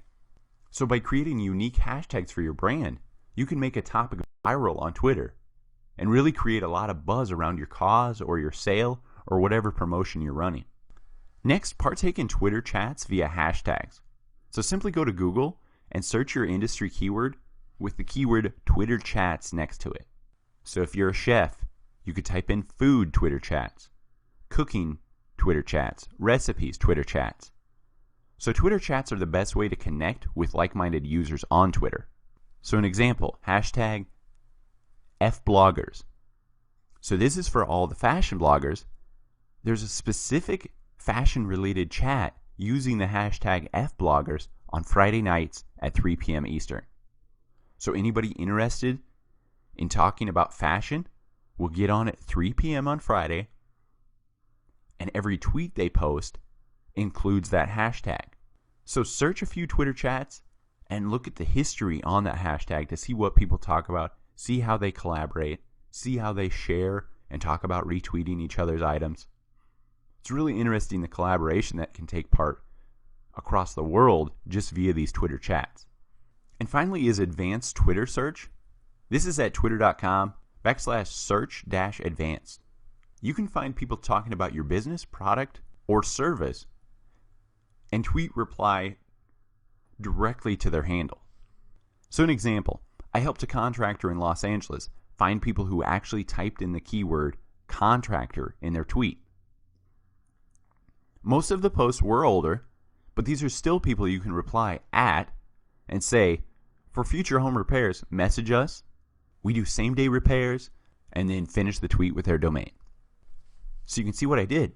In the words, any of these words, contractor, so anybody who tweeted with the word contractor in it and lived near Los Angeles. So if somebody said, ugh, sink is broken. Anybody know of a good contractor?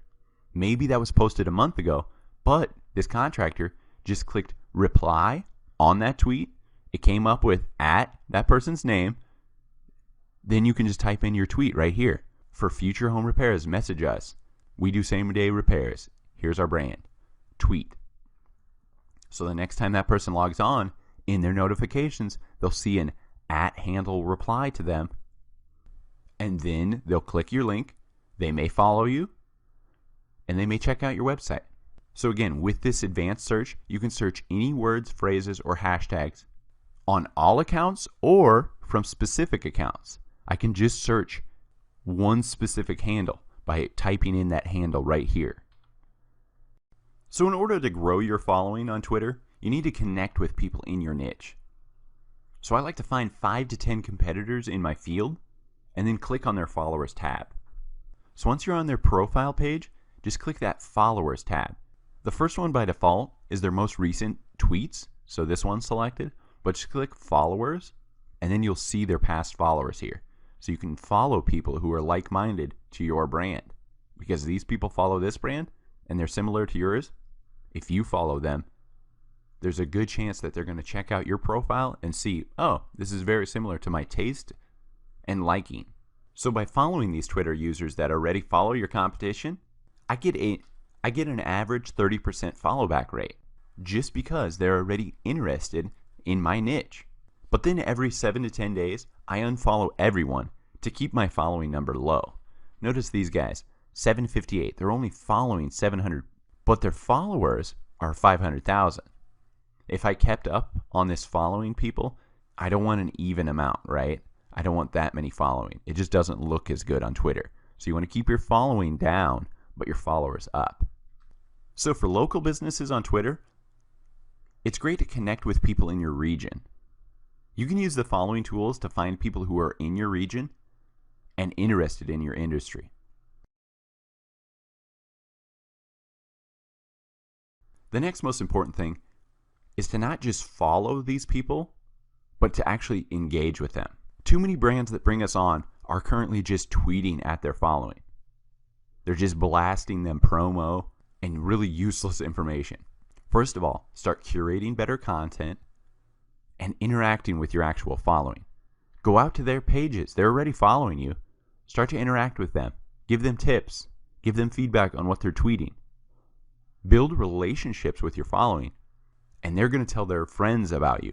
They're going to share one of your posts. They're going to retweet your content. By following their conversations and adding your 2 cents, that instantly builds a customer rapport and makes you above the competition in their eyes. Even if somebody retweets you or likes your post, tweet directly at them a thank you. A thank you goes a long way in social media. And constantly be searching hashtags and keywords relevant to your industry so you can comment and be an authority on these tweets and questions out there already. By doing this, you'll be creating relationships and building trust within your industry. Next, you want to connect your LinkedIn to your Twitter account. A pop-up will appear where you have to sign into your Twitter to link the accounts.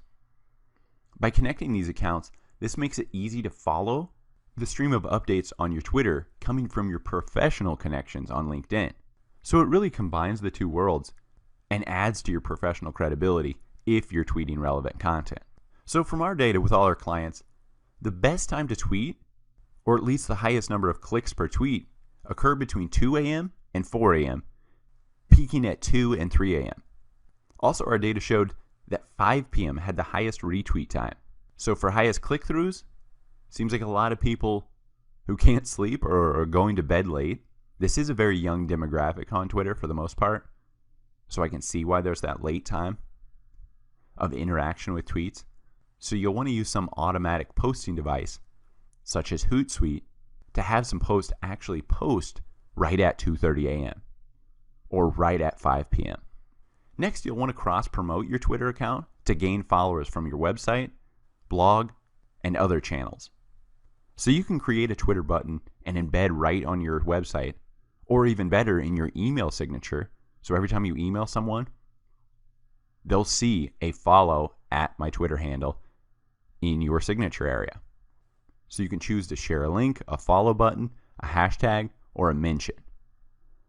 So for the most part, I like to just use that follow button creator and then paste that into my email signature and then on my blog post. Another great tip is to always share a link back to your website. I always try to include a link to my website for list building. Remember, list building can be done via email capture. Say if you offer something for free in exchange for an email, like a newsletter, an ebook, a trial service, then you can capture those emails with apps like MailChimp or Lead Pages right on your website. Or the next thing you can use is tailored audiences. And these are used via website tags that you retarget with Twitter ads. So you can build these tailored audiences to remarket to on Twitter ads by simply pasting a website pixel onto various pages on your website. So when people check out and they get to their order confirmation or thank you page, that can fire one of these website tags and say, oh, this person has purchased before. There's a specific tailored audience, people who have purchased. We can remarket to them other products to buy, other upsells. Maybe another tag is people who get to your website but never purchase. There's people we can remarket to the original product or original service because they're warm to your audience. They know your product. They've been to it. But you can now remarket to them sponsored Twitter ads. So I'll cover more of this in the Twitter conversion tracking lecture. But again, always try to include a link in a tweet. So whether you're capturing their email or just capturing them as an audience, a tailored audience that you can remarket to with Twitter ads, you're always at least capturing the audience in some way. So let's set up your Twitter ads account. Go to ads.twitter.com, or you can click your profile image in the nav bar, and then in the drop-down, select Twitter ads. You'll first be prompted to select your country and time zone. Do so and click the button to save these settings. Next, you'll be asked to select your campaign objective. First, tweet engagements. These types of ads are literally just pushing your actual tweet out to more people that you select. So the focus of these ads are to increase retweets, favorites, and replies. Next are website clicks or conversions. So for these, you want to send people to your actual website. I get the best results from these types of ads just because simply I'm pushing people to a website and creating a tailored audience that I can remarket to or at least capture an email from. Next are app installs or app re-engagements. So if someone's already installed an app, you can re-engage with them by telling them, hey, open it, we have a new update. Or if you want them to install their app, this is a great option because over 80% of users are on a mobile device. So their chance of clicking an app install is very high because they're already on that mobile device. Next are video views.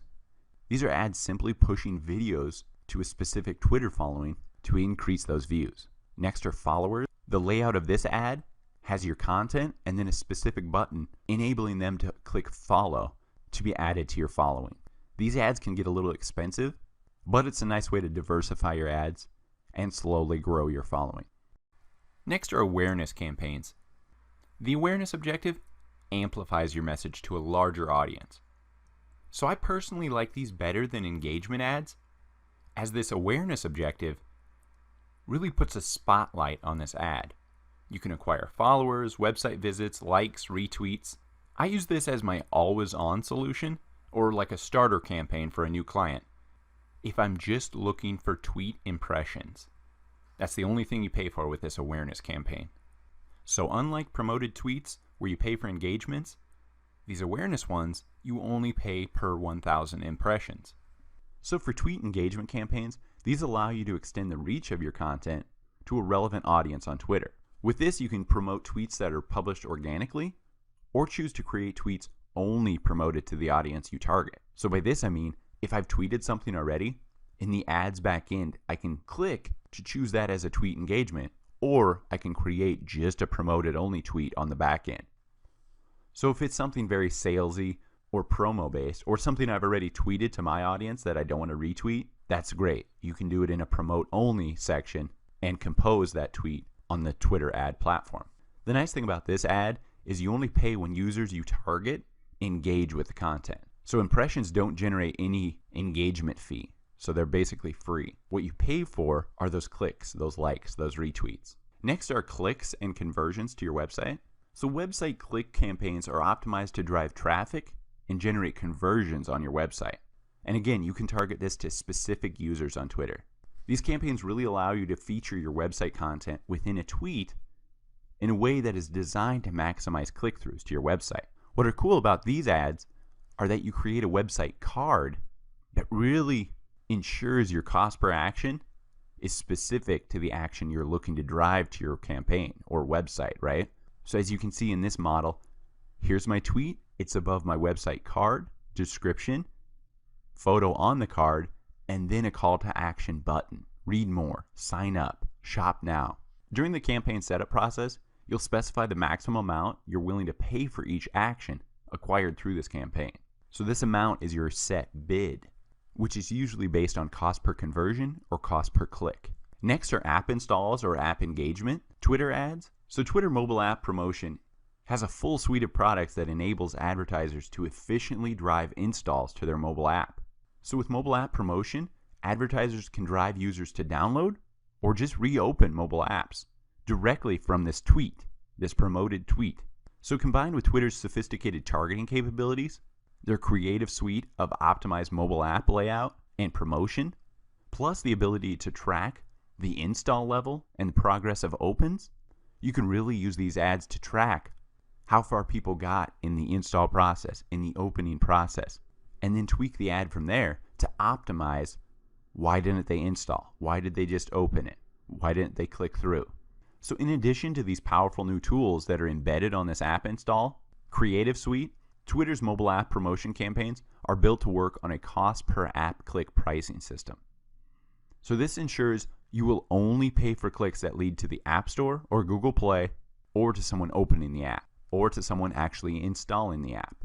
Promoted video ads allow you to effectively reach targeted and engaged consumers. Videos on Twitter drive the highest recall and emotional connection on any digital platform. Promoted video is a fantastic way to engage your Twitter audience because Twitter uses autoplay, so all videos automatically begin to play as users scroll through their timelines. So with this autoplay, it encourages interaction with the video with a tap or a click. Next are follower campaigns. This is the best way to promote and grow your audience. Building a large base of followers on Twitter is key to fully leveraging your presence and driving business results on the Twitter platform. Your Twitter followers see your content, they can retweet, they can engage, they'll share it with others.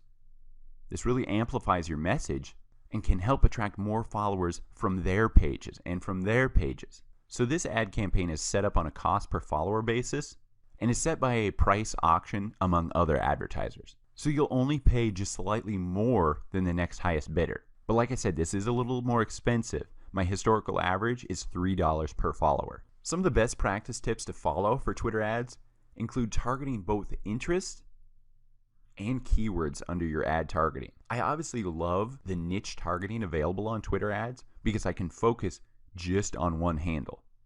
I can drive my ads just to people who follow X handle. But the next element I love about it is targeting not only interests, so categories, they love fashion, they love cooking, but targeting keywords as well.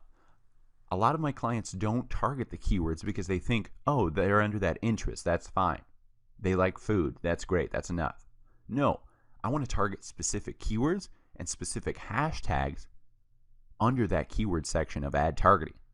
So if they're constantly tweeting hashtag foodie, hashtag chocolate, I want to target those specific people that tweet words like that if they're relevant to my ad set. The next tip is to refrain from including photos, links, or hashtags in your follower campaigns. Remember, follower campaigns, your main goal is to give them a quick reason why they should follow you. In under 140 characters, what are you going to offer them that is of value to them for them to follow you? Avoid those sales pitches, those links to your website. What is the goal of a follower campaign? Getting that person to follow you. So provide the most value possible in 140 characters. Next tip, do include photos and links in your engagement campaign tweets. It's a great way to double dip because engagement campaigns are focused on retweets, favorites, replies, but if you include a link in your tweet, that also is included in the engagement campaign. So if somebody just goes and clicks that link right away, there's an engagement. And most of the time for us, those link clicks are cheaper via an engagement campaign than they are in a website click campaign. So it's a great way to double dip.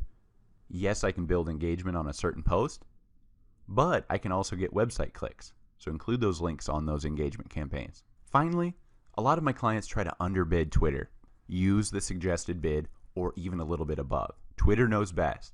They have a huge algorithm that's constantly pulling live data on these bid auctions. So the suggested bid is your best price. The Audience Manager is a tool in your Twitter ads account for you to review and manage your audiences. Once an audience is loaded into Twitter ads, you can use the Audience Manager to view the details about that audience. You can also monitor the audience status, view the audience size, edit it, or delete the audience. From the Audience Manager, you can also create new audiences. By default, when you first click the Audience Manager tab, you'll be prompted to create your first audience. For my first audience, I usually add my current email list of customers. Just type in your audience name, select email addresses, and then upload the .csv or .text list of those emails. If you don't have any email lists or an audience that falls into this list, mobile phone numbers, Twitter usernames, user IDs, mobile ad IDs, that's okay. We can move on to tailored audiences created via conversion tracking. So besides uploading email lists, my next favorite audience to create are Twitter usernames.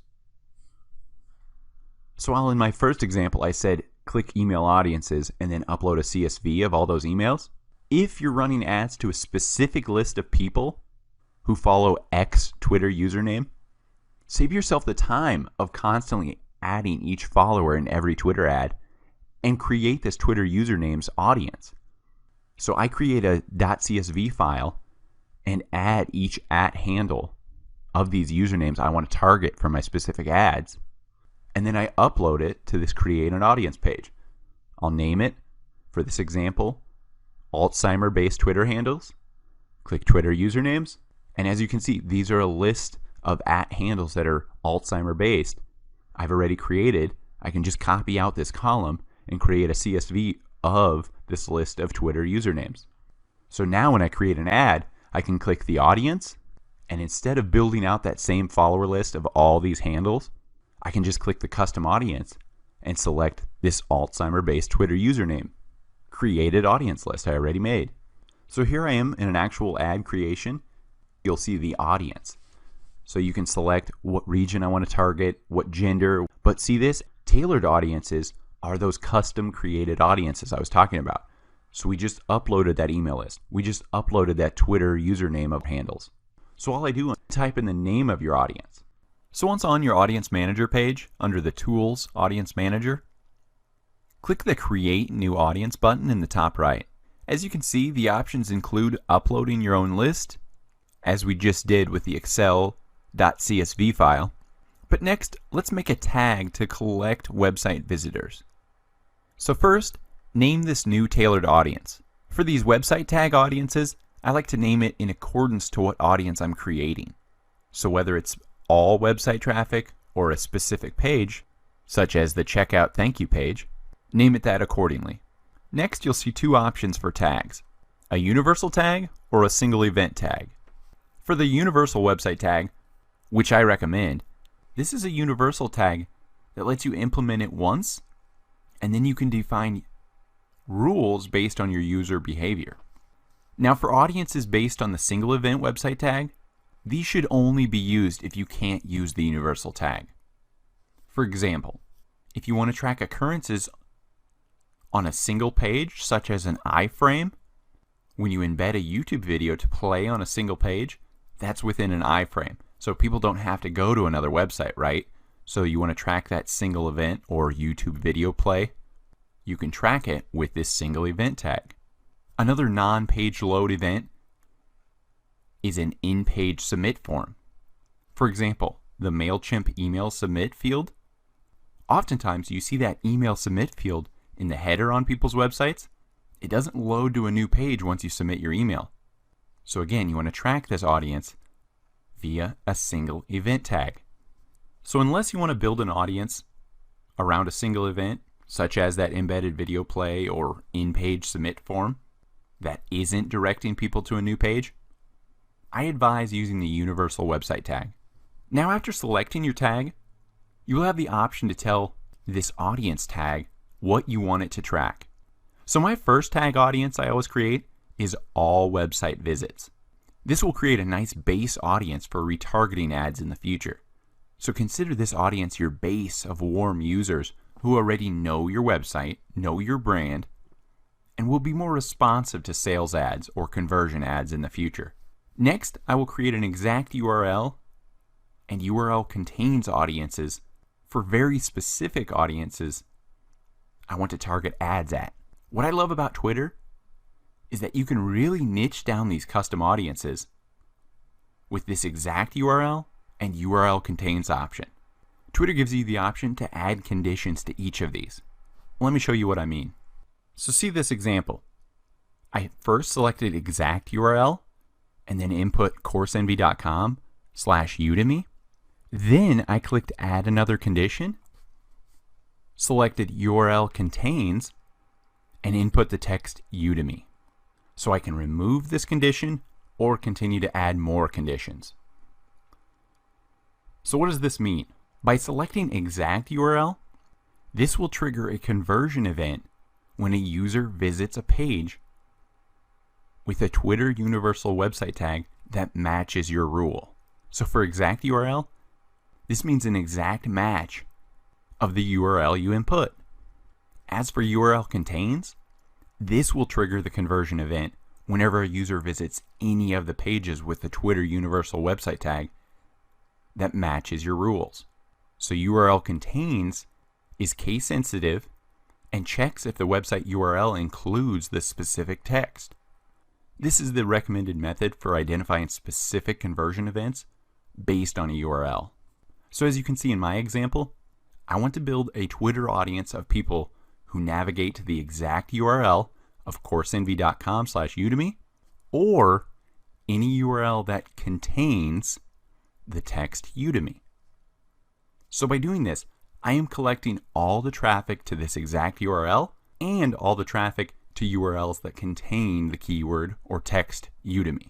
One important note though, use URL contains only if you have very specific URLs that you know contain only the text you intended to collect traffic for. So for example, I know that this is the only URL on my website that contains the word Udemy. So I'm good with bundling this audience traffic in with the exact URL. So this URL contains would collect all the people who didn't go to that exact URL. For example, maybe they input into the address bar directly coursenvy.com/Udemy and didn't find it on Google where it has the www parameter. But let's say I forgot about a blog post I created that included the text Udemy in the title or URL of that blog post. Now this Twitter audience will be skewed because it's not only collecting the traffic to the exact URL coursenvy.com/Udemy, but it's also collecting traffic from that random blog post that included the text Udemy. So just be careful when using URL contains. Once you've added all the conditions you want, just scroll down, click the I agree box, and then click the Save Tailored Audience button. So once you've created an audience that uses the universal website tag, you'll need to install it on your website.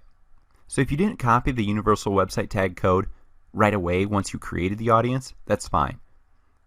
You can get back to it under Tools, Conversion Tracking, and right here, View Code and Installation Instructions for the Universal Website Tag.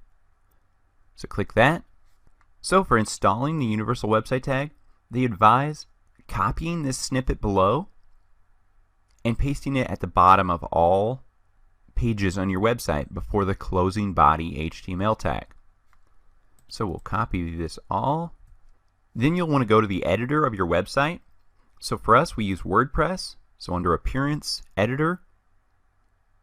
So rather than installing this universal tag on every web page, just install it into a theme feature that appears on every page, such as the theme footer and the theme header. So let's just click theme footer. So, like Twitter advised, paste it in before the closing body tag. So we'll put some spaces there, paste it in, and there we go. We have it commented out. It's the Twitter Universal Website Tag code. So when creating ads on Twitter, you'll just go to ads.twitter.com, click that Create Campaign, and as you build your ad campaign on Twitter, you'll see in the left sidebar here which step you're on. The initial campaign, what's your objective, then the ad group level, includes the creative, what tweet you're advertising, targeting, bid budget, and review. So it's on this step you'll find those tailored audiences and conversion tags. So we can search orange, scroll down, tailored audiences, orange shoe purchase. So that's a conversion tag. This is capturing and building an audience of people who have purchased that orange shoe. This, on the other hand, is just a tailored audience of traffic, of people who have visited the orange shoe page. So while this user interface of your Twitter Ads Manager is pretty simple, you can quickly build ads, I like using the original campaign form for doing really detailed targeting within my Twitter ads. So just click that Return to Original Campaign form.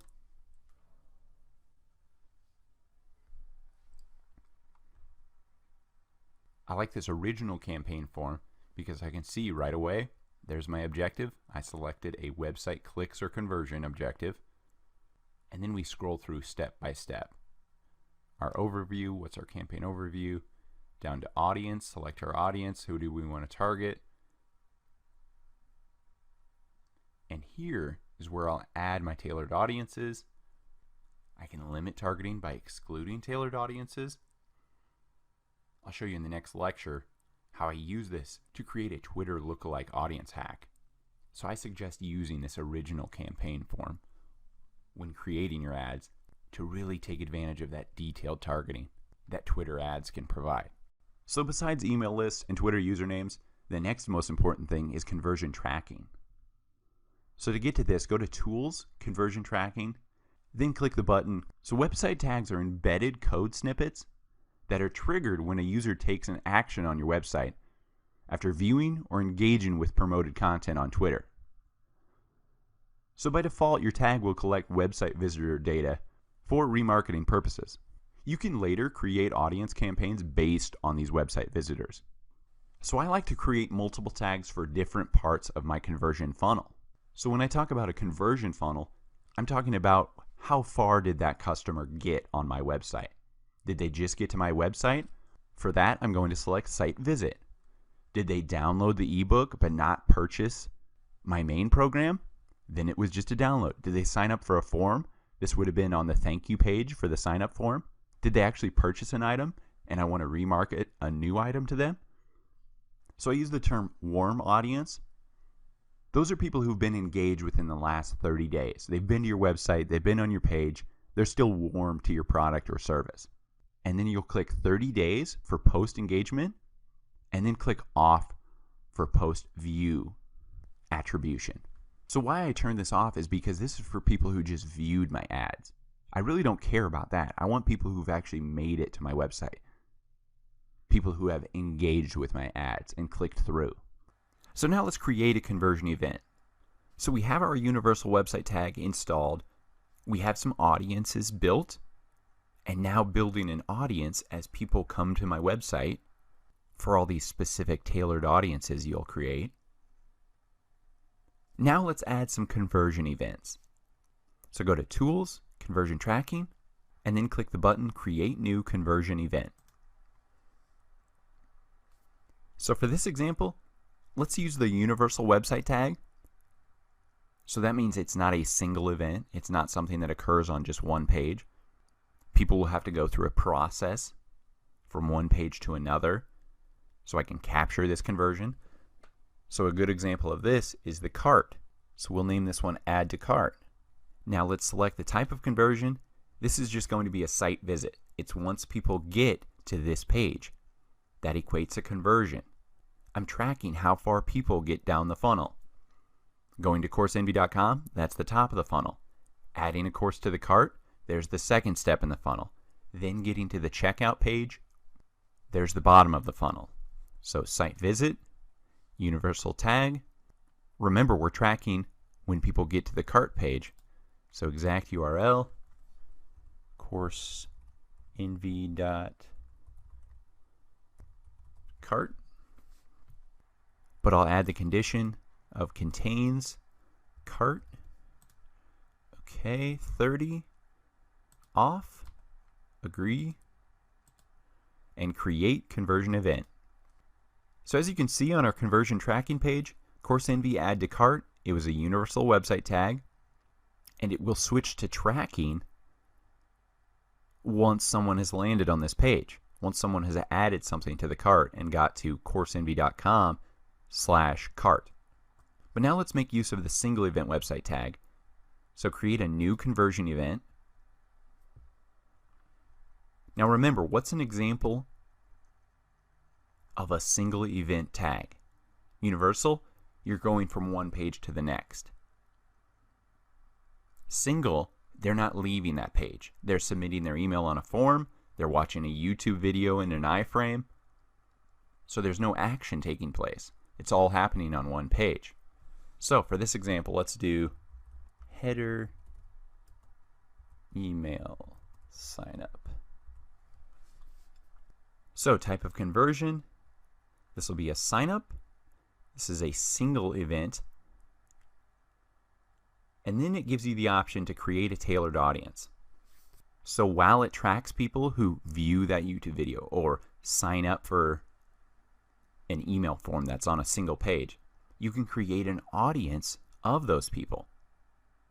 So even if you don't check this, we can go back later and create a tailored audience if we want.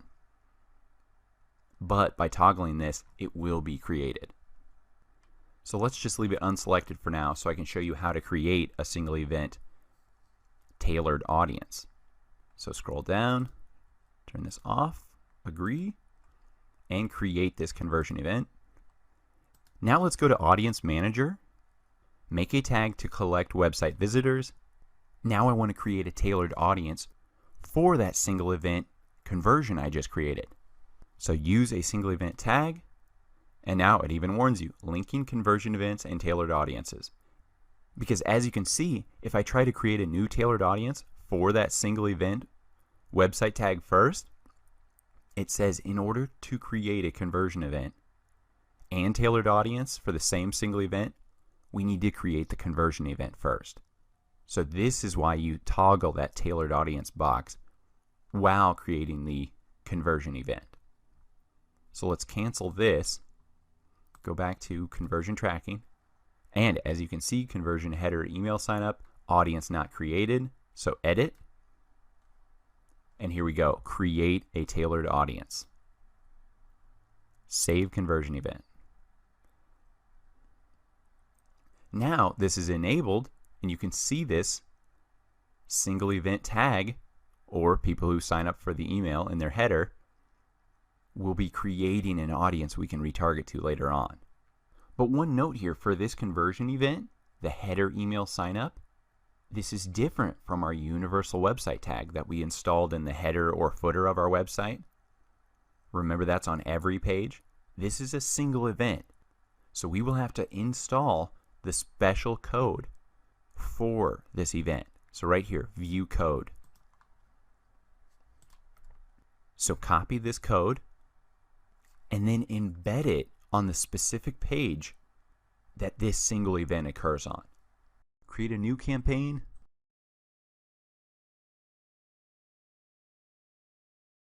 A lot of my clients get confused. What is a conversion? Select a key conversion. So this is for tracking a conversion. So let's go to our conversion tracking. So let's look at this. Course checkout thank you page.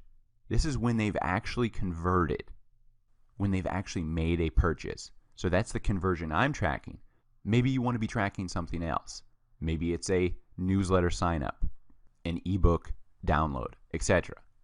But for this, I know my conversion is when someone has purchased something. That's my conversion metric. I'm not going to be selecting any of these, right? I want the conversion checkout, the course checkout thank you page. This equates a purchase, right?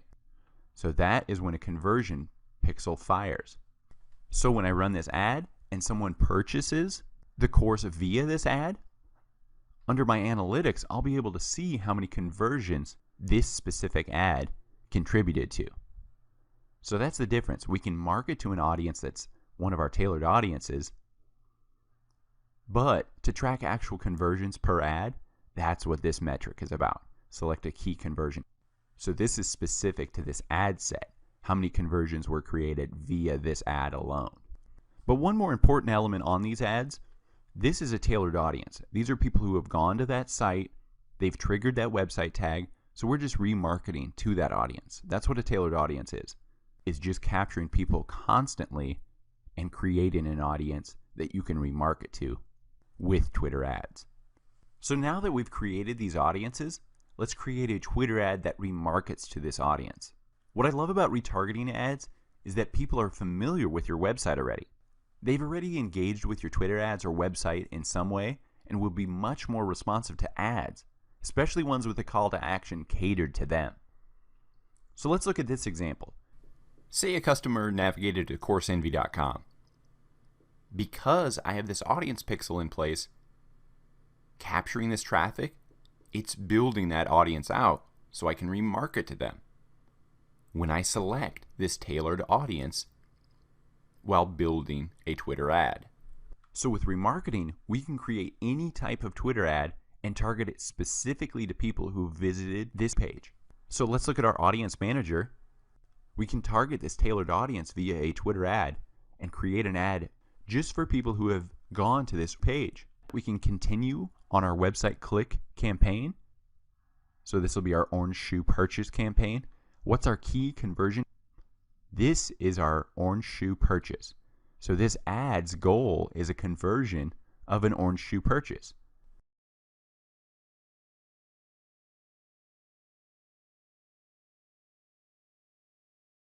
We want to target people who have just visited that orange shoe page. So we browse our tailored audiences, orange shoes page. So we select that. So this ad will include the tailored audience of people who have visited the orange shoe page, but exclude people who have already made a purchase. And on top of that, remember under the details step of this ad, we've also selected to track the conversion event of orange shoe purchases. And it'll mark as a conversion in my analytics once this ad creates a conversion. But one more note, in this select your audience section, notice this, expand your reach by targeting similar users. So if you would like to reach only users similar to those in the above tailored audiences and not lookalikes, so therefore limiting what Twitter assumes is a similar audience, we want to unselect this. We want to target just people who have visited the orange shoe page. Tweet engagement ads are one of my favorite because they allow you to truly mix click conversion ads with engagement ads. So an example, I include my link in my tweets so I can double dip on engagements on the tweet, so such as retweets, replies, favorites, plus I get the chance of someone actually clicking the link within the tweet.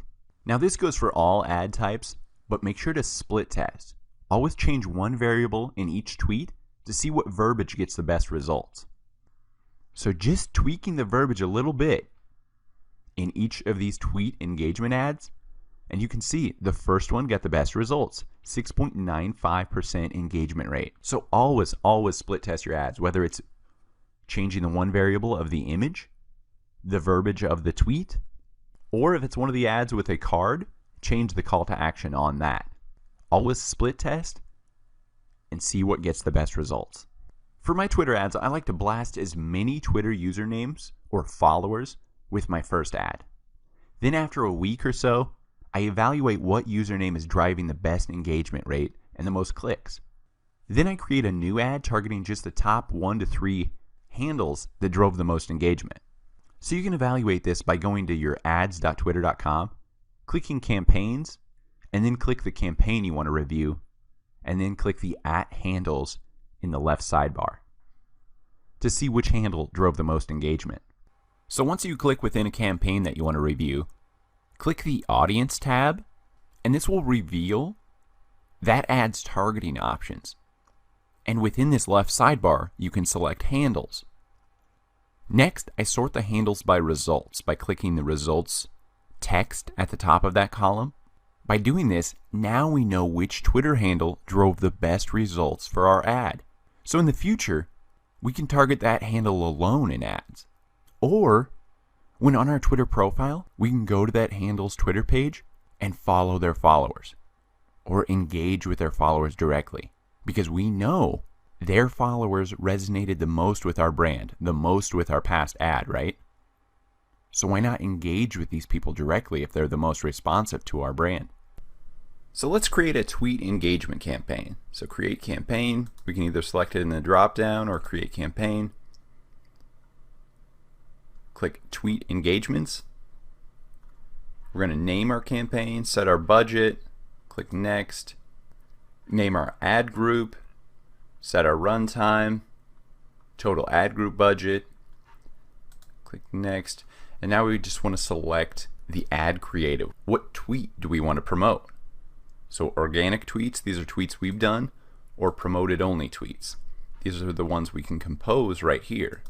We can create a tweet just for promotion only. But that's fine, we'll use an old one here. Check out Course Envy. Next.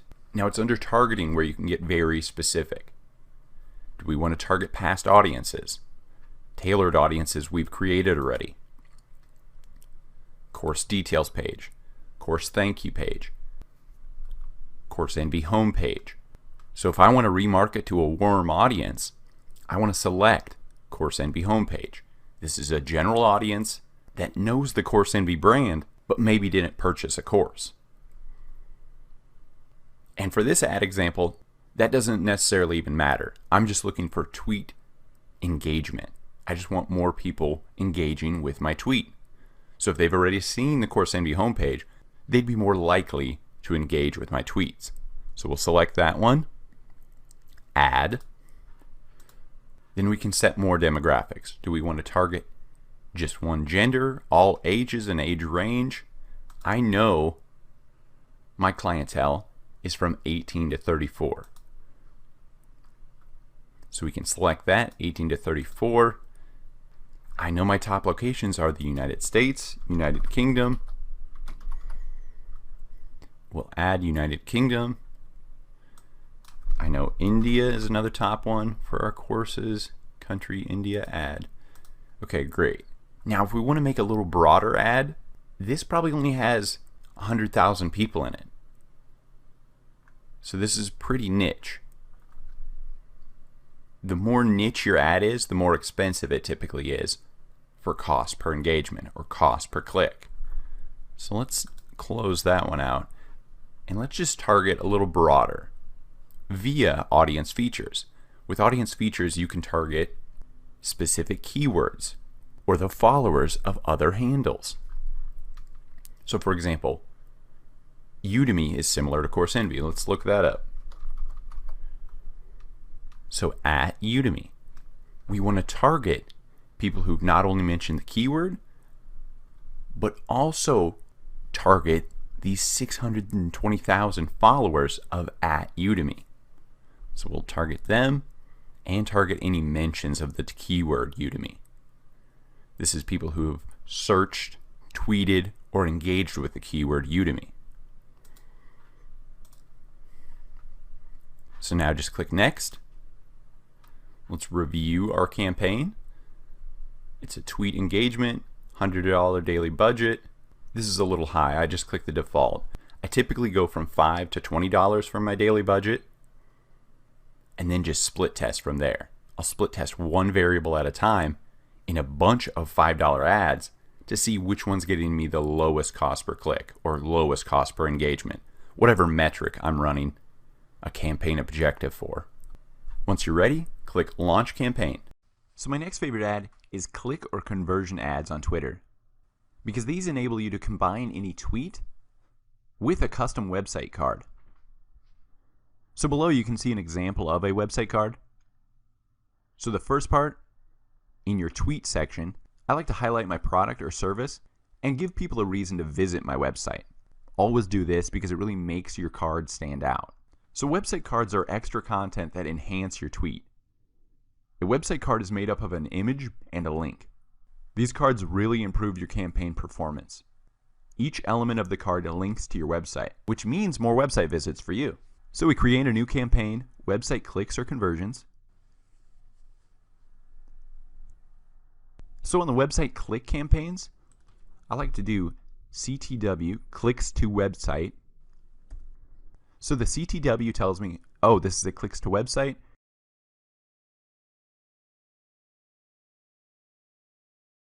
So now down here, this is what I was talking about. What is a website card?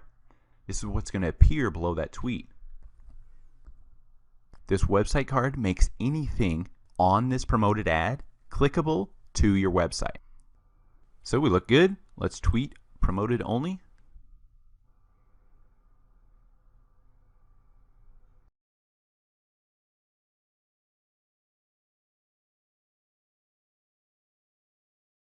So let's launch this website clicks or conversions ad. The next type of ad are app installs. The app install and app engagement ads on Twitter are great because every day millions of users from around the world access Twitter, just about 80% of them from a mobile device. With this mobile app promotion via Twitter, this enables advertisers to target these users to drive cost-effective app installs and app engagements. Think of it, if you're already on your phone and you see a great call to action for an app that you would totally use, would you not click the download button because it's that simple? You don't have to search in the Google Play or iTunes Store. There's a direct link right in your Twitter newsfeed. Personally, with my clients, I find the highest app install rates when targeting interests and installed app categories. Also, if you have tailored audiences in place for your app landing page, those tailored audiences are obviously great retargeting methods. I also use TV targeting sometimes, especially for game or genre-based apps, because I can target it towards TV shows like that, or cartoons like that, or TV networks like that.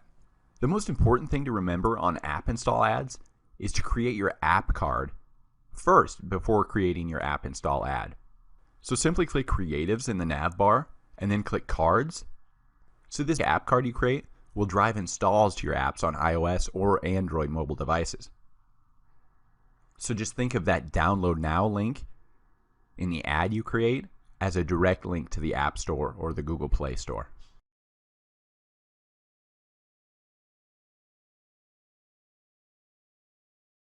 Remember, always A/B split test your ads. Test one variable at a time and see what performs best.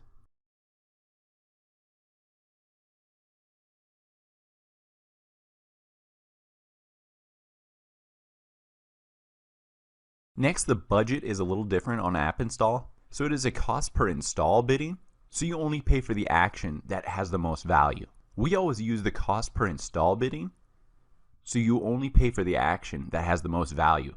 Just look at this: optimize for app clicks, optimize for app installs, optimize for installs, pay for installs. That's the one, because you're actually paying for the action you want.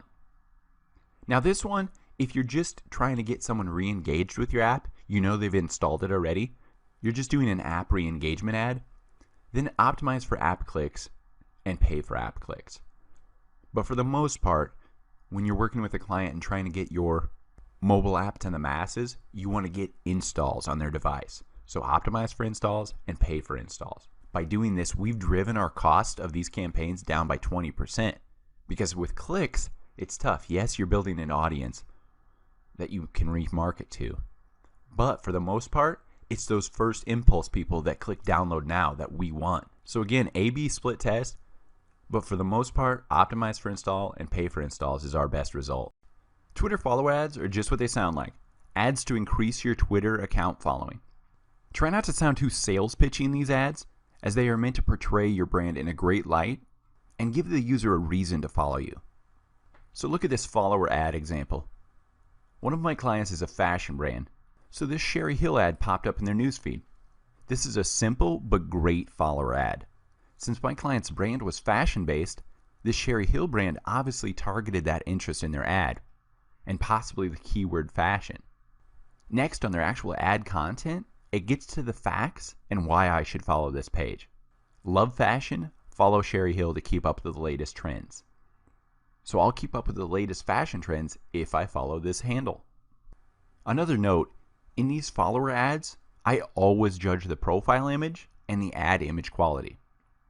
This is just a precursor of what style and what quality of content they will be posting. So they have a nice clean logo and then a great high quality photo with image branding in place. So right away, I want to follow this brand. This is a great follower ad. With our clients, the best results we see are from targeting followers or @ handles that are similar to their brand. And then to pair with that, just like the Sherry Hill ad did, was to target interest. Target people who are interested in following other brands in a specific category, such as fashion. So you can see in my example, I targeted a young demographic fashion brand and then the fashion. This will get you a very broad, large audience size, but with multiple user handles following, remember, we can go into our analytics, click that campaign, and then click @ handles to see which handle drove the most followers for this follower's ad. Twitter analytics is essential for you to understand so you can create ads and tweets that get better engagement and higher conversion rates for your business. Once you start spending some time reviewing your Twitter analytics, you'll begin to notice trends that point to what Twitter content is working, what is not working, and how to relate to your audience based on these insights. So the best part is, one of the best analytic tools for Twitter is free. It's at analytics.twitter.com. Simply sign into your Twitter account, and it's here where you can measure the engagement of your tweets and really start to understand what resonates with your fans. You can also dive into audiences and find the specific demographics of the people that follow you and engage with your content. So once you sign into analytics.twitter.com, your analytics homepage will just be this month-to-month dashboard analyzing your traffic. Now this includes top tweets, top followers, total impressions, profile visits, your follower increase or decrease, and mentions of your handle. So I use this homepage dashboard to really get an overview of my month-to-month of the content that is resonating with my fans. I can also identify what's not resonating. Then in the next month, I can plan more tweets that are similar to past successful tweets. I can even post these successful tweets at the peak engagement times and peak engagement days, according to this past data. So after the Home tab, I use the Tweets tab next. Under this tab, you can delve deeper into the individual tweets, rather than just the top tweets that are shown on the homepage. So under this Tweets tab, I identified tweets that failed and had little engagement. Then I note the variables that were part of the successful tweets. These variables can include the photo, the tweet text, the length of that tweet, links included, hashtags included, and so on. Over time, with A/B split testing, you'll be able to identify what variables equate the highest engagement rate. Then you can create promoted tweets, or just normal tweets, with much higher engagement. Also note, once you start creating promoted tweets, or these promoted ads, you'll be able to review their analytics on this page as well, under that Promoted tab. So to delve deeper into the tweet engagement, simply click that tweet, and then we can study these metrics deeper. The impressions, 18,000, we can go into what these actual engagements were. On the surface of that tweet, it just says 531, but this expands it out. What was the engagement? Likes, media engagements, people just clicking the photo, retweets. From my experience, retweets are a sign of value. Likes are a sign of appreciation. I like to call it an online high five. I like your content, I like what you said, high five, I like it. But retweets, they see value in this and they're willing to post it on their own page. I really take note to retweets because obviously there's something in that tweet, some variable that they like.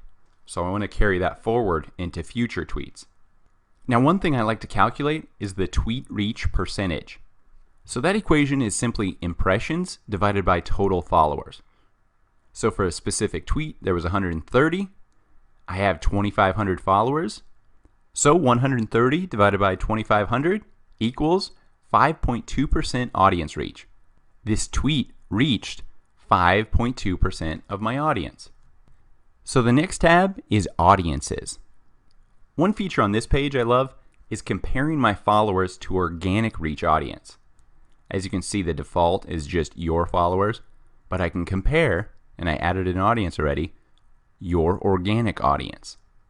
So if a user has followed you already, they obviously like your brand, like your content, but if an organic audience has been reached by your tweet, I like to dig down into those demographics, including their interest on Twitter, occupation, gender, income, buying style, region, and much more.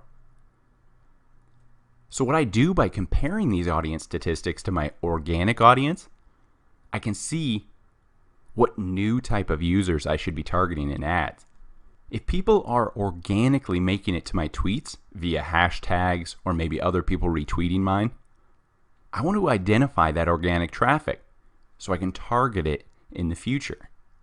But again, this default view on this page is to review your own followers. But this alone is amazing, as it will really help you shape your Twitter ads according to your current followers. The biggest metric I look at are my top 10 interests of my followers. Think of it, I can create ads based on these interests alone. People are interested in the country, in music, I can target country music because the followers for this specific page have interest in both. Next is the Events tab. This is great for finding upcoming events to tweet about. If you're stumped on topics to tweet about, I always love throwing in a tweet each week or every couple days on a trending event. This is a great way to attract new users to your Twitter. Think about it.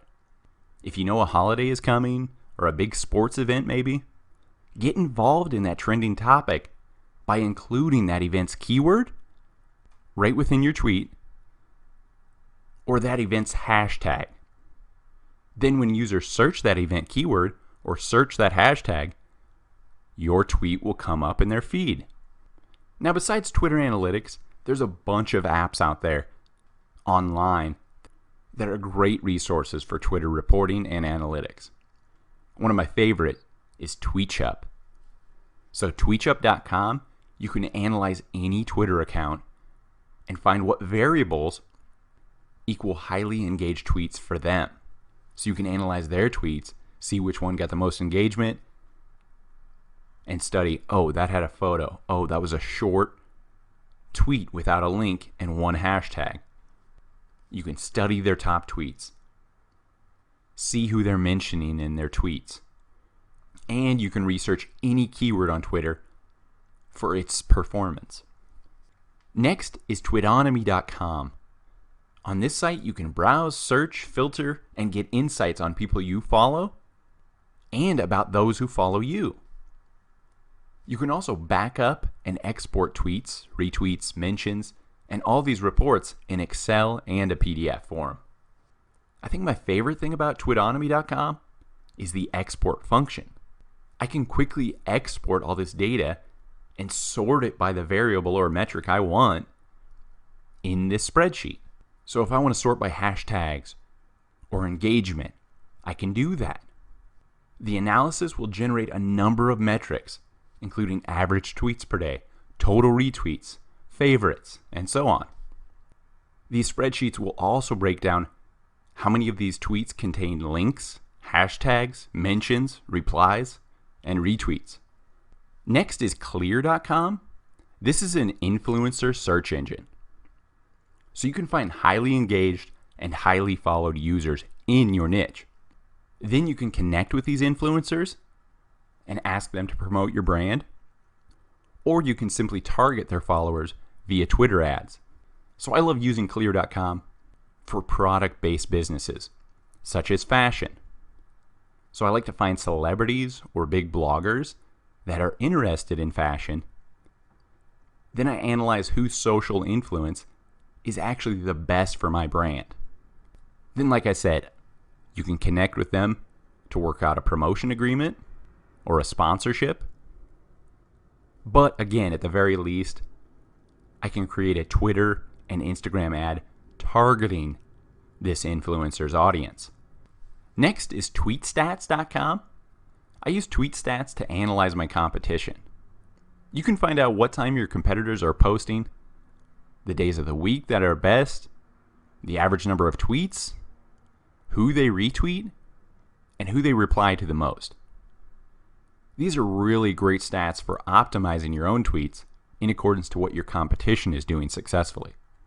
I use Fuller to find out what my competitors talk about. What are the general topics they're mentioning in their tweets? One of my favorite things I pull from this are the most popular hashtags used by all these various handles I search on Fuller.me. Then there's Tweeriad.com. Tweeriad gives you the best time to tweet. What this site does is analyze both your tweets and your followers' tweets so you can know what the best time is to start tweeting. What day of the week?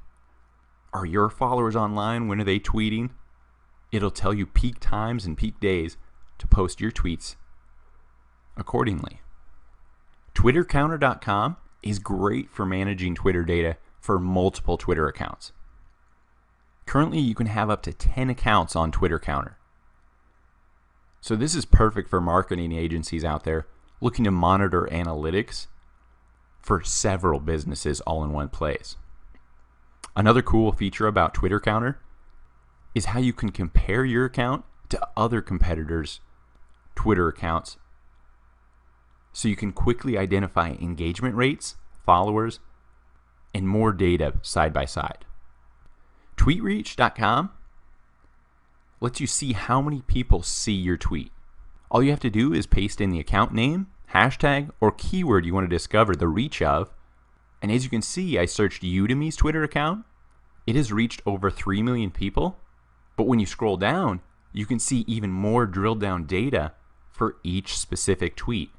This tweet reached 300 people. This tweet reached 4,000 people, and so on.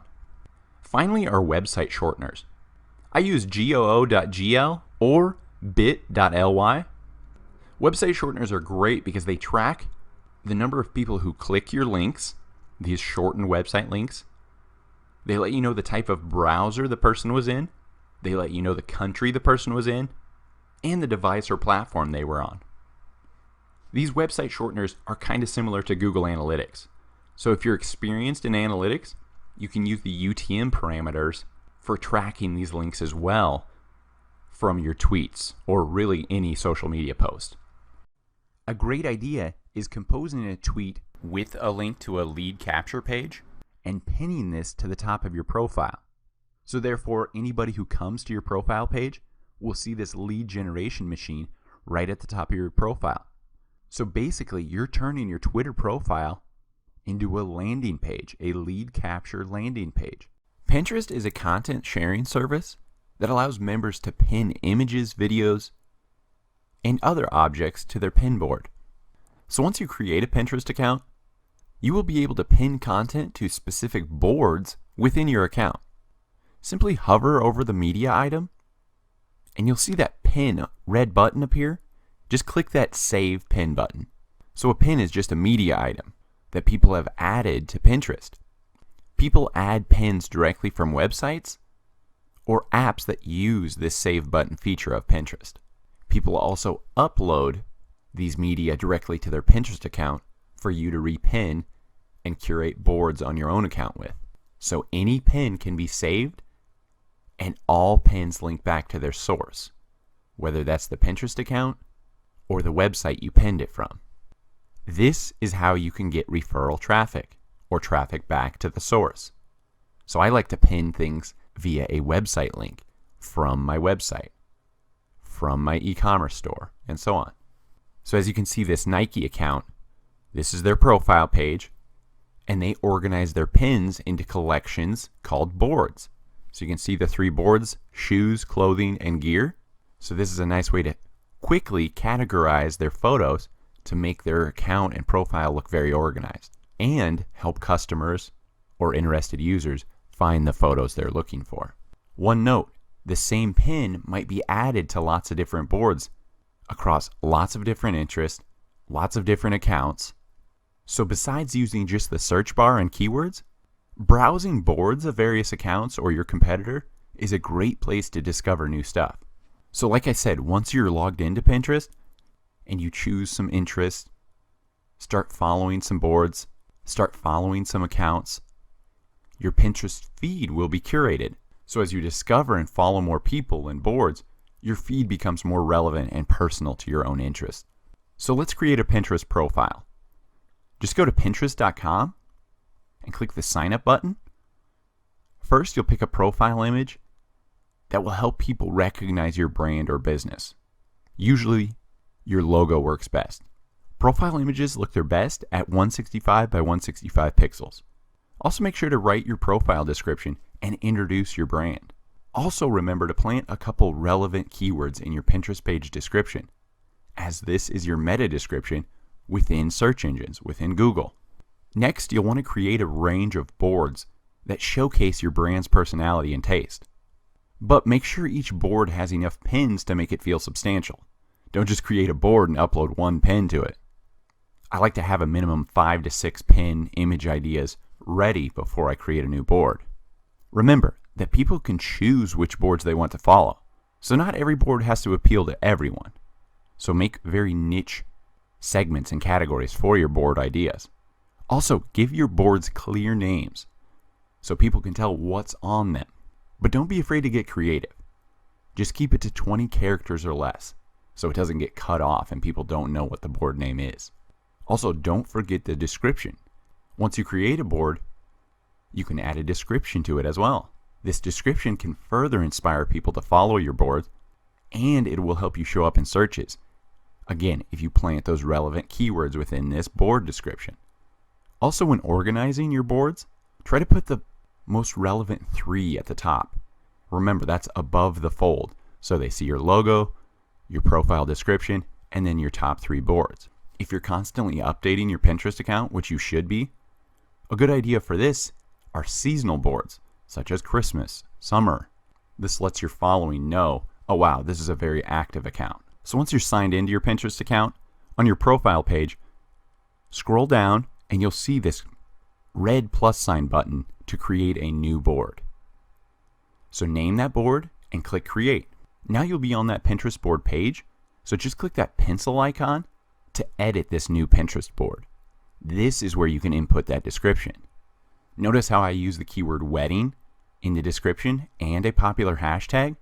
Again, only 2 more further ways to get your brand discovered via the search. Now just above your boards on your Pinterest profile page, you'll find a blank Build a Showcase box. The showcase is an auto slider that rotates through 5 of your Pinterest boards you select. Once your showcase is complete, it consists of these 5 auto changing slides. So each slide consists of the board and all the pins within that board. So for my clients, I like to pick the top 5 boards that you feel represent your brand best. So as you can see on the Starbucks profile, their 3rd slide is coffee recipes. So once you click the plus sign on this showcase editor, you will be prompted to pick your 5 pin boards, or as many boards as you want. So just click each drop down and select a board. Click save once you have all the boards selected you want to display in this slider. So now it's time to start pinning. Pin at least once a day so your followers get fresh content in their Pinterest feeds daily and you stay relevant and aware in their minds. Don't just pin your own stuff. You can tell a better story by adding pins from others.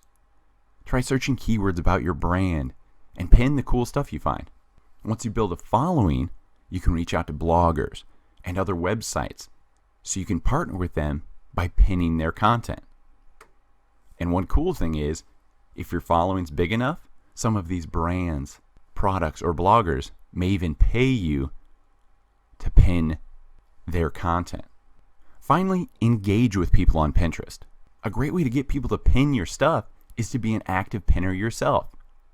Follow other people's boards. Save, like, and comment on their pins. Once you do this, people will feel obligated to return the favor, as long as your content is quality. So this leads me to best pin practices.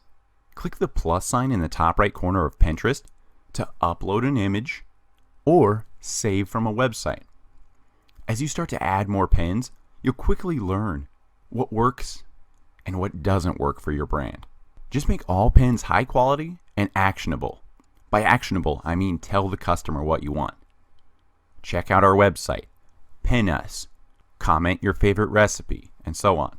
So while creating these pins or uploading them from your website, make sure they are high quality images in focus. Remember, a good portion of people look at Pinterest on a mobile device. So you want a high quality image. And I like to go for taller pins.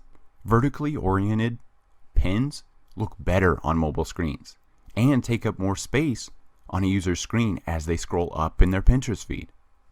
So the ideal aspect ratio for a pin is 2:3 or 600 pixels wide by 900 pixels high. One note, images are only pinnable with minimum dimensions of at least 100 by 200 pixels. So that's why I like to at least start with a minimum 600 by 900 sized image, so it doesn't become blurry on varying mobile devices, iPads, laptops, and so on. Every pin you upload, you should add a description to that gives context to that photo. The best descriptions are positive, informative, and give people that actionable task to carry out with the pin. Follow this recipe, buy this product, check out this service. Remember, pins last forever. So avoid descriptions that focus on timely promotional and coupon information. Focus on brand building with Pinterest. While writing your pin description, mention the most compelling and distinct parts of your pin. Think how users input terms into the Pinterest search bar. Think how that user is typing if they're seeking a recipe for a popcorn ball. Then include those keywords, those hashtags, in your description to increase the chance of people finding your pins. But on this note, don't just load your description with keywords and hashtags. Rather make it an easy to read 1 to 5 sentence description and close with an action statement for your new potential customer. So here are 6 common categories for my clients and what makes a good pin description for them. First, recipes. So in that description, describe the main ingredients and how to cook it. Fashion? What kind of clothing is it? Who's the designer? What season to wear it? Travel? Tell people the location, kinds of things you can do there, maybe even seasonal tips, city tips, what you should wear here, what health and safety precautions should you take. DIY. What is the product you're building? How do you make it step by step? What materials do they need? Photography. Name the photographer, year, subject, location, publication. Design. Mention the designer, medium, where it's been published, and so on. Now that your Pinterest account is getting fleshed out with great content, you want to make sure to link to this Pinterest page on all your other social media accounts and your website. You can encourage people to pin and follow your content right from your website with the great widget builders provided by Pinterest. So just go to developers.pinterest.com/tools/widget-builder. So as you can see, I created a widget of a save pin button that I can upload via this HTML code right into the body of post on my website or blog. On top of encouraging pins and sharing the content on your own social media and website, Pinterest enables you to promote your pins to specific audiences on Pinterest. So for Pinterest ads, I like to create very specific pins that get a higher click-through rate from my experience. So first, I like to use text on images to help draw customers to my pin's description, which includes those call to action words like shop. The next type of pin I like for Pinterest ads, give steps. People love short, actionable lists. 5 tips for fall decor. As a customer, they go, wow, I do need some fall decor tips, and this is a very short list. It's not going to take up a lot of my time. Finally, always include your logo for brand awareness. Notice Shutterfly on the third ad? Simple, but no matter who shares this or pins this in the future, that photo is always branded. And finally, analytics.pinterest.com. This shows you which pins are the most popular with people and which ones are driving the most traffic to your site. You can also see what boards your stuff appears on, how the pins are described, and what people pin along with your stuff. All of these insights will help you make smarter choices about your merchandising, product development, and marketing strategy. So what are Pinterest buyable pins? So as you search Pinterest, I'm sure you'll notice the buyable pins option. Buyable pins let people buy your products without ever leaving Pinterest. When you spot a pin with a blue price, you'll know it's a buyable pin. People can find your buyable pins all over Pinterest, in search results, in related pins, and on your business profile. More and more people are using Pinterest on their mobile devices, and buyable pins work seamlessly across mobile and the web. So you can close the sale right when someone has the impulse to buy. So simply Google your e-commerce platform and the keyword Pinterest buyable pins. By doing this, you will find each platform's updated instructions for installation of buyable pins. One of the most popular e-commerce platforms online is Shopify. So let me walk you through that installation. First, go to the Shopify App Store at apps.shopify.com. Then search the keyword Pinterest. Install this free Pinterest app so you can enable buyable pins. You'll be prompted to log into your Shopify store backend to finalize this installation. Once you log in, you'll be redirected to your Shopify store backend. Once here, under Settings, click the gear icon in the lower left-hand corner. Then click the option Sales Channel right there in the left sidebar. Then on the Sales Channel page, click the Pinterest app, and in this pop-up you see, click the blue Add Channel button. Now you'll see a Pinterest option in that left sidebar under Sales Channel. See it? Online Store, Pinterest. So click Pinterest, then click the Connect to Pinterest blue button right here. A pop-up will appear, and you will sign into your Pinterest account that you want the buyable pins to appear on. Then click the Authorize App button. Check the Use Pinterest Tag option, and then click the Accept button. Now you will be waitlisted while Pinterest reviews your products. Within 2 to 3 hours, you should be approved as long as your products meet the Pinterest buyable pin standards.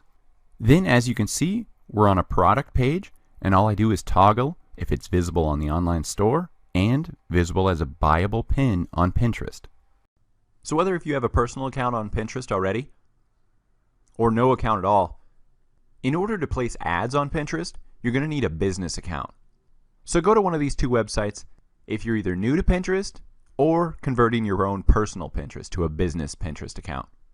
So fill out all your business and account information. When people search for your business name, in search engines, your Pinterest business name and About section will be the title and then meta description on search engines. So make sure to plant 1 to 2 relevant keywords in your business name and then 2 to 3 keywords in your About description. Before you can start placing ads, you will have to verify your business website. So when you log into your Pinterest, there will be a prompt to confirm your website, or you can just go to this link right here in order to verify your website. Once your site is verified, there's going to be a red check mark next to your brand name on your actual Pinterest profile. Also, the website you verify through is going to show up right below your profile name.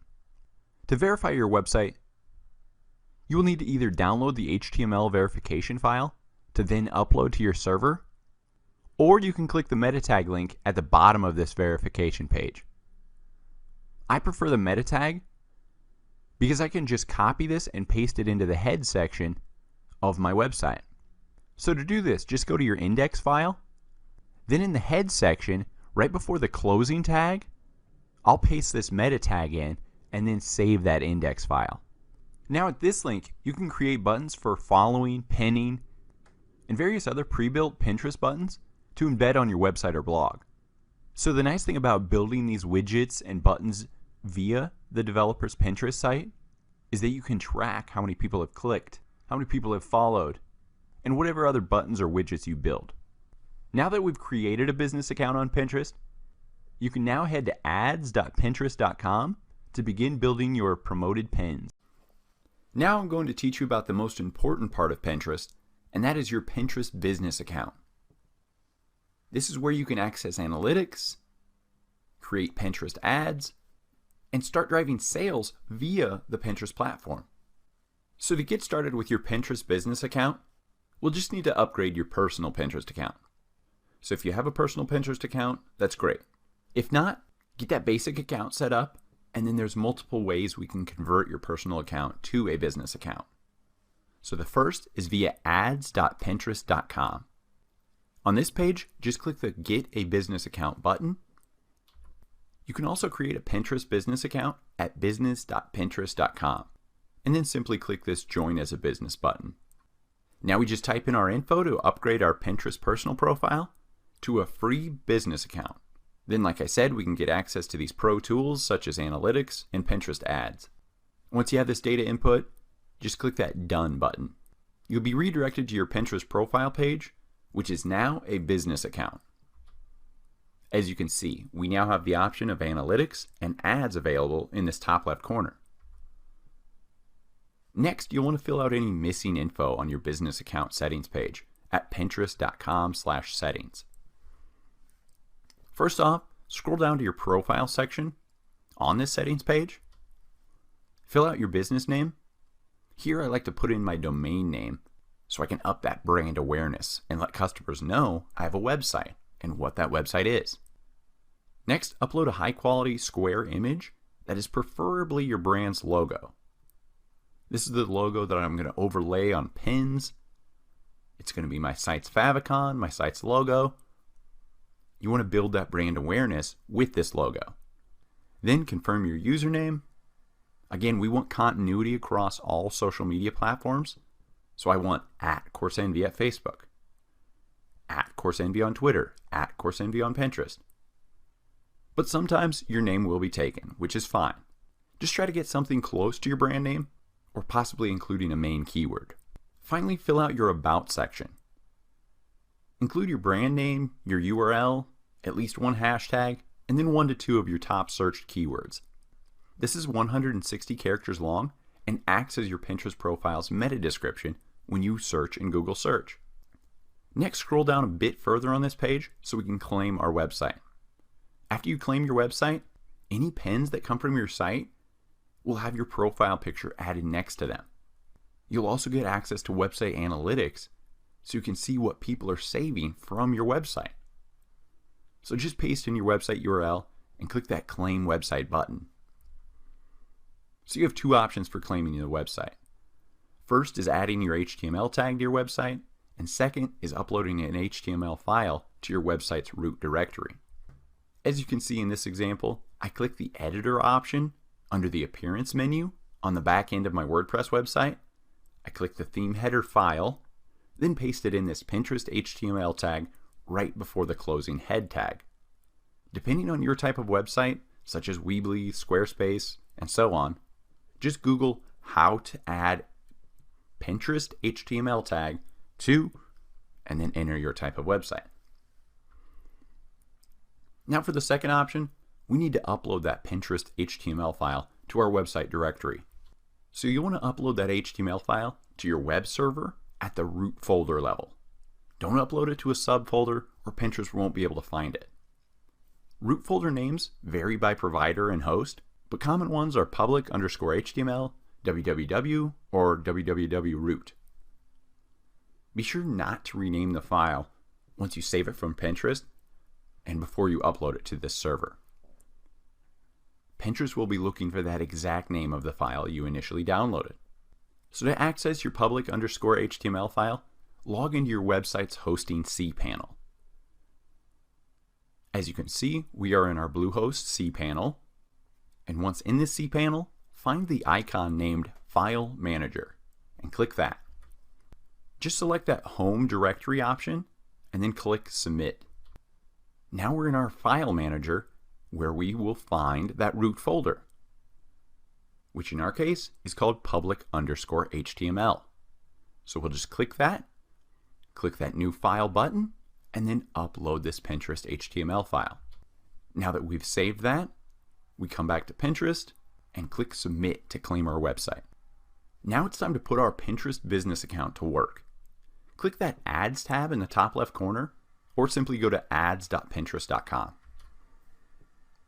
First select your location or currency, then click that Next button. Now you can officially promote pins via the Pinterest Ads platform. Let's take a look at all the available types of ads. So now just scroll down on this Pinterest Ads dashboard, and we can see all the types of ad campaigns you can run, which include awareness campaigns, engagement campaigns, traffic campaigns, promoted app pin campaigns, and video awareness campaigns. So first, let's cover awareness campaigns. Consumers fall into two categories.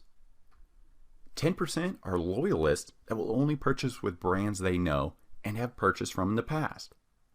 The other 90% are people willing to shop around and look for that best deal, that new product, that new service.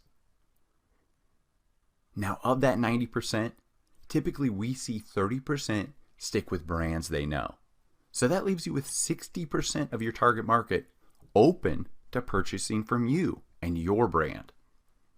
This is why brand awareness is so important. Consumers must be able to identify your brand when it comes time to purchase, so you can claim either that 40% that stick with their go-to brand or the 60% willing to try a new brand. This is why I look at Pinterest as the perfect beginning of the buying cycle. Pinterest is typically used as a place to save or pin an item to refer to at a later time. The consumer isn't ready to buy yet, and they're just shopping around. By using awareness campaigns, you can get your brand and products discovered during this shopping around cycle or planning, pinning for later, this first phase of the buying cycle. You as marketers want to get the opportunity to influence the early stages of these Pinterest consumers. Then we can move these consumers from this awareness and inspiration and discovery/pinning phase into a more active shopping mode and into evaluation and ultimately into action by purchasing. But one big note here, action and buying is always fueled by inspiration. And a lot of that inspiration comes in different forms of content they pin on Pinterest. Pinterest equals the complete buying formula. People need a mix of inspiration and information in order to make decisions about a purchase. So, while Amazon is great at presenting info, they give you reviews, they give you the confidence of 2-day prime shipping, but they're missing an important part of the buying formula. When surveyed, consumers state the reason for a purchase is based on inspiration 75% of the time versus information 25% of the time. Take a screenshot of this slide now because it's important. This is the buying formula. Inspiration plus brand discovery plus information/evaluation equals action/purchasing. So how do we inspire consumers? Provide them with content that gives them ideas or inspiration on how your product or service will help them solve a problem. So let's look at an example. The product is cowboy boots. So what can we do to inspire these consumers?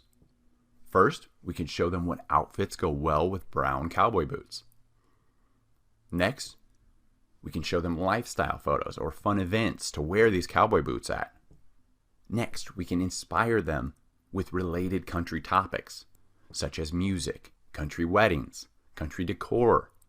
Become this consumer's all-in-one place for inspiration based around your product or service. Your brand's Pinterest profile can become their one-stop shop for all the inspiration they need. Therefore, they're going to come back to you and back to you and back to you for purchases, referring other friends, and so on. So why I love Pinterest is because Pinterest equals shoppers.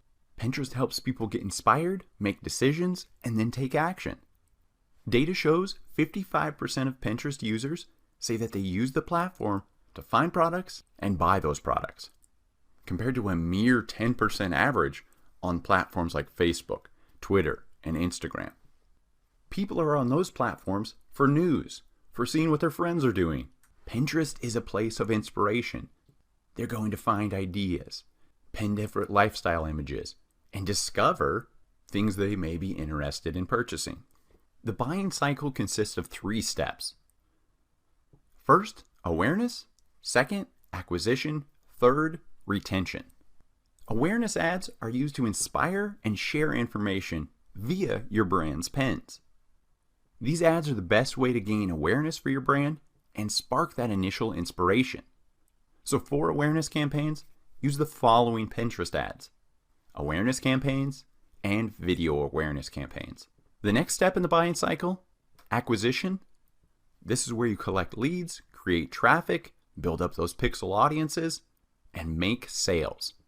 For this step in the buying cycle, I use the following Pinterest ads: engagement campaigns, traffic campaigns, and promoted app pin campaigns. The final step in the buying cycle, retention. Retarget those engaged users. Retarget those current or past audiences. Get people back on your site buying again.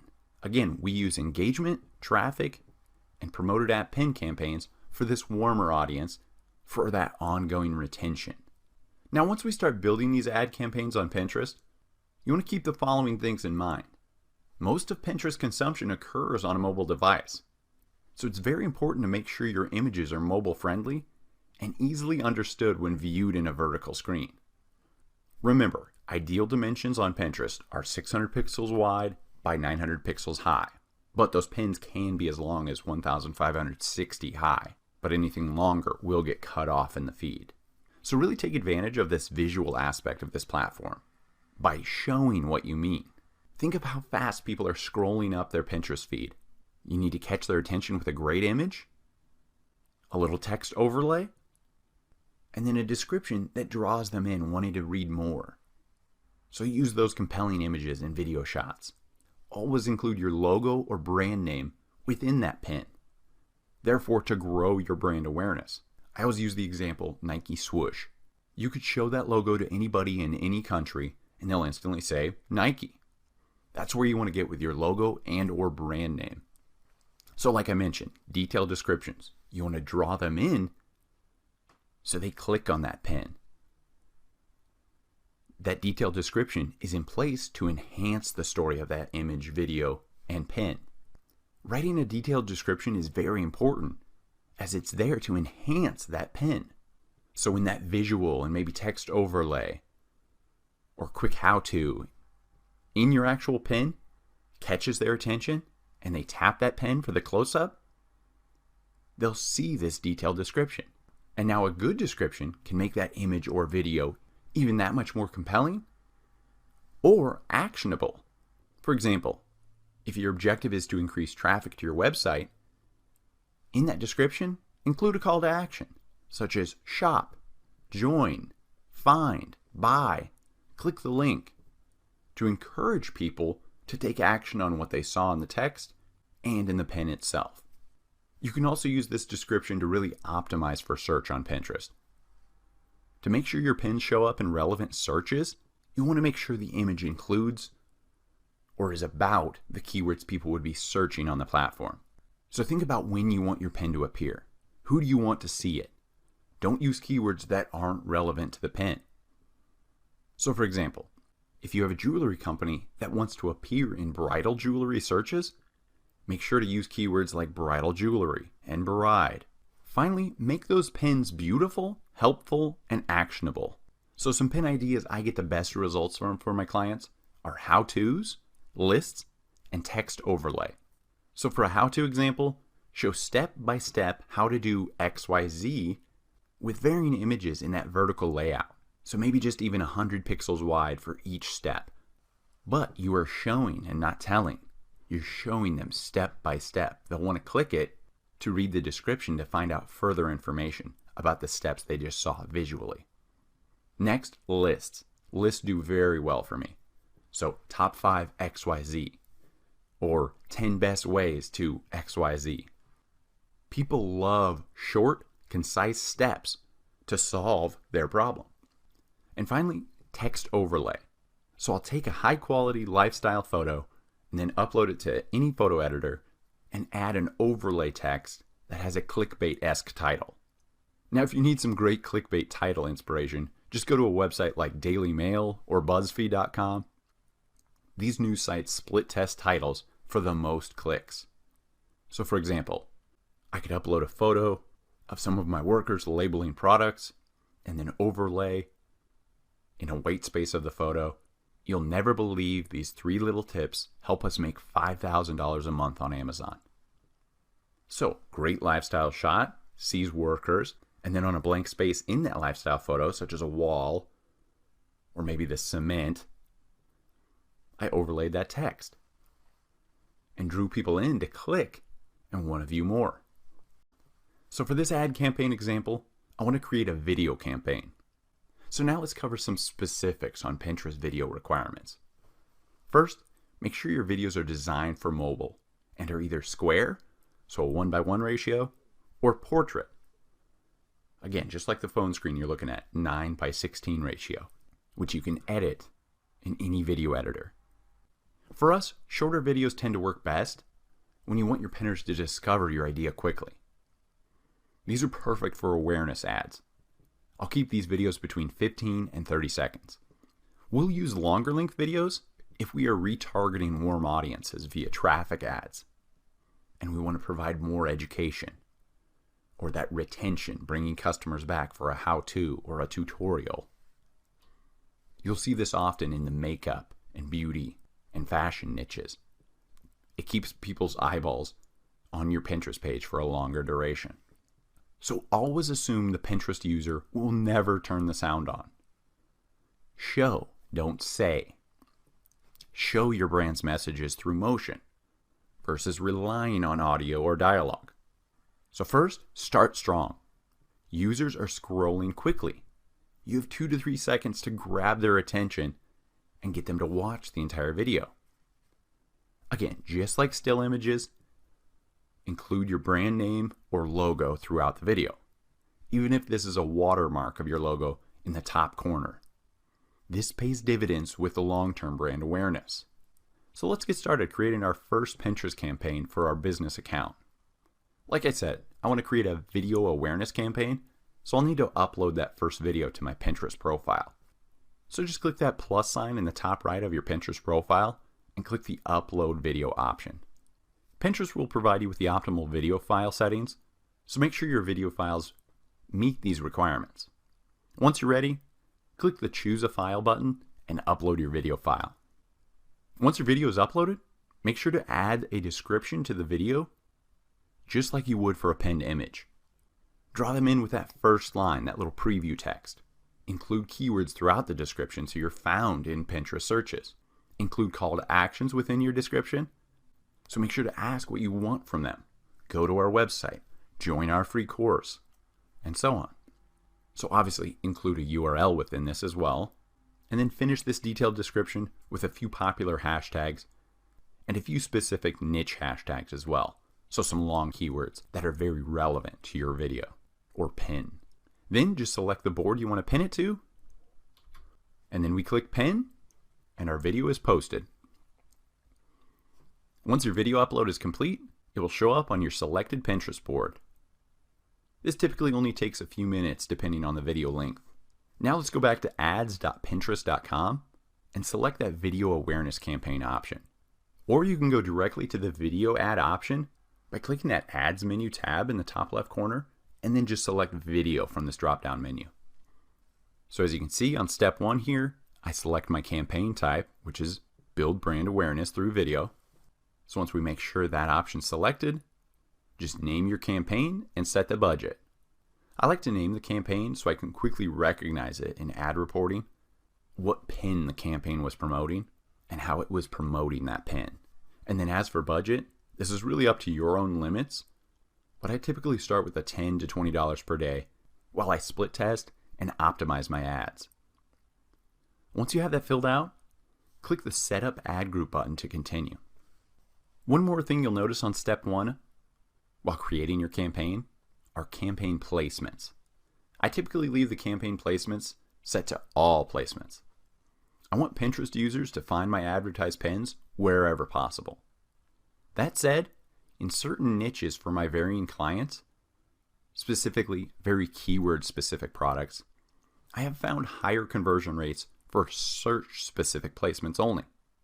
So this is a great area to split test your Pinterest ads if interested. Now we're on step 2 of creating our ad, which is the ad group details. It's at this ad group level where you can create various targeting split tests. For this example, I'm going to create just a single ad group for this video campaign and target just one audience. So first, we name our ad group. Again, be very specific. If you're retargeting a custom audience, for example, we'll name what exact group we're targeting, so I can quickly identify that when I'm looking at ad reporting. For this one, I know I want to target specific keywords around the topic of marketing. So our ad group name, marketing keywords. I'm checking my ads constantly, so I can toggle them off whenever. So I choose run ads group continuously starting today. Set my budget. Now let's scroll down to see our targeting options. First is that audience section. Since this is a new account, we have to create an audience yet.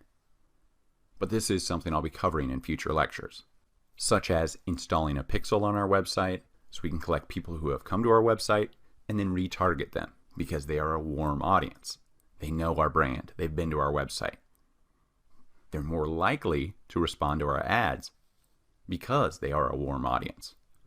I always tell my clients we need to work people down the funnel.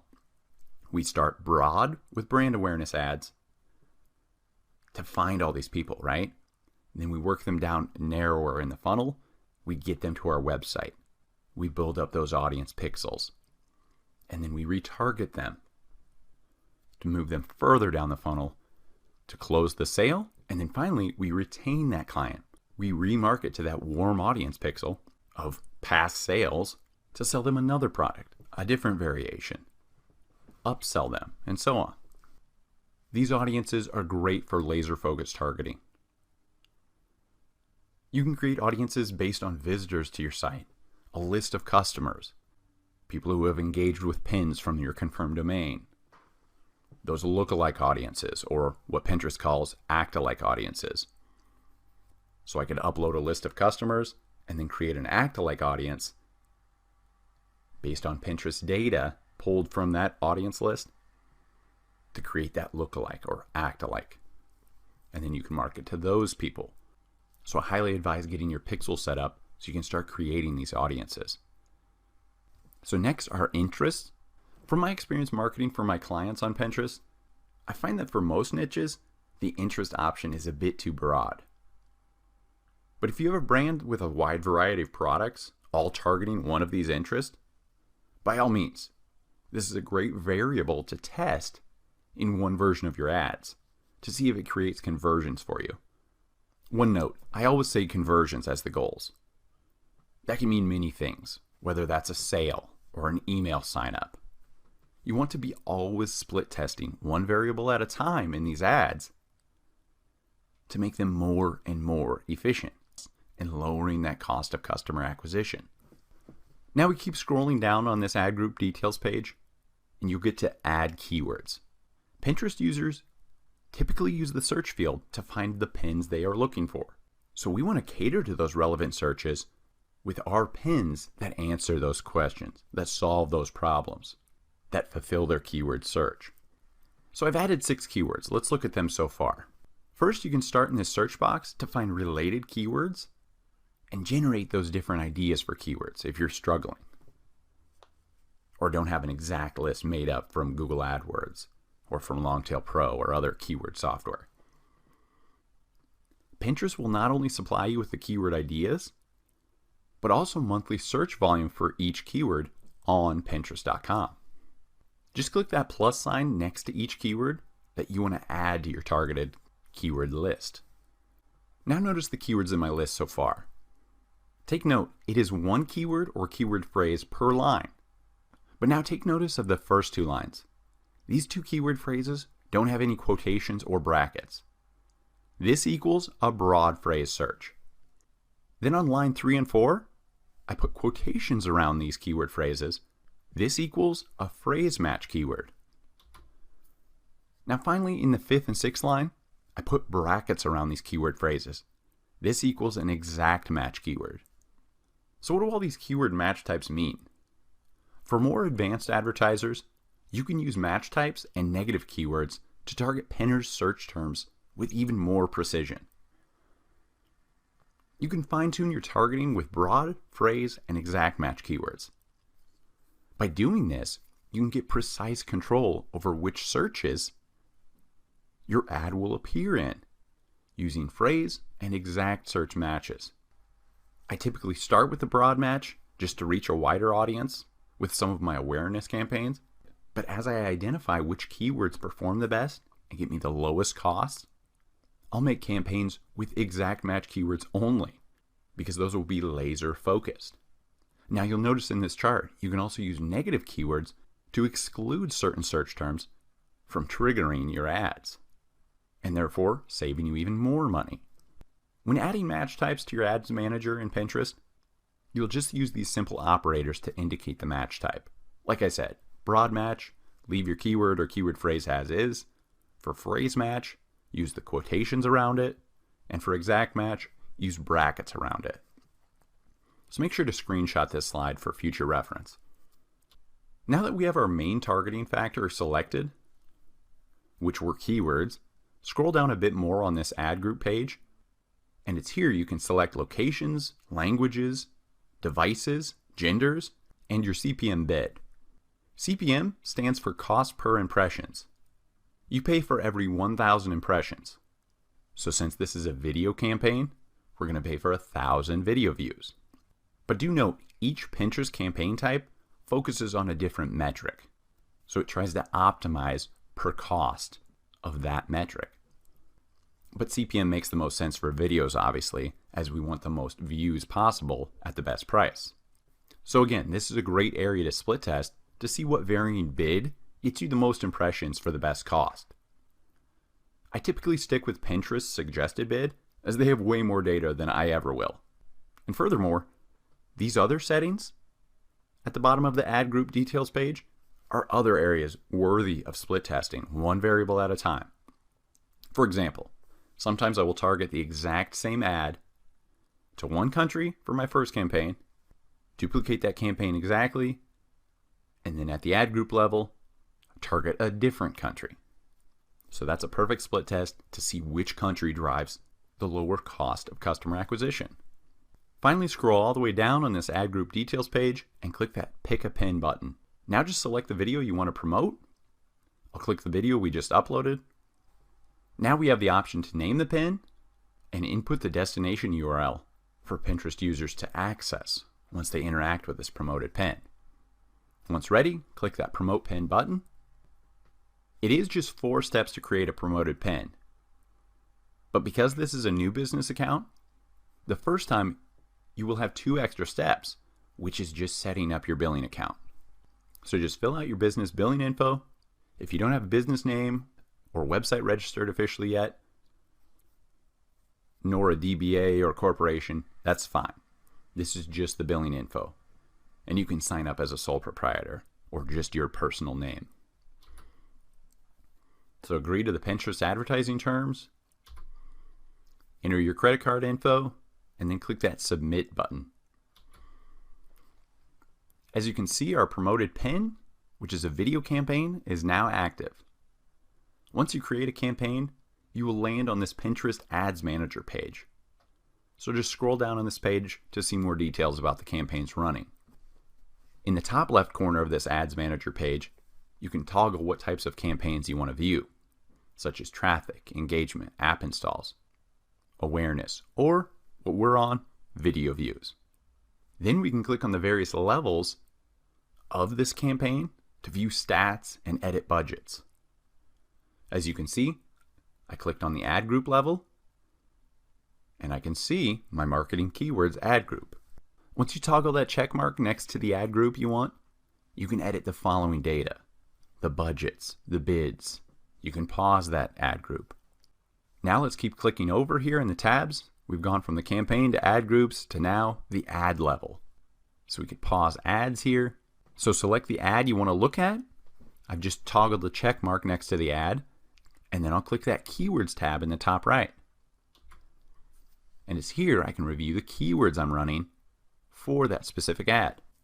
You can get to this ad campaign and see or edit its details simply by logging into your Pinterest ads account at ads.pinterest.com and then clicking this view button next to that type of campaign you created. So now that I've let my video ad run for a couple days, let's review the results. So now let's just scroll down to your campaign type. It was video views. So I went to ads.pinterest.com, scrolled down, video awareness campaigns, there we are. Now click that view all button to access the ads manager page for this objective. So now, as you can see, we're on the campaigns tab of the ads manager for all video campaigns. We can toggle between tabs to see the campaigns, the ad groups, the ads, or the keywords. Or we can toggle between objectives to view different campaign types that we're running. As for our first video campaign test, we averaged $5.99 per CPM, or $5.99 per 1,000 video views, which is really good. That's like half a penny per view, which is super cheap. Now we can create another campaign to split test targeting other keywords, for example, to see if we can get this CPM price even lower. Just simply click this Create Campaign button to add a totally new video campaign or create a new campaign using features of this current campaign. So what I like to do for split testing is test a single variable at a time in each campaign. So I'll duplicate this campaign exactly, except for the ad group, and change one variable at that ad group level. Like I said, targeting different keywords, targeting a different location, and so on. For example, they can create completely different campaigns for each variable they are testing. They can create one campaign with multiple ad groups under that, and multiple ads under each one of those ad groups. It's really up to you, but let me show you how I do it. So we click that Create Campaign button, and as you can see, we can either create a totally new campaign or use an existing campaign. So I will click that existing campaign, and therefore build another ad group under that campaign. Now just click that Set Up Ad Group button. So again, we have two options here: create a new ad group or use an existing ad group. Let me explain the difference. I would use the Create a New Ad Group if I want to split test a single variable at the ad group level, such as targeting a different keyword, targeting an interest, targeting a specific country, and so on. I'm creating an ad group under that same initial campaign.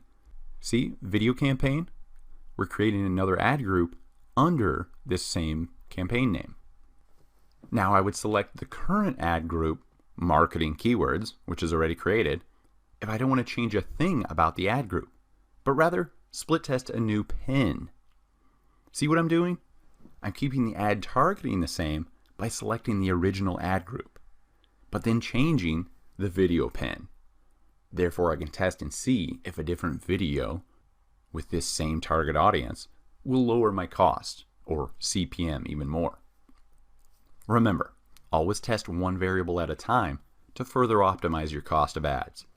Now to shut off any campaign, ad group, or ad, just click the tab you want to access, then click that Toggle Off On option next to that campaign, ad group, or ad you no longer want to run. After 3 to 7 days, you will clearly see which ads are performing best, and then toggle off the split test that you want to end. With conversion tracking, you can understand how your promoted pins are performing and what they're actually doing for your business. So a conversion is when someone does something on your website, such as sign up for a newsletter or buy a product. So once you're signed into your ads.pinterest.com account, click Ads in the top left nav bar, and then you'll see conversion tracking in that drop-down menu. Click that link, You can track conversions that result from 3 types of activity on Pinterest. So the first one is clicks. This is when someone on Pinterest clicks your pin and is redirected to your website, therefore leaving Pinterest. Next are repins and close-ups. When someone repins your pin or clicks to see a close-up of it, they're just simply staying on Pinterest, but engaging with your pin. Finally are views. This is just when somebody sees your pin on a Pinterest feed. So to access conversion tracking, just click the Ads menu in the top nav bar, and then select Conversion Tracking from that drop-down menu. On this page, you'll want to click the Create Tag button. On this Create a Pinterest Tag page, simply name your tag, then click the Generate Code button. So the Pinterest tag has 2 components. First is the base code.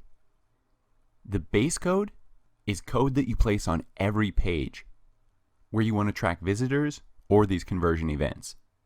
The specific event code is in addition to the base code, and it's only placed on the selected pages where the event occurs.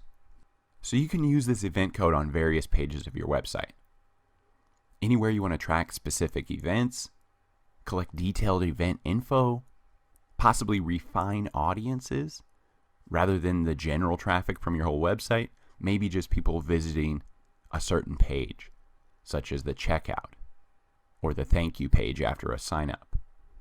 So one thing to remember though, the base code must appear only once on a page and must run before running the event code. So I've named my Pinterest tag. Now you will need to install this Pinterest tag to start tracking conversions and traffic on your website.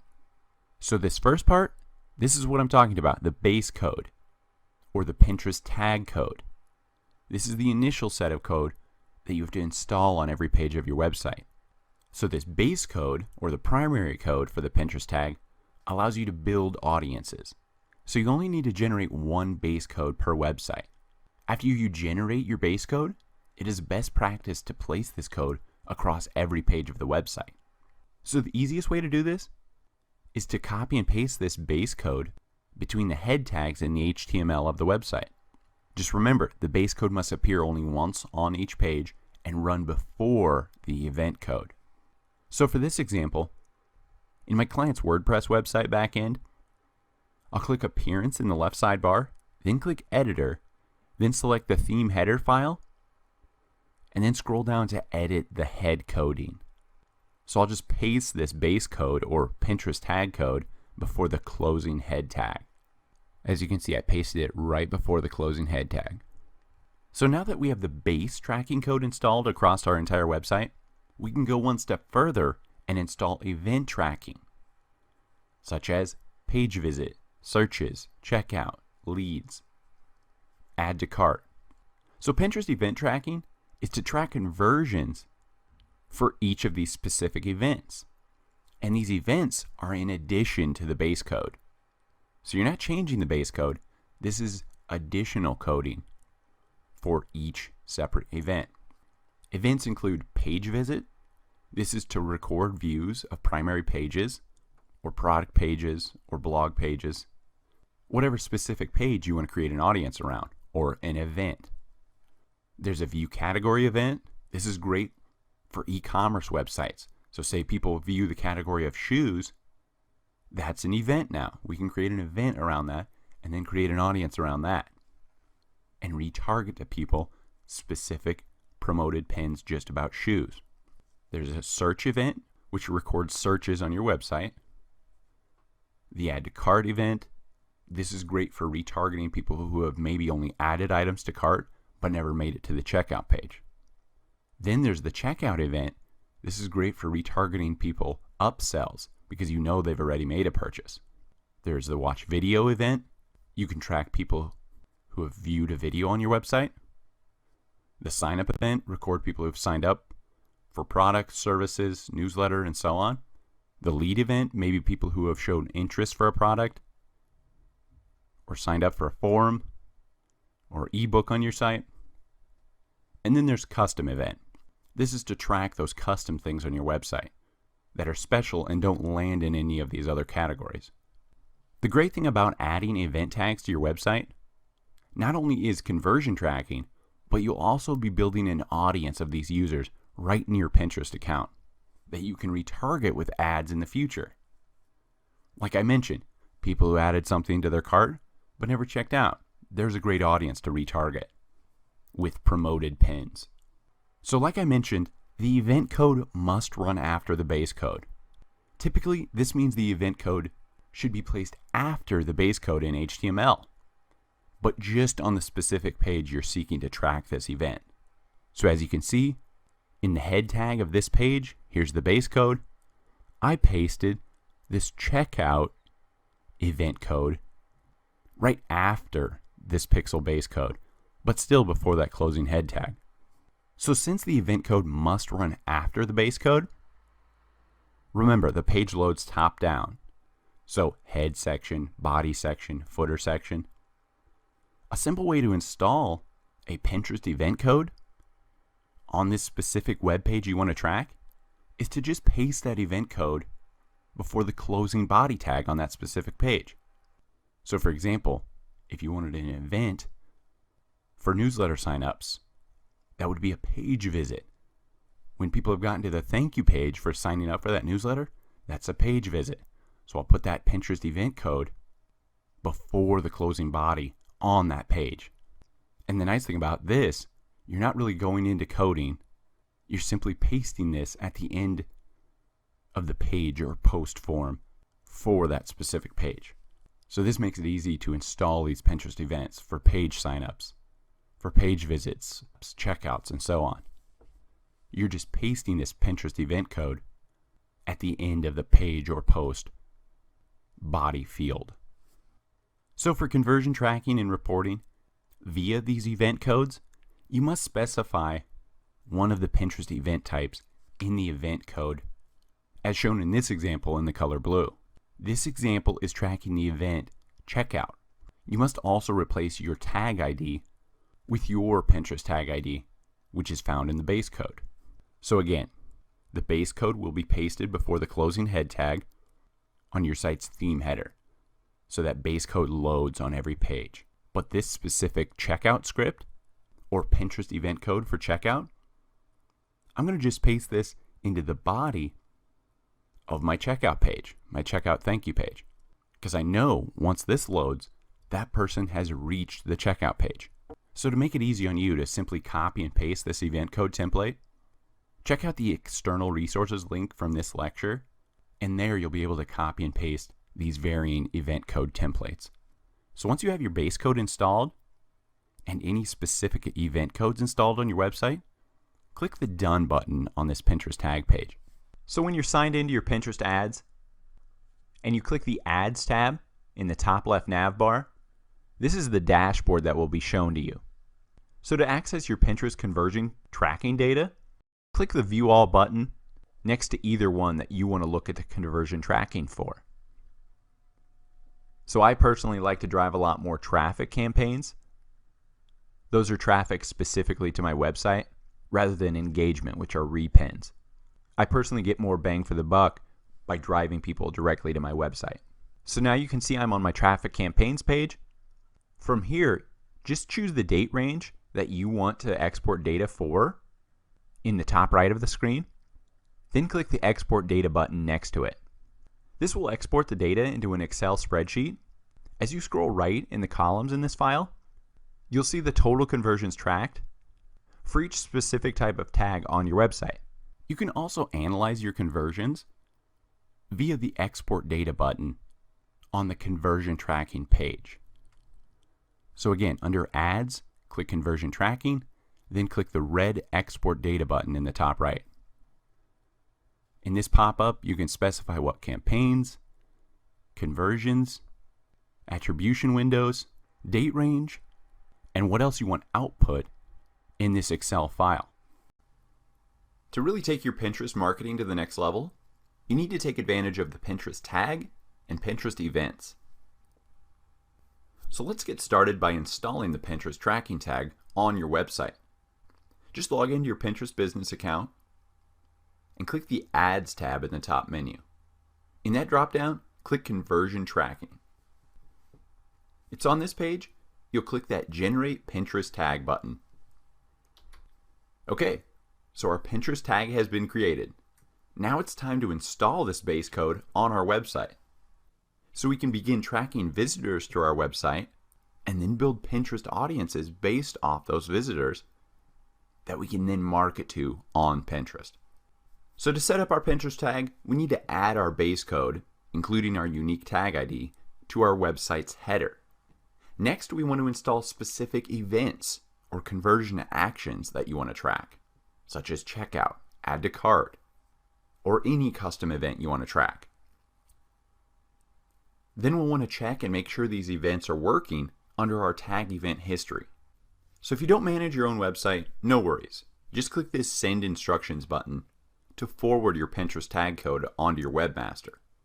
But if you do manage your own site, just scroll down to this first option, number 1, Install Base Code. So installing the base code is the only requirement of this Pinterest tag. You'll add this base code to any page where you want to track conversions, whether that's page visits, all the way to purchases, and so on. If you want to really make use of Pinterest audiences and use retargeting and target specific URLs and specific events on your website, you need to add this code to every page of your website. So to do this, install your base code within the header of your website. This is between the head and the closing head tag in your specific HTML document. It should only appear once on a single page and before that event code. So you want your HTML to read first base code, then event code, and then content of your website. This is to make sure Pinterest actually tracks these event fires and collects these visitors. So just highlight this Pinterest tag base code, copy it, and then paste it into that head section of your website. So depending on who built the website, who the developer was, this head file will either be in the index.html file or the header.php file. But it all depends on how your website was built. But it's common in WordPress themes for the index.html file to point to the header.php file. So it's within your theme header file, that header.php file, that you'll find this closing head tag where you can paste this Pinterest tag base code before. So as you can see in this example, I click the editor option under the appearance menu on the back end of my WordPress website. I click the theme header file, header.php. Then I paste this Pinterest tag right before the closing head tag. So depending on the type of website you have, such as Weebly, Squarespace, and so on, just Google how to add Pinterest tag to XYZ website. Since I installed this in my WordPress theme header file, I don't need to install this on every page. Since I know my specific theme, the header appears on every page. Therefore, this base code is tracking every page of my website. Now that we have the Pinterest base code installed on our website, we have the option to go one step further and track specific events or specific conversions and then create audiences based on that website traffic. So if you scroll down further on this Pinterest tag page, you will see the second step, which, like I said, is optional. But by adding these following snippets of coding to specific pages on your website, you can track these specific event conversions. There's a variety of types of events you can track with Pinterest. Everything from page visits, to view category, to search, to add to cart, to checkout, to watch video, to sign up, to lead, or even custom. So you only want to add event codes to pages where you want to track specific conversions. And remember, the base code must run before the event code. So base code first in that head section, then paste in that event code below that base code. For example, a checkout happens when your site loads the checkout confirmation page. In this case, you should add the base code and then the checkout event code below that between those head tags for that specific page. This placement ensures the code runs as soon as the page loads. So here's an example of how your raw HTML coding will look for your checkout page. Notice all the Pinterest tag coding occurs before this closing head tag. So we first paste in that Pinterest tag base code with our unique ID. Then below that, we paste in our specific event code that correlates to this specific page, the checkout confirmation page. So as you can see, I've used this specific checkout event code as I want to track this specific conversion on my website so I can remarket to customers who have made a purchase from me in the past. This is a great event to track. So just copy and paste your Pinterest event code for checkout and paste it before that closing head tag on this checkout confirmation page of your website.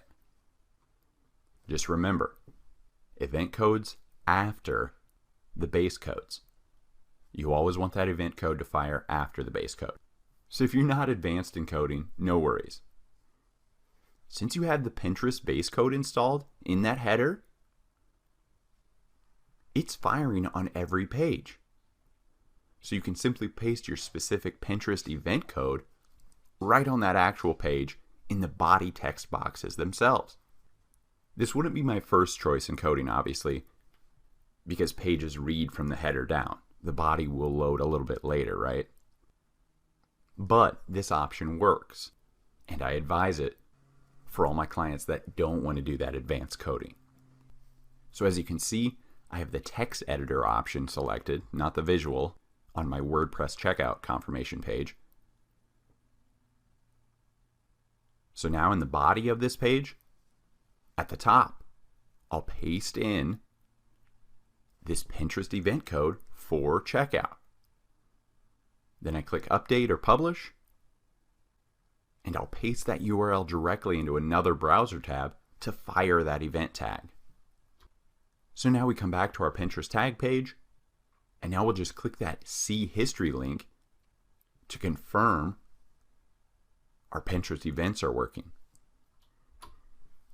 Now as you can see, I tracked one event for the checkout event code. Now finally, number 3 is the Pinterest tag helper.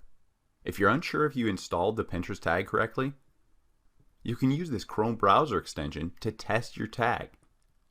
You can see if you properly set it up and see if it's successfully passing the correct info and intended event data back to your Pinterest account. Now let's just click the Done button. Now as you can see, our Pinterest tag was installed correctly on our website as the status is marked green, verified. To pull data about our Pinterest tags and events, just click this Export Data button. Select which campaign types, conversion types, attribution windows you want to view over a specific date range. Keep in mind, when selecting your attribution window for tag reports, the click attribution window must be greater than or equal to the engagement attribution window. The engagement attribution window must also be greater than or equal to the view attribution window. Once you're ready and you have all the metrics selected you want to view, just click that Export button. So why install this Pinterest tag? All of it comes back to creating advanced visitor audiences of people who visited certain pages on your website or took specific actions on your website. So to get to our audiences, just click the Ads option in the top left, and in that drop-down, select Audiences. Once on your Audiences page, just click the Create Audience button. So for this example, I want to create an audience based on our Pinterest tag, which is collecting all the visitors to our website for all the various URLs and various events we've installed. I like creating audiences of visitors to my website as this is a warm audience. They've already seen my brand, they've seen my logo, they've read my site's content. These visitors will be more receptive to me retargeting and marketing to them again. So you know we've all experienced this. We've gone to a website, then we close the window, we come back the next day, maybe on Pinterest or Facebook, and you see that brand in front of you. That's a retargeting ad. It's because they have this pixel, they have this Pinterest tag installed, tracking all visitors and creating audiences that they then retarget ads to. Because why?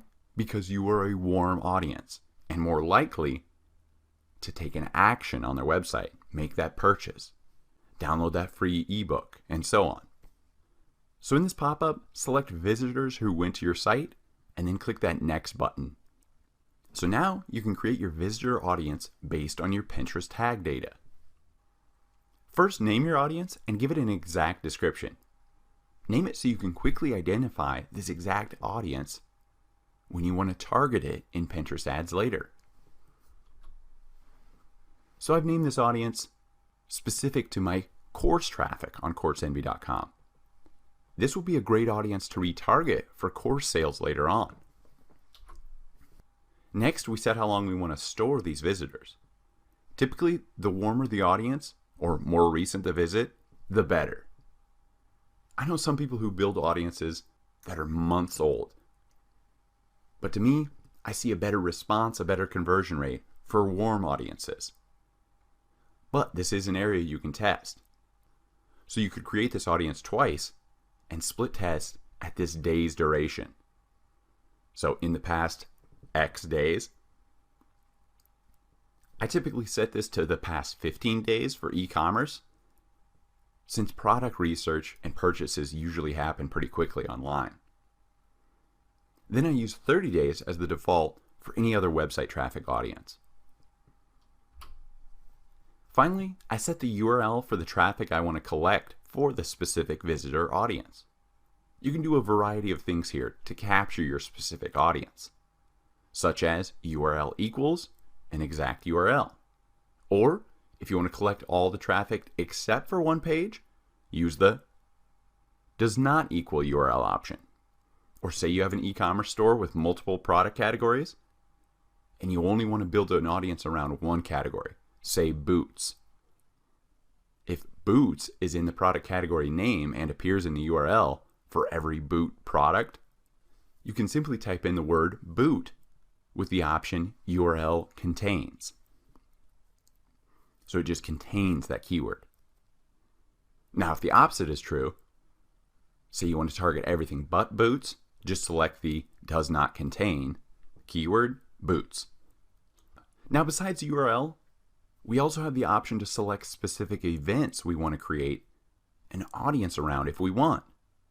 For my e-commerce clients, I love to create event-based visitor audiences targeting past customers via the checkout Pinterest event. You can really use events and URLs interchangeably when creating these audiences. Now we could add another filter if we want to further narrow this audience down. But this audience is what I was looking for, so now we can just click that create button. Now we need to give our audience a few days to curate and build up based on traffic to our website. We can target this audience via Pinterest ads once this audience size reaches 100 visitors or greater. As you can see, when I create a Pinterest ad, I now have the option to target my custom audience under this second step, Ad Group Details. I can either include or exclude these visitor audiences I've created. So before you create your first Pinterest ad, I just want to go over some notes about creating high quality pins that you can use for your Pinterest ads. First off, always use high quality photos. I like to think of these promoted pins as billboards for my website that will forever be on the Pinterest newsfeed. Next, I always like to split test images and text in my Pinterest ads. So to do this, I'll upload 2 varying photos, customize my text under each one of those photos, then repeat those 2 pins and flip-flop the text description for each one of those photos. So I have 4 total pins and 4 total variations of an A-B split test for photos and an A-B split test for the photo description. One note on the images. Remember, all your images should be 600 pixels wide by unlimited length. Look at these 3 examples. Take advantage of longer images as they take up more area in your customer's Pinterest feed. In addition to creative visual elements, promoted pins need to include soft call to actions to help increase engagement. Remember, soft call to actions include telling your customer what you want from them. Sign up here, repin now, buy this product at. One note though, per Pinterest regulations, images in promoted pins cannot feature commercial and functional calls to action. So an example of this, if you have an actual button image in your promoted pin photo, this is a promoted pin that will be rejected. Because think of it, that buy now button is creating a commercial call to action. So think long term. Once a campaign is on Pinterest, it lives there forever like a never-ending billboard. It works like this.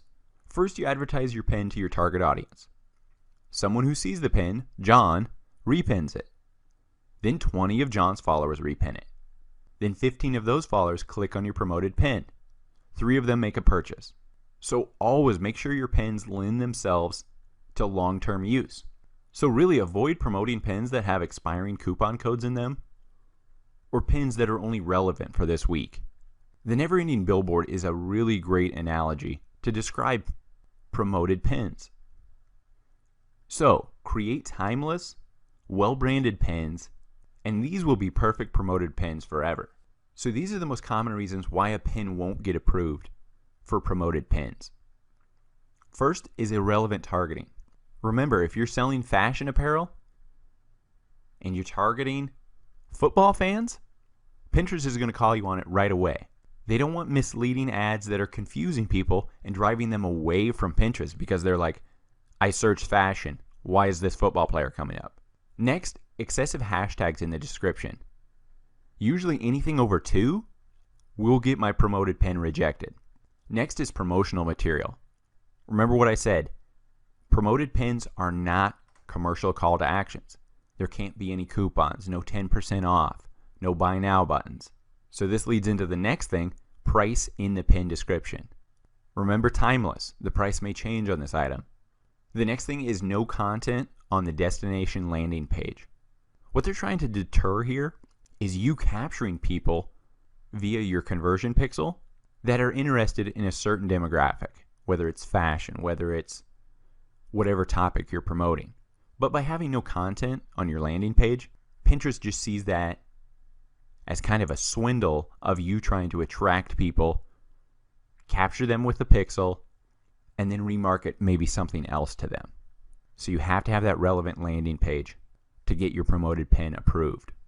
And then finally, calls to action in the pin image, no buy now buttons. Again, this is not a commercial call to action. Promoted pins are more of a snapshot of your brand. Remember, these promotional pins are a never-ending billboard.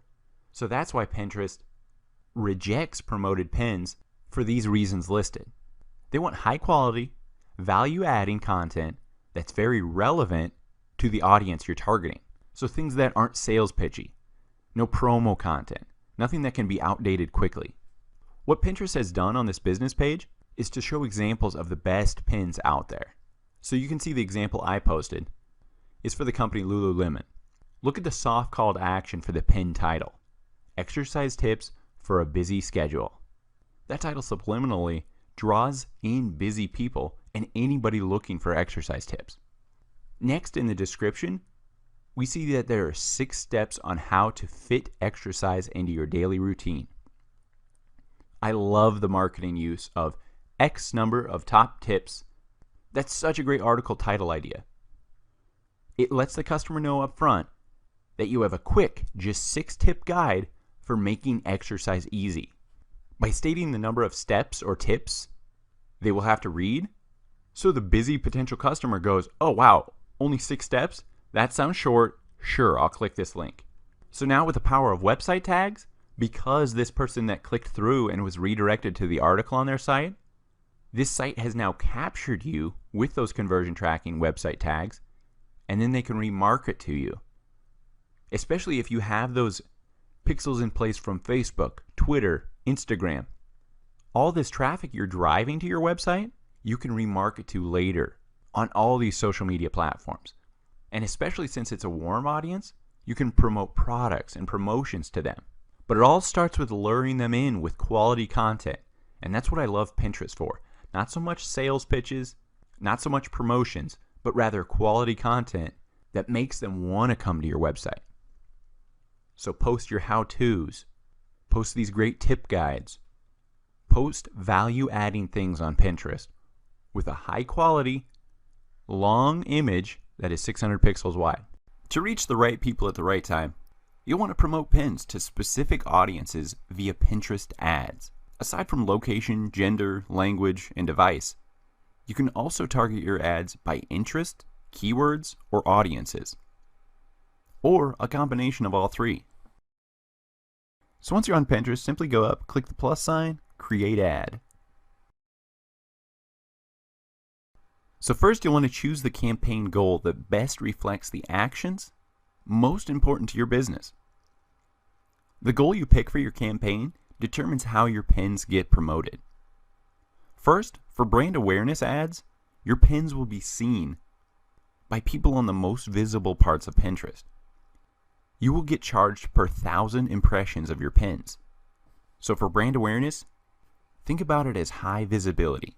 You're just getting your pins in front of the most people. You're building your brand awareness. For boosted engagement ads, you pay only when people engage with your promoted pins, such as repins or a click. Finally, for traffic ads, you only pay when people click on your promoted pin to visit your website. So first select your campaign goal, then name the campaign. I like to name it something easily identifiable for my future analytics. Now in step 2, you will be defining your ad group. This includes who you will be targeting specifically on Pinterest. So first, again, name your ad group so you can easily identify it when you are reviewing your analytics on Pinterest later. For the ad group, name it specific to the demographics you are targeting. So for this campaign, I know I am targeting the keyword and interest NASCAR. Then I'm targeting both genders, male and female, and I'm targeting only in the USA. As you scroll down on this targeting page, the next section is audiences. Here you can either add new audiences or use a past audience you have already built to retarget ads to. As you scroll down further, interest targeting is the next option. Interest targeting lets you reach audiences based on other pins they've saved and engaged with. Your promoted pin will show up in the home feed or relevant topic feeds of these interests you search and select. So as you can see, I searched NASCAR and selected that. Scroll down further and you're to the keyword section. I really get a great return on ad spend with this next section. I love to target keywords people search within Pinterest. By doing this, you will reach people as they are searching for something specific, like things they want to make, things they want to buy, things they want to do. Your promoted pin will show up in places like search results and related pins. So you should highly consider adding keywords related to the thing you're promoting. For instance, if you're promoting kid-friendly snacks, try targeting people interested in parenting or people interested in healthy snacks. Once you type in these keywords, more keyword ideas will come up. Healthy snack recipes, and so on. As you can see in my example, I searched NASCAR and I clicked it. You can tell the keyword is selected by the X next to it. It's a plus sign if you haven't selected it. It's an X when you have selected it. So when you search keywords, Pinterest will show results for similar keywords. These are usually pretty good keywords, but I don't just depend on this list. Rather, I use external tools, such as Google Keyword Tools and other external keyword research tools. So after you've selected your interests and keywords, scroll down further and select your final targeting details, including locations to target, languages, devices. I really like to use devices when you're promoting a pin specific to an item, such as an iPhone app. A smart idea is to only target people accessing Pinterest from their iPhone. And then finally, select the genders to target. So once you scroll to the very bottom of this targeting details page, you'll see the bid section for the type of campaign you're launching. So the difference between traffic, awareness, and engagement ads on Pinterest is this final bidding step. So for traffic campaigns, you set a max CPC, or cost per click bid. So what is the max you will pay for a click to your website? Pinterest gives a bidding window of an optimal suggested bid according to what other marketers are paying on Pinterest currently for this type of campaign. When they give this suggested bid, for my clients, I like to bid just above this so I know my promoted pins will be appearing the most. Next are awareness ads. These bid via CPM, or cost per impression, so you pay per 1,000 impressions of your promoted pin. Finally are engagement ads. You set a max CPE, or cost per engagement bid. These engagements include close-ups, repins, and clicks. So if you're working with a limited budget, I always recommend starting your CPC, CPM, and CPE ads at $1 to $5, and then edit this bid up or down based on how this pin performs. Now that we have all our targeting details selected, it's time to pick a pin. So click that Pick a Pin button at the bottom of this campaign step. So for this Pick a Pin step, you have already created a pin that you would like to promote. So simply do that. Scroll through your pins and select it. My favorite ad for clients is promoting buyable pins to an audience that has already visited the product page but not yet purchased.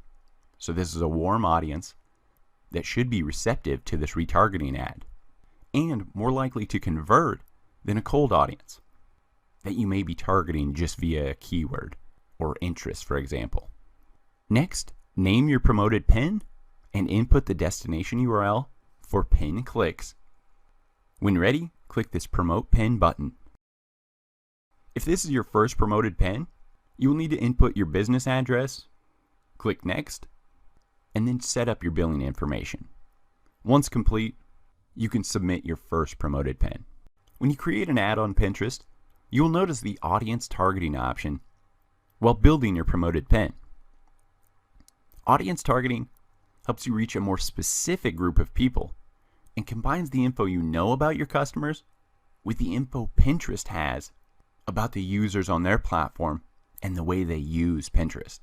When you use audience targeting, your promoted pins will show up in the home feed as well as the everything and popular feeds. To create an audience on Pinterest, click the Ads tab in the top nav bar, then select Audience from the drop-down menu. Once on the audience pages, click the Create Audience button in the top right.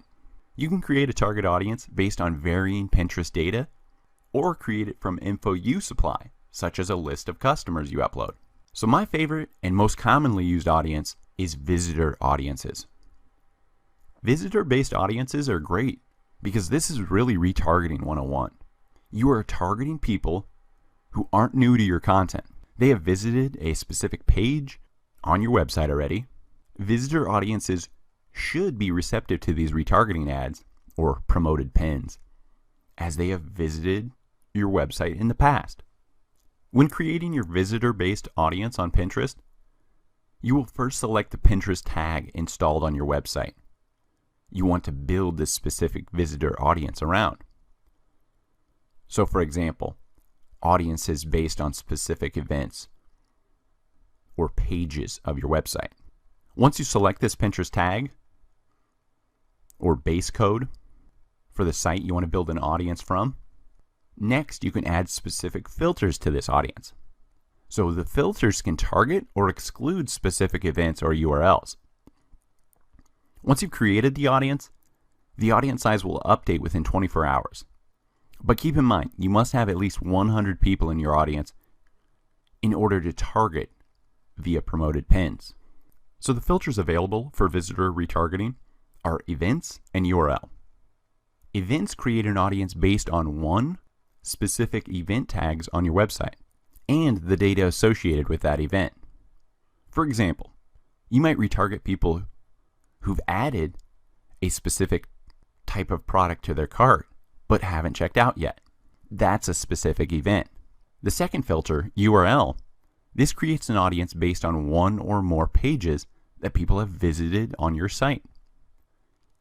You can include specific URLs or a portion of the URL and retarget people who have landed on these pages, such as a checkout page, such as a thank you page, or confirmation page after an order, after a newsletter sign up. These are great audiences for retargeting. So let's create a visitor audience. So just select that visitors option. Once you click that create audience button, then click next. So let's create a visitor audience based on traffic to our website we have that Pinterest tag installed on. So here are those Pinterest tags. We're going to do site visits and then add a filter to it, because site visits is just the Pinterest tag that collects all traffic. Remember, that's the base code installed in the head, so that's collecting traffic on all pages. Yes, that's great to retarget all traffic, but I want to create a specific audience. So that requires a filter. So for this example, I want to create an audience that consists of people who have visited my client's website and triggered a specific event. So to select this event, I click Add Another Filter button, select Event, then select Checkout from the Enter in Your Value field. So besides creating event-based audiences, you can also create URL-based audiences, or a combination of the two. So with URL, you can build an audience based entirely on people who visited or didn't visit a certain page or pages of your website, such as this example. Of all the people who have visited this site, I only want the filter of people who have visited the URL, which equals coursenvy.com/Udemy. So the next type of audience, list of customers. You can create this audience by uploading your existing customer emails or their mobile ad IDs via a CSV file. Pinterest will then compare that list to people who use Pinterest, so you can either include or exclude that audience in your targeting within promoted pins. So once you create an audience, select List of Customers and click Next. Name your audience, then upload the .csv file of customer emails or mobile ad IDs.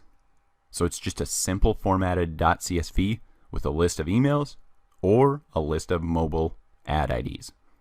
The next audience type is engagement audience. This targets people who have engaged with pins that link to your site. So for this type of audience, you will need to have confirmed your website via your account settings. Then you can target people who've previously engaged pins from your website. So to check this, just click your profile image in the top right, Settings, and then scroll down to Website. Here you'll have the option to either confirm your website or see, like mine, Site Confirmed. So let's create an audience again. Select Engagement Audience, then click Next. Name the engaged audience for your profile's confirmed domain. Then you can add filters to your engagement audience to target or exclude people who have taken specific actions with your pins, or with specific destination URLs, or individual pin IDs. I love to build audiences around specific pin engagement.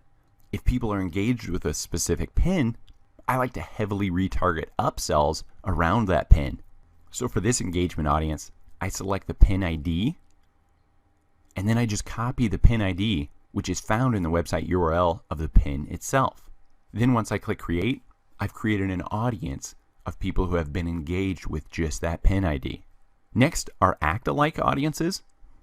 These help you easily reach people who are similar to existing audiences.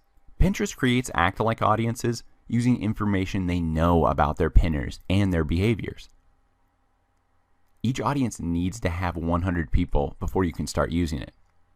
For example, if you upload a customer list of 150 people's emails, but the Pinterest system detects only 80 of them use Pinterest, you'll need to add more customers. So click Create Audience, then select the Act-alike Audience option and click Next. These act-alike, or what I like to call look-alike audiences, are one of my favorites as well, because it's a great way to take a small audience and grow it drastically. My favorite use is creating an act-alike audience that builds an audience based on my past visitor audience of people who have made a purchase on our website. So just select that source audience from the list, So you will have to have had created this audience already. It's a past audience you're sourcing from. All Pinterest is doing is pulling from their data to create a lookalike audience. Next, select the target size. For my clients, I get the best results from niche audiences from the 1 to 3% range, which usually equates 500,000 to 1.5 million users. This is really my best act-alike audience optimal size. So if you have a local business, a business that has an address, you can take advantage of Google Business. So therefore, not only your website will rank when people search your brand, but your business will also appear in Google Maps, therefore doubling the chance of people stumbling upon your business. So a lot of cool features come with this. So just head to google.com/business and you can scroll through and see all the various benefits you'll receive by signing up for a Google Business account. So you will need to create a Gmail email address. So basically brand name @gmail.com. Then you'll sign into that and then you'll be able to create your Google Business and take advantage of all these features so you show up in even more places in Google search. So like I said, Google Maps, you have the capability to show your phone number so people can call, directions via Google Maps, share content linked with your website and your brick and mortar brand. Shows the address, your hours, again the phone number, and images. Then one more place for people to find you are Google reviews, which is becoming just as popular or more popular than Yelp. So I really see this as a must-have for any local brick and mortar. And one more cool feature with Google Business are insights.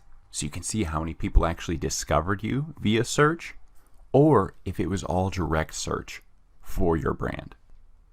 So this is free to sign up for. So just go to google.com/business and click Start Now, and then sign into your Gmail email account. So now I've signed into my Course Envy at Gmail account. It's time to fill out my business information.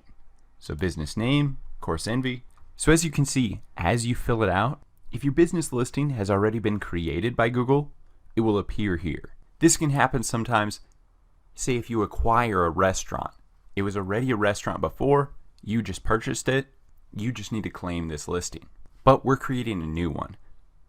So I'll fill this out entirely, Course Envy. As you can see, there's no auto-populate, so I'll fill this out, enter my URL and category, and then click Continue. Next, confirm your business address. Click I authorize to manage this business, and agree to the terms of service. Continue.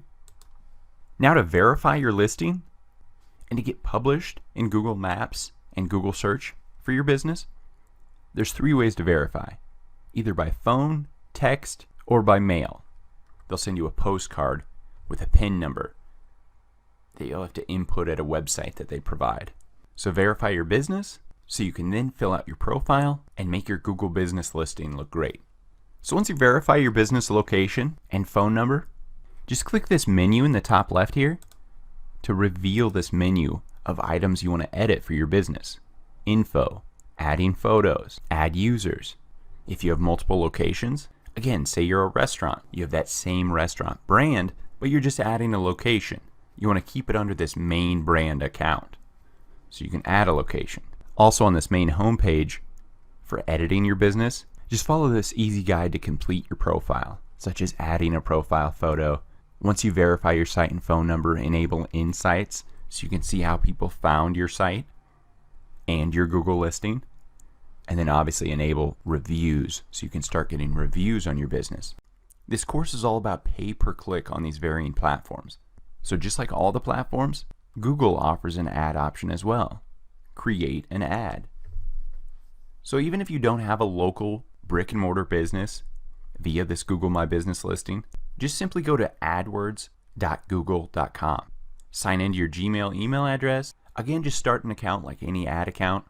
Input your payment settings, contact information, billing address. Then you'll be ready to create an ad. So since we're already logged into My Business, let's click this Create an Ad option right here.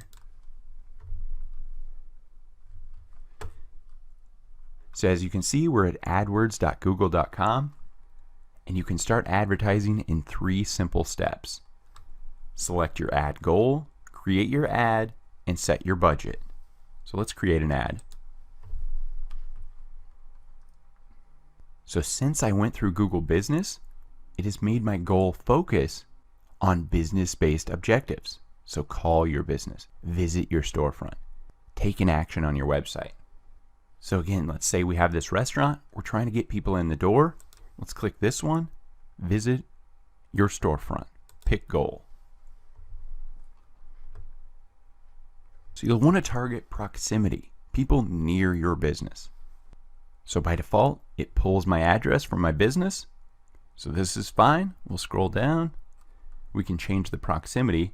Do we want to bring it down? How far will people drive to come to my restaurant or XYZ business? 15 is a pretty safe bet.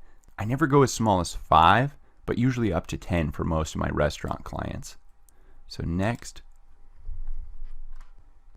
we need to define our product or service. Let's just say for 1 second, Course Envy isn't a marketing agency and course provider. Let's stick with the restaurant theme. Say we sell barbecue.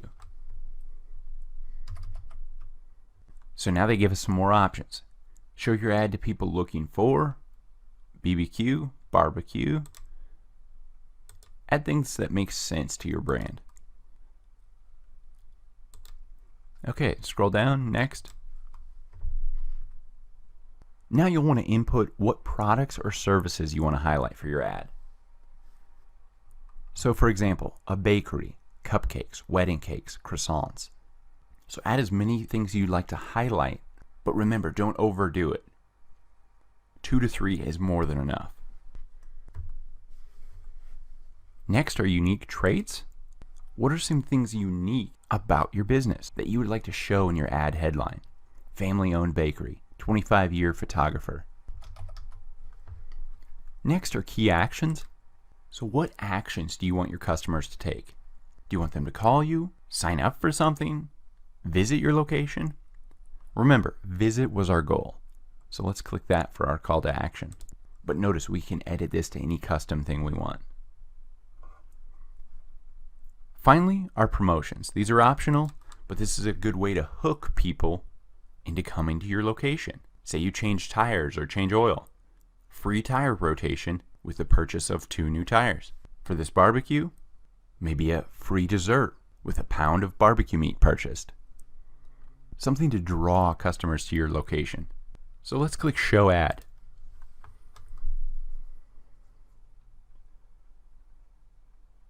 So as you can see, they've curated an ad based on information we supplied. Prize-winning barbecue, open 15 years. Barbecue ribs, barbecue pulled pork, visit us today. There's our brand's website and the location. So let's just click Next. Since we're a location-based business, you should always add your phone number. So people can call for a reservation, call to see if you're open, call to see if you have an item they want. So one thing to make sure to turn on are verified calls. What Google does is track these calls via a forwarding number. Therefore, you can gain insights into the time and duration of all these calls. Again, via insights on your Google Business account. So let's click Next. Google AdWords will give you a suggested budget and an estimated reach, so 200 to 300 clicks and calls per month at $8.88 per day. So whatever your ad budget is, I like to split test a few variations and see which ad copy brings me in better results. I typically create 5 Google AdWords ads, let them run for a week, and then narrow them down to one winner that I put all of my budget behind. So let's just click Next. We'll review our ad settings. Click Next. Confirm your payment info. We've already run Google AdWords, so we're fine. And that's it. Our ad is posted. So let's head back to our Google AdWords dashboard, and we can see our ad running. It's active. So since Course Envy isn't a prize-winning barbecue, let's just shut that off. Deactivate our ad. Okay. So now we're on our dashboard linked with our business, our local business. So as you can see, these are our ads for our local business. We can again create a new ad, call our business, visit storefront, take action on your website. So AdWords Express is just that, an express way to make ads very simply. If you have a little more time and really want to fine-tune your ads, use adwords.google.com, the original AdWords. So with Google AdWords, you're creating keyword search-based ads for your business. These are going to be those ads that appear at the top of Google results for the keywords people input. So again, sign into your business Gmail account. So now, as you can see, the difference, AdWords. We were on AdWords Express, now we're just on our AdWords account. So the ad creation is actually very similar to the local business ad we created. Again, once you've created your AdWords account, you're on your campaigns dashboard, click campaigns, click the plus sign to create a new campaign, and then you'll have these options. Search network. Do you want your ad to appear at the top of search results for X keyword? So when someone types in social media marketing, I want CourseEnvy.com to appear there for my relevant social media marketing course. Display network. This is for ads you want to display across the internet. So if someone has a Google AdSense ad on their website, since you're running a Google AdWords campaign, your ad could display on their website. Google decides which sites are relevant according to people's search history. So for example, when you search for an item on Amazon, notice you see it in banners later as you're browsing the internet, right? That's a display network ad via these AdSense banner ads that people have on their websites. They're making money from AdSense, but those ads are coming from these AdWords ads. So people who make banner ads, basic search ads, and so on. The next option is Google Shopping. Do you have a product, such as that Shopify store? You can upload your product feed or link it to display your products at the top of the Google Shopping feed when people input relevant keywords. Or a video. Reach and engage viewers on YouTube. So you've all seen those YouTube video ads. The short little intro ad with a skip option, or the complete takeover ad that everybody has to watch, the full 30-second duration. Then there's the universal app option, driving app installs across all the Google networks. So if you have an app, this is a great option. So we're going to do the basic. We want to rank in those top 2 to 3 ads you see when you search in Google search. So you input the keyword, and as you can see, look at this entire above the fold. Ad, ad, ad, ad. So these are all search network ads. So the creator of this ad used the keyword social media marketing. They're targeting people who search social media marketing. So let's do this quickly. I'll show you a search network. What's your goal with this search network ad? Do you want to influence consideration or drive action? So call your business, buy on your website. So what's your goal? For me, I'm just trying to build my pixels, all my various pixels, Pinterest, Facebook, Twitter, so I can remarket to that traffic. So I just want to drive people to my website. So I want to click visit your website. Then I'll input my URL, click continue. I want to name my campaign. So I want to name it something relevant to the keywords or demographic I'm targeting. So for this one, I know I'll be targeting social media marketing and men aged 13 to 40. So where do I want my search ad to display? Obviously, within the Google search network. So when someone searches, it will appear here. So the display network option, this is just expanding our reach to those websites that have that AdSense banner. So it's not only visual banners, but these basic search ads as well. Personally, I see better results from just using the search network. I don't get the best click-through rates when people see my ad in a banner on a random site. When people are searching, they're looking for something specific, right? So I'll just unselect that. Scroll down. We can get specific on countries and territories. I'll just do basic, United States, English. Then what's my bidding strategy? I'll use the recommended. Our goal is to get people to click and go to our website, right? So maximize conversions. Daily budget. I like to split test at least 5 ads for that $20 to $25 per day. So I'll either input $4 or $5 for my daily budget per campaign. Start date, end date, we'll just let it run. We can add extensions if we want. such as our phone number. That's fine. Save and continue. Next is our ad group. So at the ad group level is where we're inputting these keywords. So in this first one, I'll name it SMM because I'm targeting social media marketing. So just from them crawling my website, they gave me some keyword suggestions. Facebook advertising, 12,000 search volume. Digital marketing course, 1,900 search volume. So we can add these and then test and see what gets clicks. So if people search that term and then click my ad, I'll know I want to create an ad around that keyword in the future. But let's start very narrowed down. Social media marketing. Just the keyword alone is a broad match. The keyword with quotes around it will be a phrase match. So a phrase match means if someone inputs the best social media marketing, that's a phrase match because the phrase is still in that long tail keyword. Now if I put brackets around social media marketing, that would be an exact match.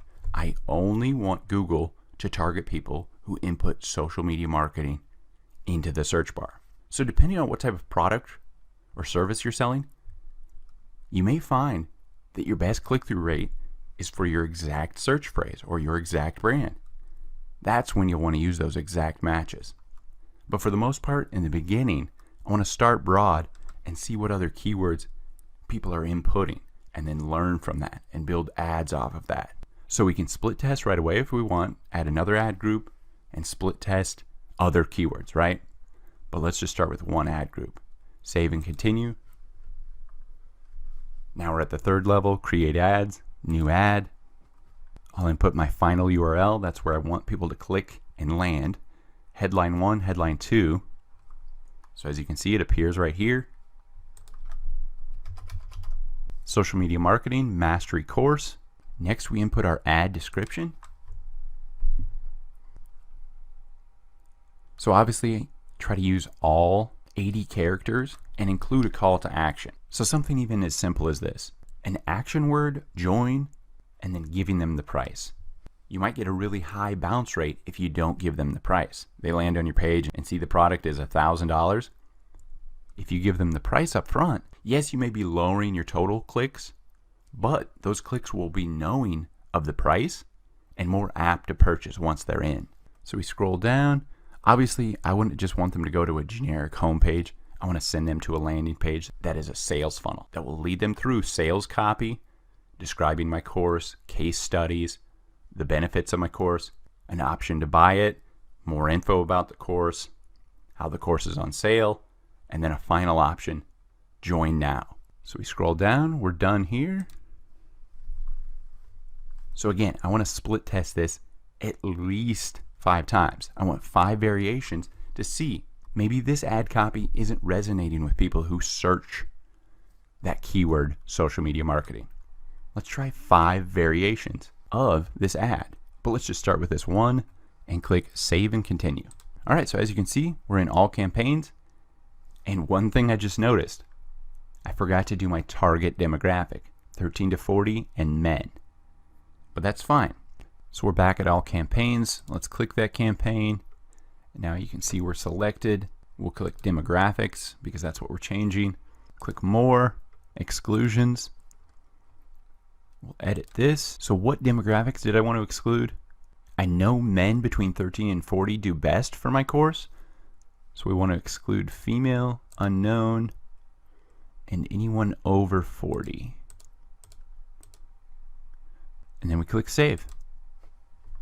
So now back on the demographics tab for this ad, as you can see, we're only targeting that age and a gender of male. So go back to all campaigns and we'll start to watch this ad to see how it performs. We can see our campaign, we can see the impressions, interactions, or the clicks, and then the click rate, and we can look at it at each level. Overview level, at the ad group level, so maybe if we split some keywords there, and then at the ad level. So again, I like to have 5 ads. Then every week I check in on these, see which ads aren't performing, shut them off. I can click the specific campaign, take a look at the keywords for that campaign. How are they doing? What's the search volume, the clicks for that? Let's add some more keywords and so on. It doesn't matter if you have 100 reviews on Yelp. If you have no reviews on Google, it will appear to potential customers that you have no reviews at all. Look at this example. Which business would you click on if you searched for lawyers in your city and just these two came up? Of course, the one with 55 reviews. This is the thing about Google. You want to be optimized on Google Business. Because what does Google prioritize? The first thing in the search result, a map, and then Google Businesses. So once you get verified on your Google Business page, you want to start building up reviews for your business. Customers and businesses both benefit when a business is reviewed on Google. Customers can make informed decisions based on information from people they trust. Businesses can strengthen their relationship with customers by directly engaging with these reviewers on Google. Once your business is verified and listed on Google, your customers can leave reviews both via your Google Plus page or by clicking the reviews on your Google Maps listing. As you can see right here on the Google Plus page, right here on your Google Maps pop-up. So how do you get reviews? Remind your customers to leave feedback on Google. Simply reminding customers that it's quick and easy to leave feedback on Google via mobile or desktop can really help your business stand out from these sites with fewer or no reviews. Also become an active presence on Google and respond to these reviews. Your customers will notice that your business values their input and respond with more reviews. So this can be done simply by commenting or replying back to these reviews with a thank you or feedback to their review. So make sure your business information is verified. Only verified local Google Plus pages can respond to reviews. So some hacks I do for my clients to get reviews for them on Google: send an email to your customers a week after they make a purchase and request that review. Or if you have a past email list, you can blast email them as well, requesting a review. I like to give them a week because they've had that time with their product. They're either happy about the fast delivery, the product, the service, and have had time to make a sound judgment and review for your business. So what I do in these emails is to provide them with actual screenshots, step by step on how to leave a review. So always preface in your email review request that you're seeking positive reviews. And here's a canned statement I use: if for any reason you don't have a 4 or 5-star experience, please email us before you leave your review so we can make it right for you. This just kind of covers the bases, gives you time to respond and hopefully right the situation. And you're really ensuring yourself high reviews. So the few people that actually email you to complain, you can offer a refund, an exchange, or a discount on future orders. So here's an example of an actual review request I created for a business that they email to their customers. So it gives them screenshots and steps for what they need to do. Search for your business on Google. Click on the Google Maps location icon, and then click the Write a Review button. You can do this same setup of screenshots for your Google Plus page, and simply provide your customer with the exact link to your Google Plus page, that custom URL you'll create, and then give them screenshots on how to leave reviews, which is simply click the Write a Review box in the review summary box at the top of your Google Plus page. So finally, I incentivize reviews. Sometimes even your most satisfied customers need some extra incentive to take time out of their busy schedule to write a review. So offer your customers a small incentive to show your appreciation for them leaving a review. One note here though, you need to make sure your request is for writing a review and not for writing a positive review. This is according to Google policy. So what I love to do is to offer monthly giveaways where you choose one reviewer at random to win a free gift card. So this is a cool thing for social media as well, because you can take a photo of this gift card, tag the fan on your social media account, and this will organically incentivize your social media following to leave reviews because they want free stuff too.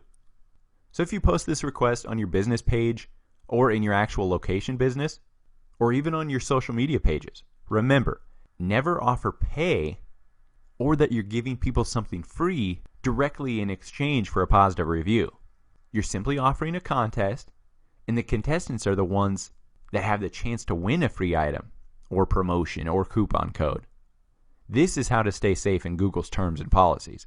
And from my experience, people only want to leave a positive review if they're going to get something free.